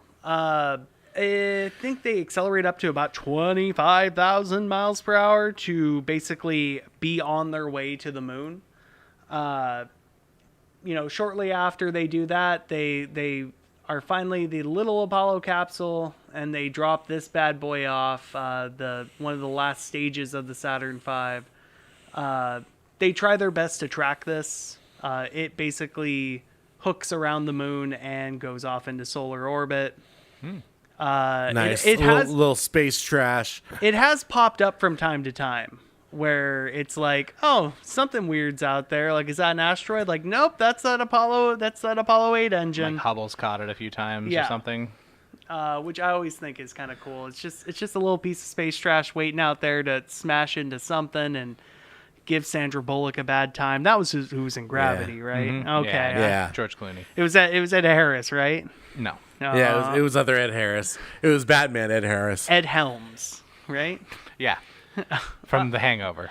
But shortly after injecting into the moon and starting a 2.5 day trip where you're just sort of sitting there You and wondering the what to do, boys. our boy Frank Borman here, it's unfortunate. They take a television camera. They're going to do live broadcasts. They have film cameras. Unlike almost every other Apollo crew, they don't use the film cameras to take pictures of each other. So I'm not going to have a lot of high-def pictures of the trip there, of the people, which is a shame, but you get what you can get. Frank Borman, Frankie boy, has a bad reaction to his sleeping pills. Also, Oh, no. even though he's been flying in the Air Force, upwards of, he's coming up on like 15 to 20 years, flown to space, boy's getting seasick. A lot of people have blamed He's getting it. the poopies, huh? The guy has explosive vomiting and diarrhea pretty much at the same time. Some people attribute it to the fact that when he was up in Gemini, you don't have a whole lot of space to move around. But it's like reading in a car if you're easily nauseous, that kind of way. Like if you have more room to kind of move around in the thing, like fucks with you a little bit more. Yeah. So yeah, Frankie boy, he has explosive vomiting, explosive diarrhea. This down here in the bottom right is the poop bag you get. Some NASA missions run with the diapers for launch, but then There's a turd floating in the air, confidential. This is sadly from Apollo 10. Oh. The Apollo 8 poop incident is not that. I couldn't find a transcript of it. It's just sort of A like turd implies that it ain't just straight liquid. Yeah, I was gonna ask for more details on what this explosive diarrhea was, if there was a solid involved in it. So, but good to know it's not. From But I the mean, same this looks incident. like the hardest thing to manage. You're taping a bag onto your butt, which seems like a lot of prep work. If you have explosive diarrhea, there's not a lot of time to prep with that. You also gotta get out of a complicated suit. You have to get out of a complicated suit. Yeah. You have to get this on you. Also, you have to deal with zero gravity, where we are so used to our poop going away from us. Well, there's no way that like you're doing that by yourself, right? You're getting that by teammates. yourself. No, you're getting a teammate's hand, and you're getting an assist out of somebody, right? I mean, I would imagine. I so. can't do that, Heejin. I would imagine I'm already floating through space. I've never I need thought your about help this. here, buddy. Just high five my butt cheeks and put that tape on there, okay? This is somebody trying to take a shit when the other two people are about 2 to 3 feet away tops. So I mean, yeah. So I mean, lend a hand. it's a group effort whether you're getting their help or not. I think until they got like the piss and shit vacuum that you get in like later missions with like the shuttle. You get this and much late. It takes ISS. until like the 70s to actually have like, it's just a vacuum that shoots it out into space. I imagine like every movement, like any time you're secreting any sort of solid or liquid, it's all hands on deck. With Frankie Boy in the situation he's in, there is hesitation at first. Like, everyone kind of looks left, looks right. Well, what's NASA gonna do if somebody's sick on this trip? Like, we're already kind of we're stuck in here with Frankie Boy for the next 6 days, regardless. I would say, like, you got the go ahead to burn. Like, yeah, there's no going back at this point. Yeah, you're stuck with Frankie Boy for 6 days. What are we gonna do? And also the we need to clean what we can, vomit and poop wise off of things. Instruments. It's on the controls. It's everywhere. Oh my gosh, yes. Love it. It's like Love any it. other road trip. Astronauts, they're just like us. He's in his pants. He's in his suit, right? Is he shitting through his suit? He's shitting through his suit, right? Like it's coming out of his. Depends on how quick I think he was. I think he's out of his suit because they're wearing like a space polo and like some shorts underneath it, and he's out of suit in that. Can we go back to the last slide? I want to see the space again. In this is kind, him. in that Yeah, area, he is out of complicated suit. This is what they're wearing underneath complicated suit. Okay, cool. And So- I'm seeing so- that we Still have relatively reverse complicated. seating. Yeah. Like it looks like he's in a seat, and then you have reverse looking at him. They're in another seat. Is that what I'm? Oh, you're do you- talking do you about follow? this guy? Yeah. So there's like seating. That's how our it's- seating arrangement It's looks. it's a wide angle lens. This is the middle seat. You have your instrument panel that kind of goes around, and then this area that this guy's in on the right is sort of It's the not hatch. a seating area. It's Okay. That would take you to the lunar lander, it's right? the hatch that would take you to the lunar lander, but as is, Okay, I'm it's seeing sort it, of I'm like seeing it. you can crouch down there and try to get away when somebody's just. It's a goon cave. when this point in someone's time. shitting their Wow. pants in the cockpit. Yeah, there's not a whole lot of room to go in this, as you can see. If somebody's having a bad time. But yeah, moving on from this, because I'd love to keep some mystery up, but there's danger around every corner in space, of course. But this mission doesn't run into anything too much. The Van Allen radiation belt. That's why we actually have never been to the moon, if you guys didn't know. Yeah, always. It's always in every single fake moon documentary. Like, Van Allen radiation belts will kill you, and it's like, no.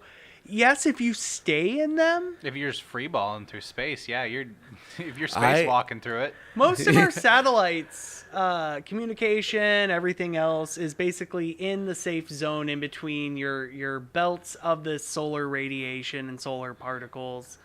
But we had never sent a person through them.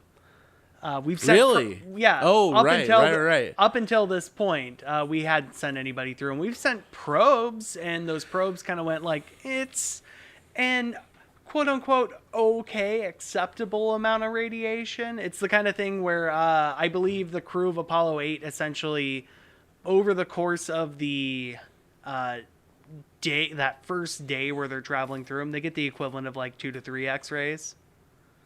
Not bad. Not bad, but not great. You don't want to stay in that where you're getting, the equivalent of like an X-ray a day sort of a deal. No, I mean I know I put this out like probably in your last episode, But like I worked with like some medical professionals where like Oh, yeah. they did like radio like Once they put in their 600 hours, they were Yeah. done, sort of a like deal. they did Yeah. radiologically guided like injections on the human spine to like relieve pain, and like but part of that is also radiation exposure, like from both the patient and the provider standpoint. The patient, like you're not going to be getting this a whole lot in your life, hopefully, so you're not going to get a ton of exposure. But as the provider, like, well, you're the guy who's coming in day out doing it, and so like you wear a monitor every single day. And that at one point in time, it'll be like you've absorbed enough radiation at this point to like safely not like, you know, like you might still get cancer, but it's not because of this. But anything more than that, you're starting to risk it.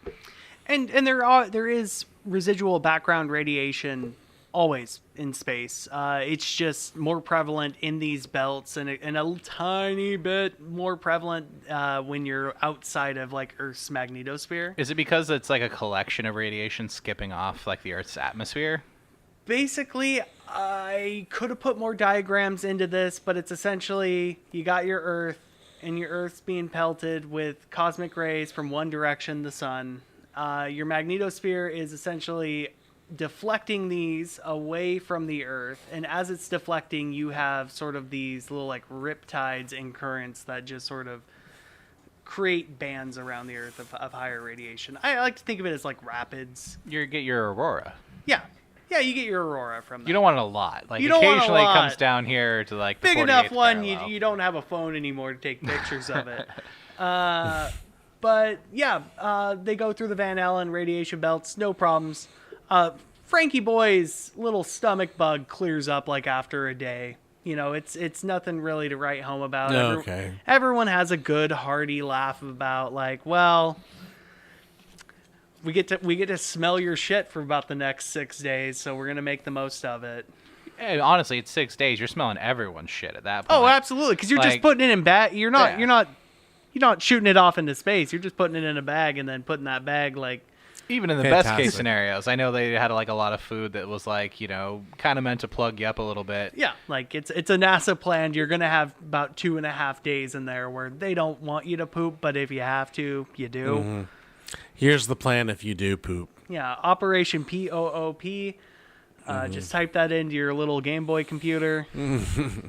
But yeah, as we can see, we're a couple days into things. Here's our boy Bill Anders, who's just happy to be here and trying to find something to do. But you can see he's growing some stubble. Another 6 thing. days. I mean, Well, this is in the like 2 days going out.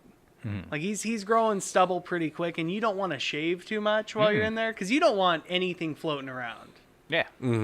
Because God forbid if you're the one who shaved and then this whole fucking shitbag catches on fire because Your shit hit the wrong component. your shit hit the wrong component, and then Hit a hot wire. and your beard hair branched a little bit of like some sort of circuit, and but yeah. These boyos continue on towards the moon. From the angle that they're coming towards the moon, they don't really get a glimpse of it. What? They're coming in from the side that is dark. side. The dark, not the far side yet, but they're coming in from the dark side. So everyone kind of has this moment where it's like, okay, we have that big, let's see if we can orbit the moon in a couple hours, and they kind of twist the spacecraft around, and they're just like, we don't see it, and then it just kind of dawns on them that this dark sphere out there that's basically a void in space of no stars is kind of what they're greeted A void of starlight. Did they see It's a they're corona orbiting. at least? as these things have gone in this mission, as they get closer and closer to the moon, one big scare from NASA is that they are essentially going to go out of radio contact for about 10 to 15 minutes, which is the first, because I mean everything else has just been around the Earth, and you can bounce something, Long wave radio. Yeah, you're bouncing your radio signals around the world, so you're never losing contact with the people. But this is a first because they need to do that burn to get into orbit when they're on the other side of the moon from the Earth. That is an incredible plot line. That they got to It's- do this in radio silence. And basically, they got to do this without any help from the people on the ground. and the people on the ground aren't going to know if it worked or if these men are going to die until they pop out on the other side of the moon. And then whatever delay comes from like that communication. It's Couple short. minutes. Oh no, it's super short. It's only about like a second or two, I believe. I think it's 2 to 3 seconds for the moon, because we're talking speed of light for radio communications. But even then, I mean, So these are the first like people actually doing piloting in space. there's a lot of people doing piloting. We've already seen some hot shot piloting from, of course, like your Neil Armstrong and shit like that. But he's like ripped the cord. He didn't like fly the craft. Well, it's you're not getting any communication from the ground, but you're like, okay, this burn is we need to type in like VP2 into the computer and set the timer for, we know it's going to be at the 24-minute mark. This is when it you burn the engine for 4 minutes, sort of a deal. And you just wait and see, because the computers in the Apollo module aren't sophisticated enough to tell you where like your orbit path is. You are sort of just getting that from your communication. They got no Google Maps. No. They got no Google Maps. So Jim Lovell calls it the 4 longest minutes of his life. As the engine kicks on, it burns. Everyone's looking out the window. There's even like a simple sextant in the spacecraft itself, because they're going to do some things where they're going to try to reorient with different stars. As the 4 minutes are up and they emerge from the other side of the moon, they find out, oh shit, we did it. Nailed it. Wow. We nailed it. We're in orbit of the moon. It's light comes up as they move around the far side of the moon until they're witnessing the far side of the moon. They are the first humans, the first animals from Earth to witness it with their own eyes. A whole side of the moon that nobody's ever seen. We have it here on the right image. It is boring as shit. Looks like the moon. Far side of the moon, worst side of the moon. I'm telling you that right now. Really?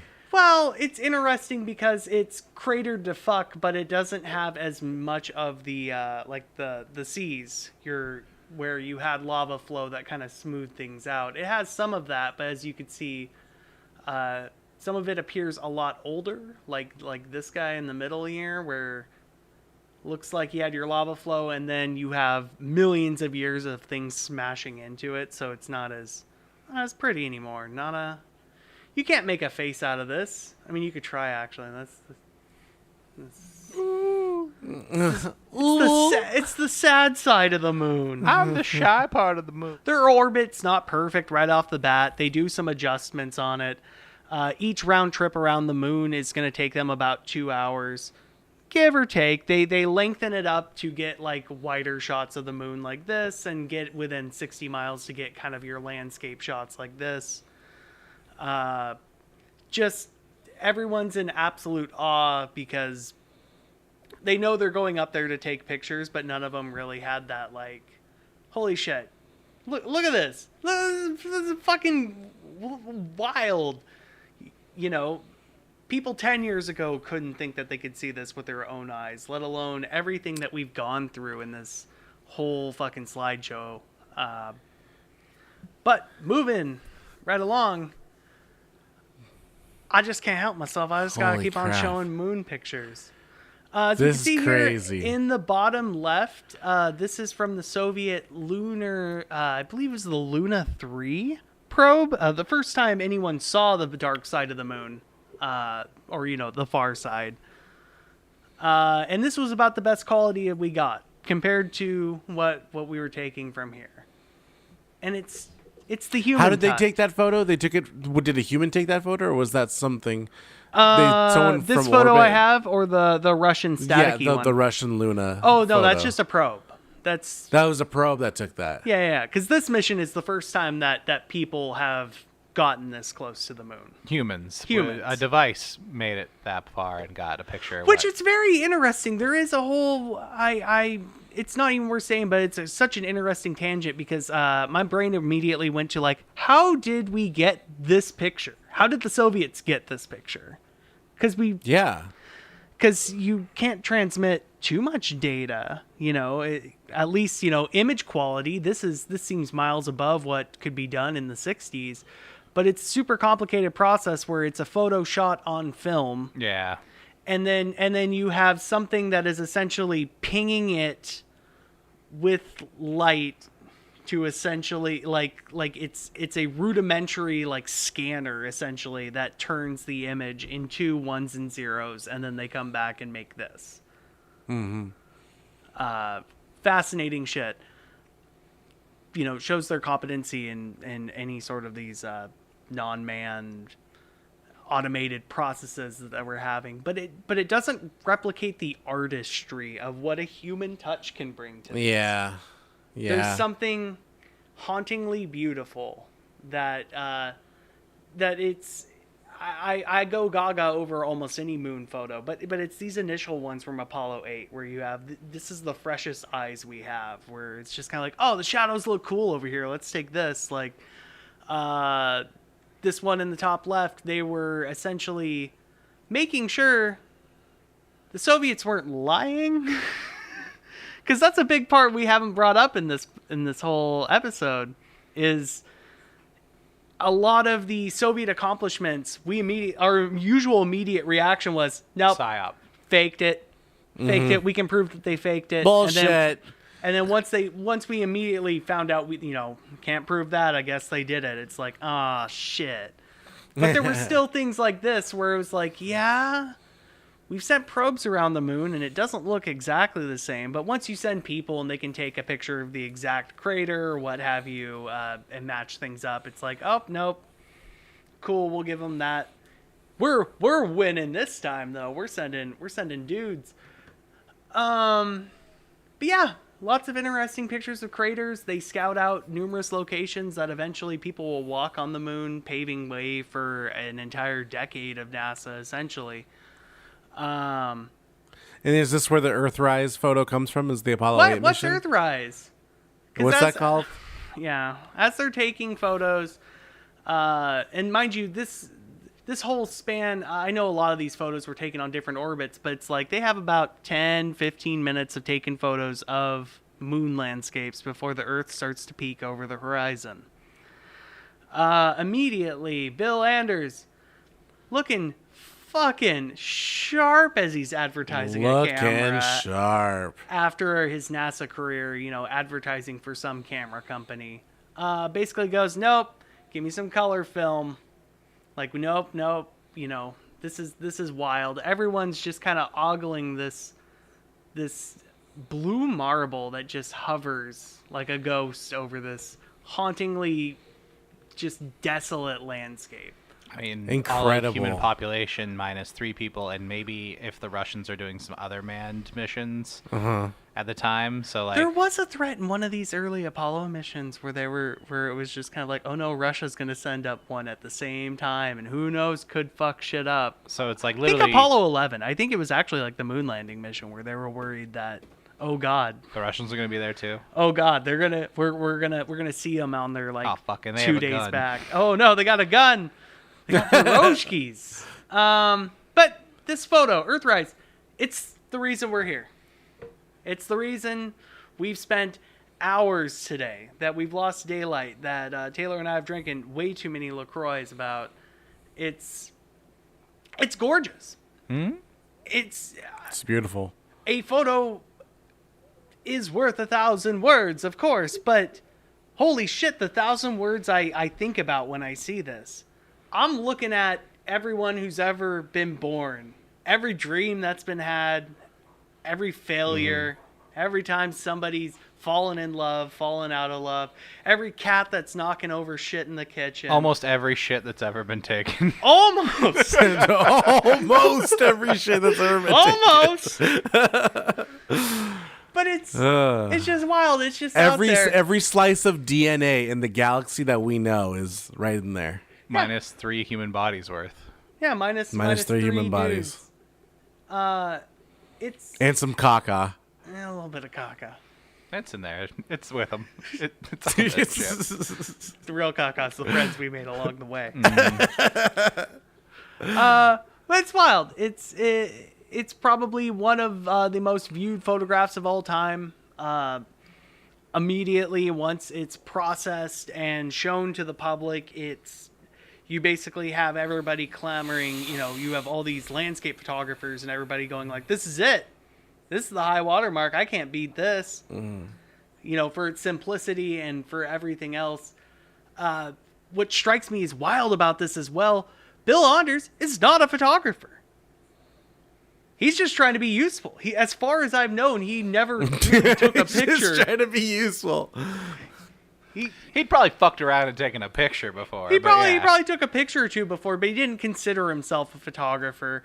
I can't find any. I would assume with the amount of interviews that this guy's gone through, somebody would be like, "Oh wow, did you do like photography in like school or college or Like a something? pastime? Like anything? Do you have anything?" And he's like, "No, didn't do any of that shit." And as far as I know, he didn't do much after either.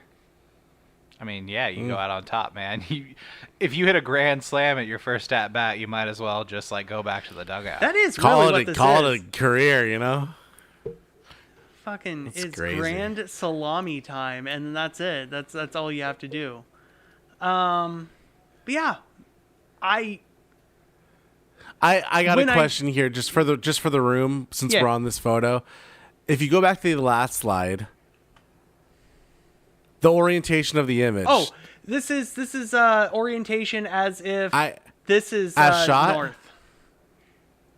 So okay, but then the So one there- we're all familiar with is on the next slide, where it is. It was just treated as a little bit more digestible if you have a normal, what we would you imagine rotate. as a landscape with the moon right, Mm-hmm. any as the Earth rises above, like any sort of shot of the moon. But it was from Earth. shot in portrait, yet we call it a landscape. How does the room feel about this?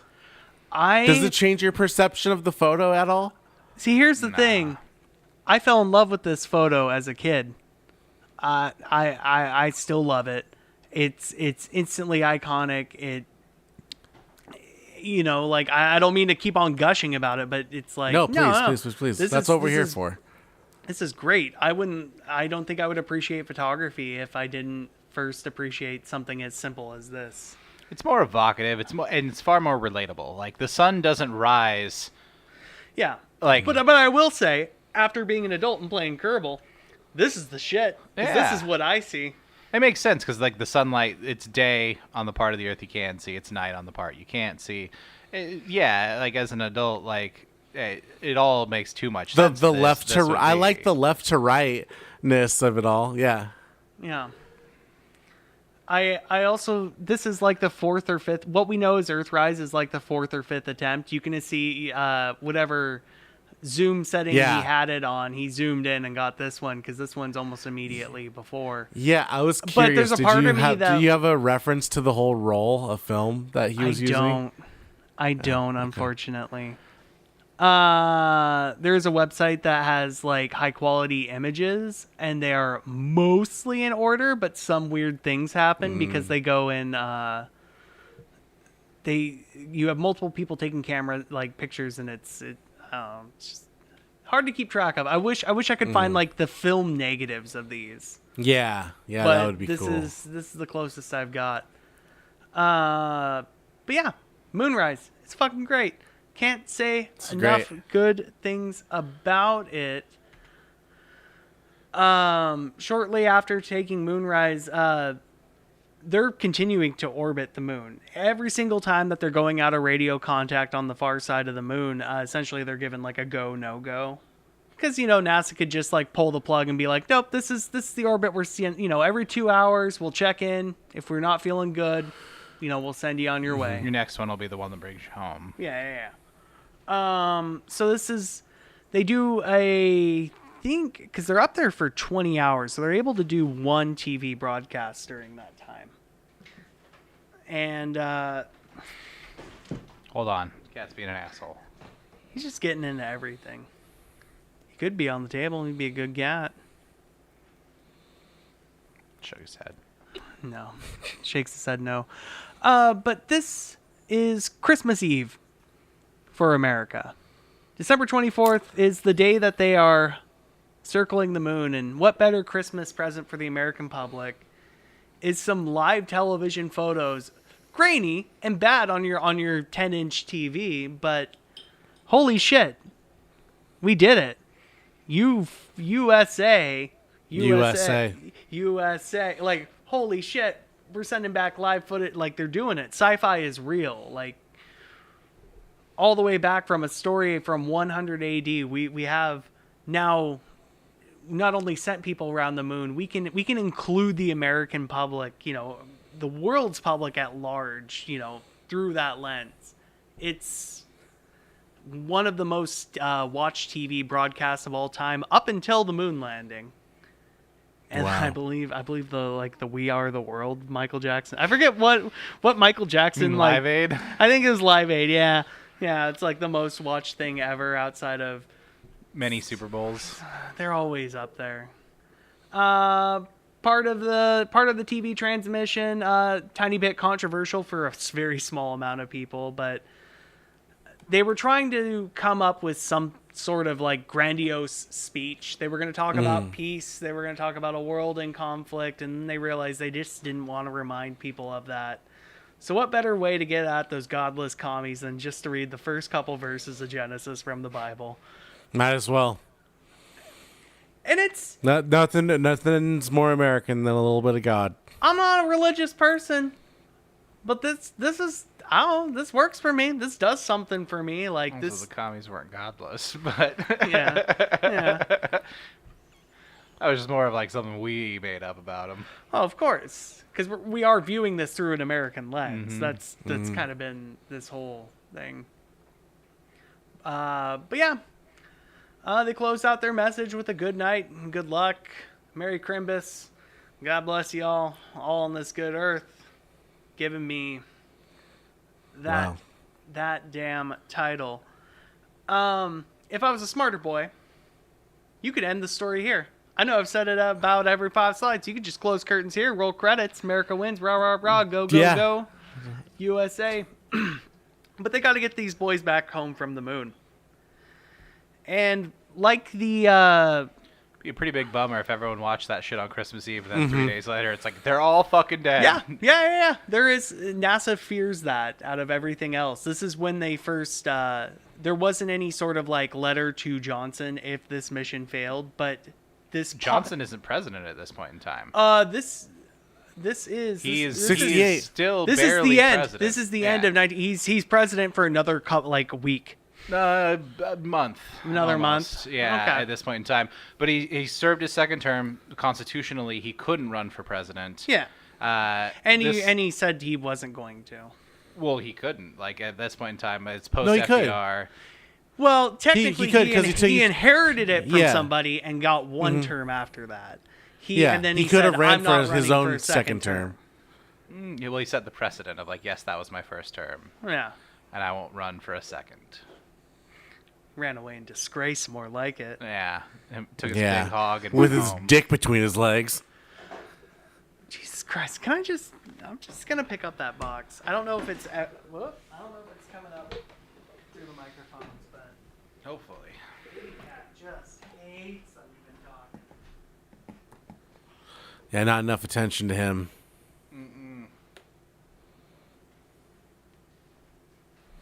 Y'all talking about the moon a little too much. I could use some attention. You're only talking enough about cats.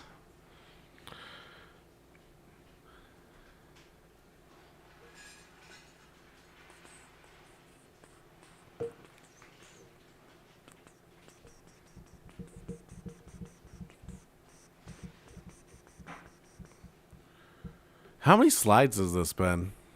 I don't know. Ryan said it was clocking it at about 6 million. About 6 million slides, Ryan? Oh, yeah, headphones not on. Yeah. How many slides do you think you got in here? How many slides? Okay, we're at 52 slides in. We're at 50. That's 52 slides. That's incredible. This one has probably been more than all 4 of my presentations combined. We're at 52 slides. In terms of slides. And we have another 48 to go, boyos. Let's Hope you go, strapped let's go. in. Hope you brought an ounce of fucking wheat. No. This is 60 episodes. Or 60 slides. Yeah. Cool. But yeah. Make it 600. I don't give a fuck. Well, my next goal is to make one in 3. Gonna try. Interesting. because I don't think I could do more than this. This seemed a little bit much for research and everything else, but even just talking through it, I'm already like, nope. Can't do too many of these. How you have all this knowledge in your head? Insane. I know you got My some notes. My notes stopped at the beginning of Apollo 8. Yeah. See? See, I know this. It's everything else, making sure I have dates right and names right, and even then, I can't remember Ed Harris. That's fine. I forgive you on that one. It's okay. He was in Pain and Gain and National Treasure. So. But yeah. So on the final orbit of the moon, essentially, Apollo 8 crew is given the go for, hey, it's going to be another like 3.5-4 minute burn. You know, we'll hear from you when you come back out on the right side. And mind you, everyone's like, they've called all their human computers. Because if anything's off in this, someone's getting shot in the face. Well, a bunch of people are going to have to do a bunch of calculations of like, where is this spaceship going to end up so we can bring it back to Earth and bring our boys home. Because, oh fuck, we can't fail now. Like if we lose the first people that made it to this, you know, like we're fucked. That's a We already big did L. Christmas. Like we already gave him Christmas Eve. Yeah. Yeah. So the engines fire. 4.5 minutes go by, and 4.5 minutes. Ooh. Around 4. The allotted time of the engines burn, and everyone's still waiting with bated breath, you know, waiting to see where the spaceship where the craft will come out from behind the moon. Because you're talking. So we just went through the 4 minutes while they're on the ship. Now we're going back to Houston. We're going back to Houston as like a clock, like another like 5-minute clock starts ticking down, and it's like, Gotcha. well. Gotcha. If they appear at this spot in 5 minutes and 11 seconds or whatever, we'll know they're on perfect track, and we're not expecting that at all. But that's what happens. At the Damn it, they did it. It's down to like the 100th of a second is when they were supposed to pop out, and they pop out. Their first transmission back, it's a Jim Lovell saying like, "Hey, you can tell everybody back at Houston like there is a Santa Claus." Everyone cheers because it's Crimbus. Wow. And our boys are making their way back home. Walking fast. Talking fast. They're making their way back home? I don't know the Making their way back downtown. They're making their way downtown. Who cares? Oh, man. A little Vanessa Carlton reference for Jesus the Christ. listening Which audience could to have know. been. Oh, have you guys heard the rumors that song may have been written about Dennis from It's Always Sunny in Philadelphia? Yep. What? Yeah. She was attending Juilliard at the time, and it was written about like her crush at Juilliard. So there is a possibility. I think It's it could a also, possibility. I want to say I think Anthony Mackie was also, because like a bunch of people just like looked up like Right. who was going to Juilliard at the same time Vanessa Carlton This is was. like the people that look up the Ice Cube song to find out whatever the good day was. Yeah. And so like I know Glenn Howerton was one of her classmates, and then like there's a couple other actors, and I think Anthony Mackie might be one of them. I could be wrong about that though. This world gets smaller every day. Yep. But yeah, everything's going great. It's a 2-day trip back home. They aren't necessarily just going to let these guys on this thing, you know, just kind of, you know, another TV broadcast here. Let's orient the ship this way, orient it that way. And in the 11th hour, one of these orientations causes almost everything in the entire capsule to shut off. And then reboot. The only problem is the computer has gone through so much of its like programs that rebooting it at that stage rebooted it back to like, oh, we're ready to launch now. Here we are back Here we in are, Florida. but we have an error. There's no rest of the rocket to go. Yeah, like we're in Florida. We're oriented up. Like everything's golden. So they because they only have to do like 1 to 2 minimal little adjustment burns along the way, just to make sure that you're gliding in on track. And in Feather order it. to Feather the do- pedal a little bit just to make sure you're right in that sweet spot. Yeah. And as they're running through the computer programs to get it back to where they're, to get the PDF back onto page 35 that they needed, essentially, they whip out the sextant again and go like, nope, we're supposed to, the program was aiming it at this star constellation, yada, yada. Well, let's try it manually because we're in... All right, buddy. Even if we don't do this burn, we aren't dead, like we aren't crashing into the Earth. We're pretty much on track for a good landing anyway. So Jim Lovell, Frank Borman, and good old Bill Anders play around with a piece of naval technology that time's 300, 400 years old. Wow. The classics really never go out of style. I'm trying to remember when a sextant's first around. I think it's around here. Back when boats and water were a 1500s. big mode of transportation, Yeah, I it could believe. even be earlier than that. Jesus fucking Christ. But they're using this ancient technology to orient a spaceship to at least have some semblance of this. It's your most manual control moment of the entire thing. Yeah, they walk up to the panel. They put up, down, left, right. Oh my A, God, B, they A, got B, it. They got an start, extra select. man. They got an extra man. I'm trying to remember quotes from fucking old GTA shit that just burnt into my head. Nobody on this craft knows. Jim Lovell most likely. Jim Lovell doesn't really know that he will be doing this again in about a year and a half. He's going back into the Dookie bucket. He's going back. Yeah, he The doesn't. Dookie capsule calls him. He doesn't know he's going back into the Dookie capsule, and he's gonna have to use a sextant to orient a ship, or else he dies. Because that's. They got to bring that Dookie home, man. You can't lose Yeah. it. Got to bring it back to Earth. Not to spoil too much, but we are pretty much at the end here. Capsule goes through the atmosphere. Everything's perfect. Picture perfect landing. Picture perfect parachutes. Nothing fucks up. No doors blow off. No sinking capsule. Everything is just, again. All monkeys recovered successfully. All monkeys recovered. Everyone got a banana. Nice. It's great. Our These boys.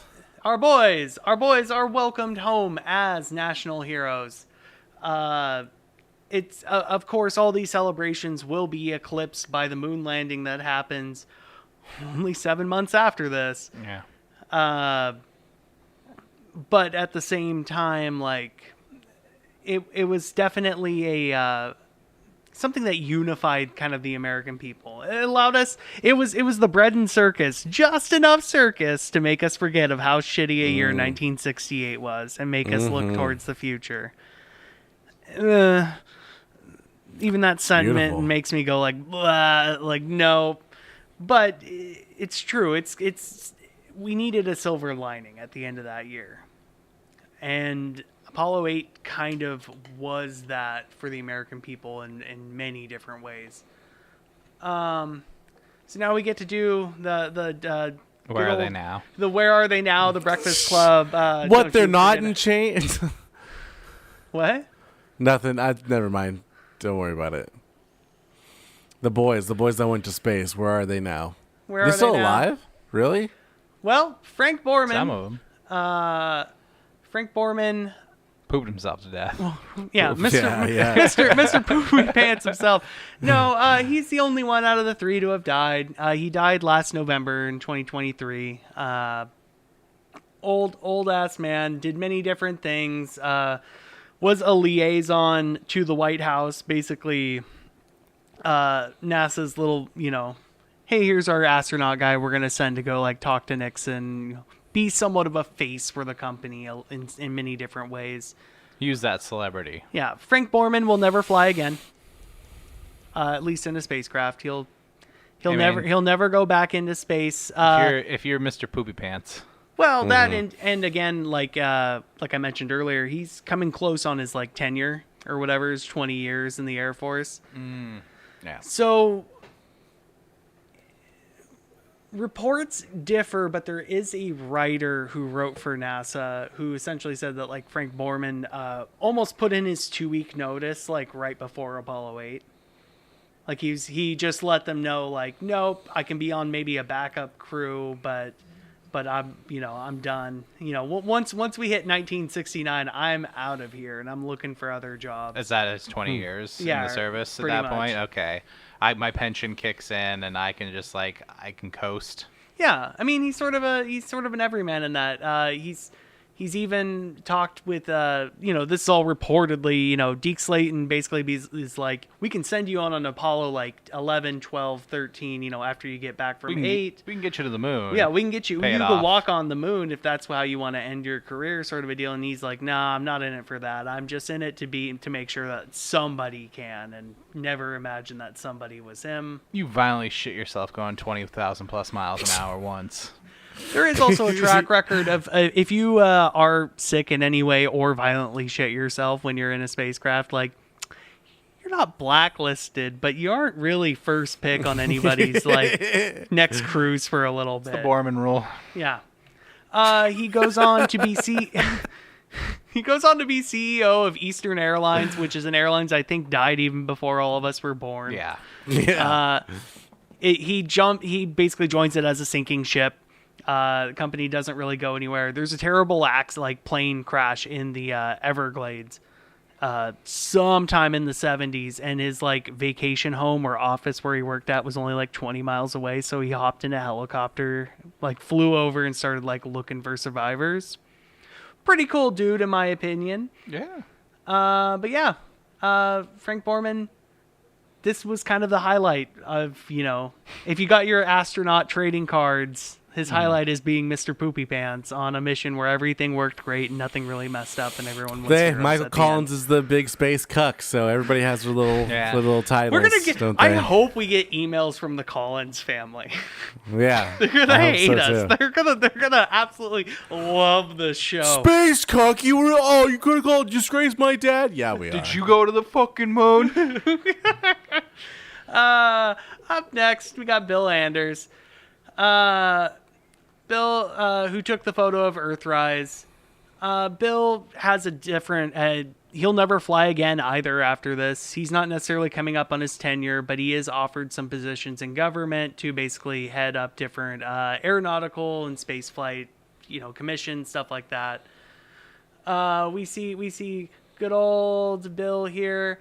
Watching something very important, which we will get to in a different episode, with a good old glad you dead Kissinger and a tricky dick Rest in piss, both of you. and America's favorite cuck, Michael Collins. Yeah. What to be a fly the on chair- the wall in that room. The chair he's in is now the cuck chair. Anyone he touches. In hotel rooms, do you think they're all labeled the Michael Collins Memorial? Is he dead? Is he dead? Yeah. Is it the Michael Collins Memorial Is Michael cuck Collins chair? dead? I'm pretty sure he died. Not sooner, more recently than you'd think, but I'm pretty sure he's dead. Yesterday, I you think killed him? Buzz is the only. Yeah, I did it with my own bare hands. Michael Collins, 19. Not to be 20 confused with the Irish activist Michael Collins. Okay, yeah, that's exactly what I'm looking at. 2021, April 28th, 2021. I He still was love born you. in Rome. Yeah, dog. He's quite a wild guy, that Michael Collins. Maybe we'll tell his story at some point. Yeah, maybe. Or we'll just Maybe we'll piece it get to together. Michael. Or, like Michael himself, he'll just be in the background of every single NASA story we tell. But Watching. just forever watching, just ready to shout bazinga. But Bill Anders gets some notoriety, of course, for the Earthrise photo. Does some government jobs. He's ambassador to Norway for a hot minute because wow.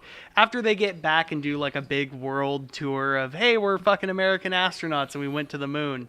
His wife liked Norway. So he did Nice. that for a hot minute. Ambassadorships are always a cushy job for people. He only did it for 2 years, which makes me, I was like, oh man, I wish he would have liked it.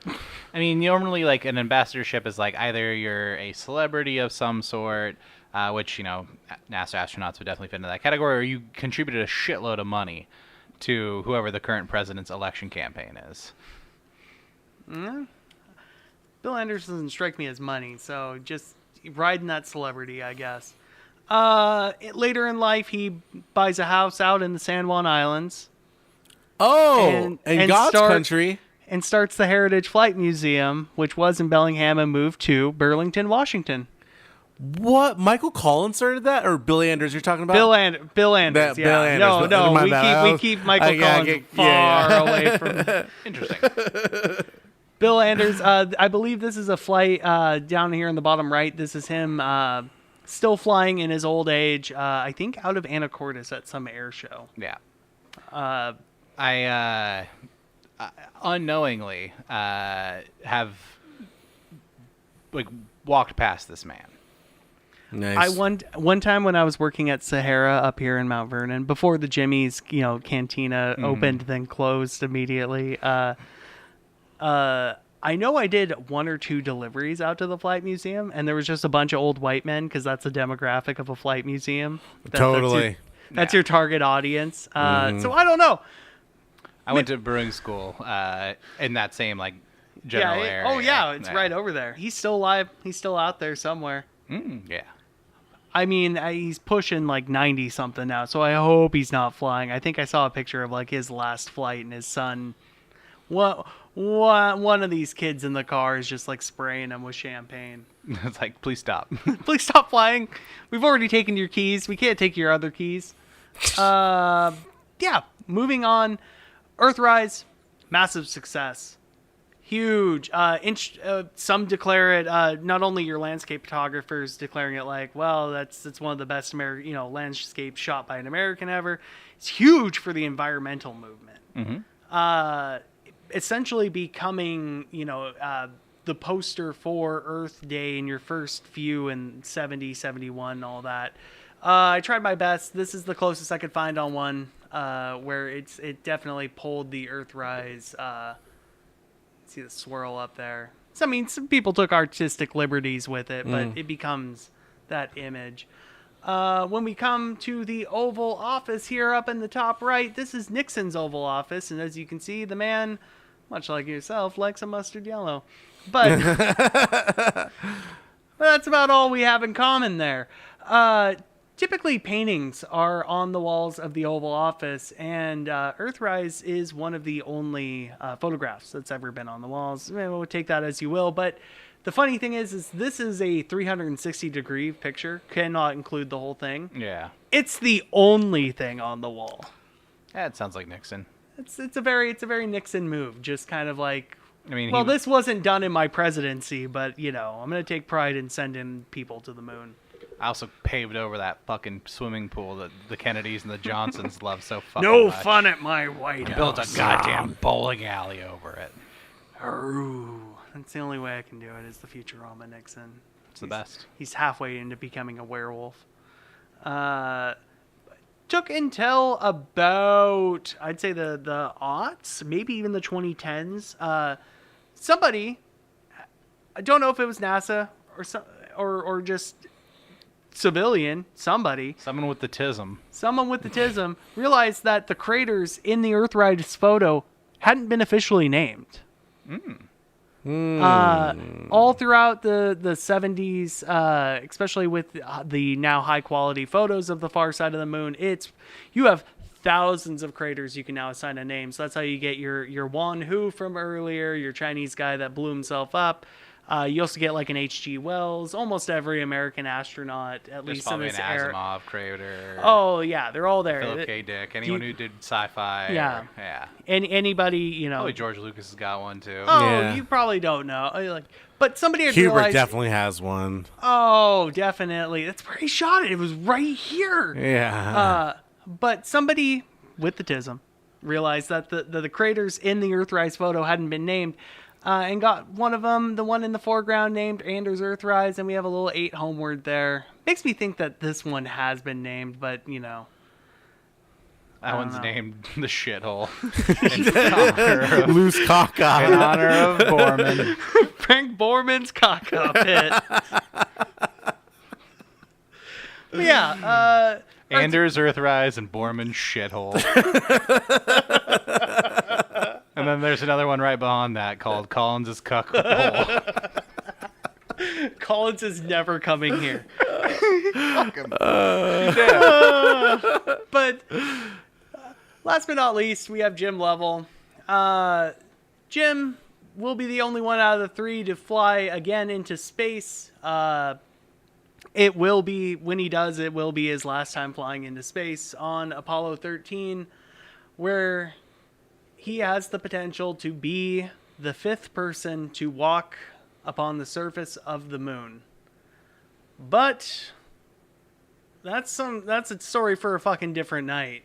Yeah. And I can't wait. I got a handful of these, and none of them are going to be this long, but oh boy, did I give myself a lot of springboards here to jump off. If you guys are still you had to lay down interested the in- foundation. You had to lay a lot of foundation down on You gotta- space, on rockets. Get it all out of the Talk way. about the Toyotas and all their manufacturing philosophies to get into their cars. It's a long road. It's 250,000 miles to get to where I was getting into. And wow, slideshow. that's.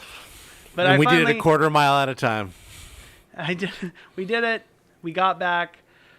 I don't have much of an aftermath for this. We're living in the aftermath. We're attempting to send humans to do the exact same thing Apollo 8 did before we even attempt to throw some fucking SpaceX piece of shit down to the surface of the moon. And we wait with bated breath.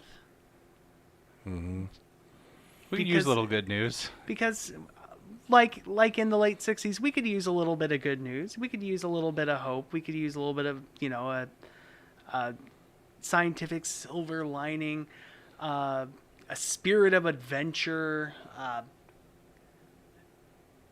and I don't know, and it'll never get old for me. It's the culmination of countless people's dreams and wishes and desires and intellect and wanting to succeed and kill a bunch of Mongols, and maybe, just maybe you'll get to touch the moon. Oh, it's wonderful. I got Very no ending for wonderful. this. That Thank was you. really Thank good. you, boyos. Great job, Thank man. you. Thank you. Bravo.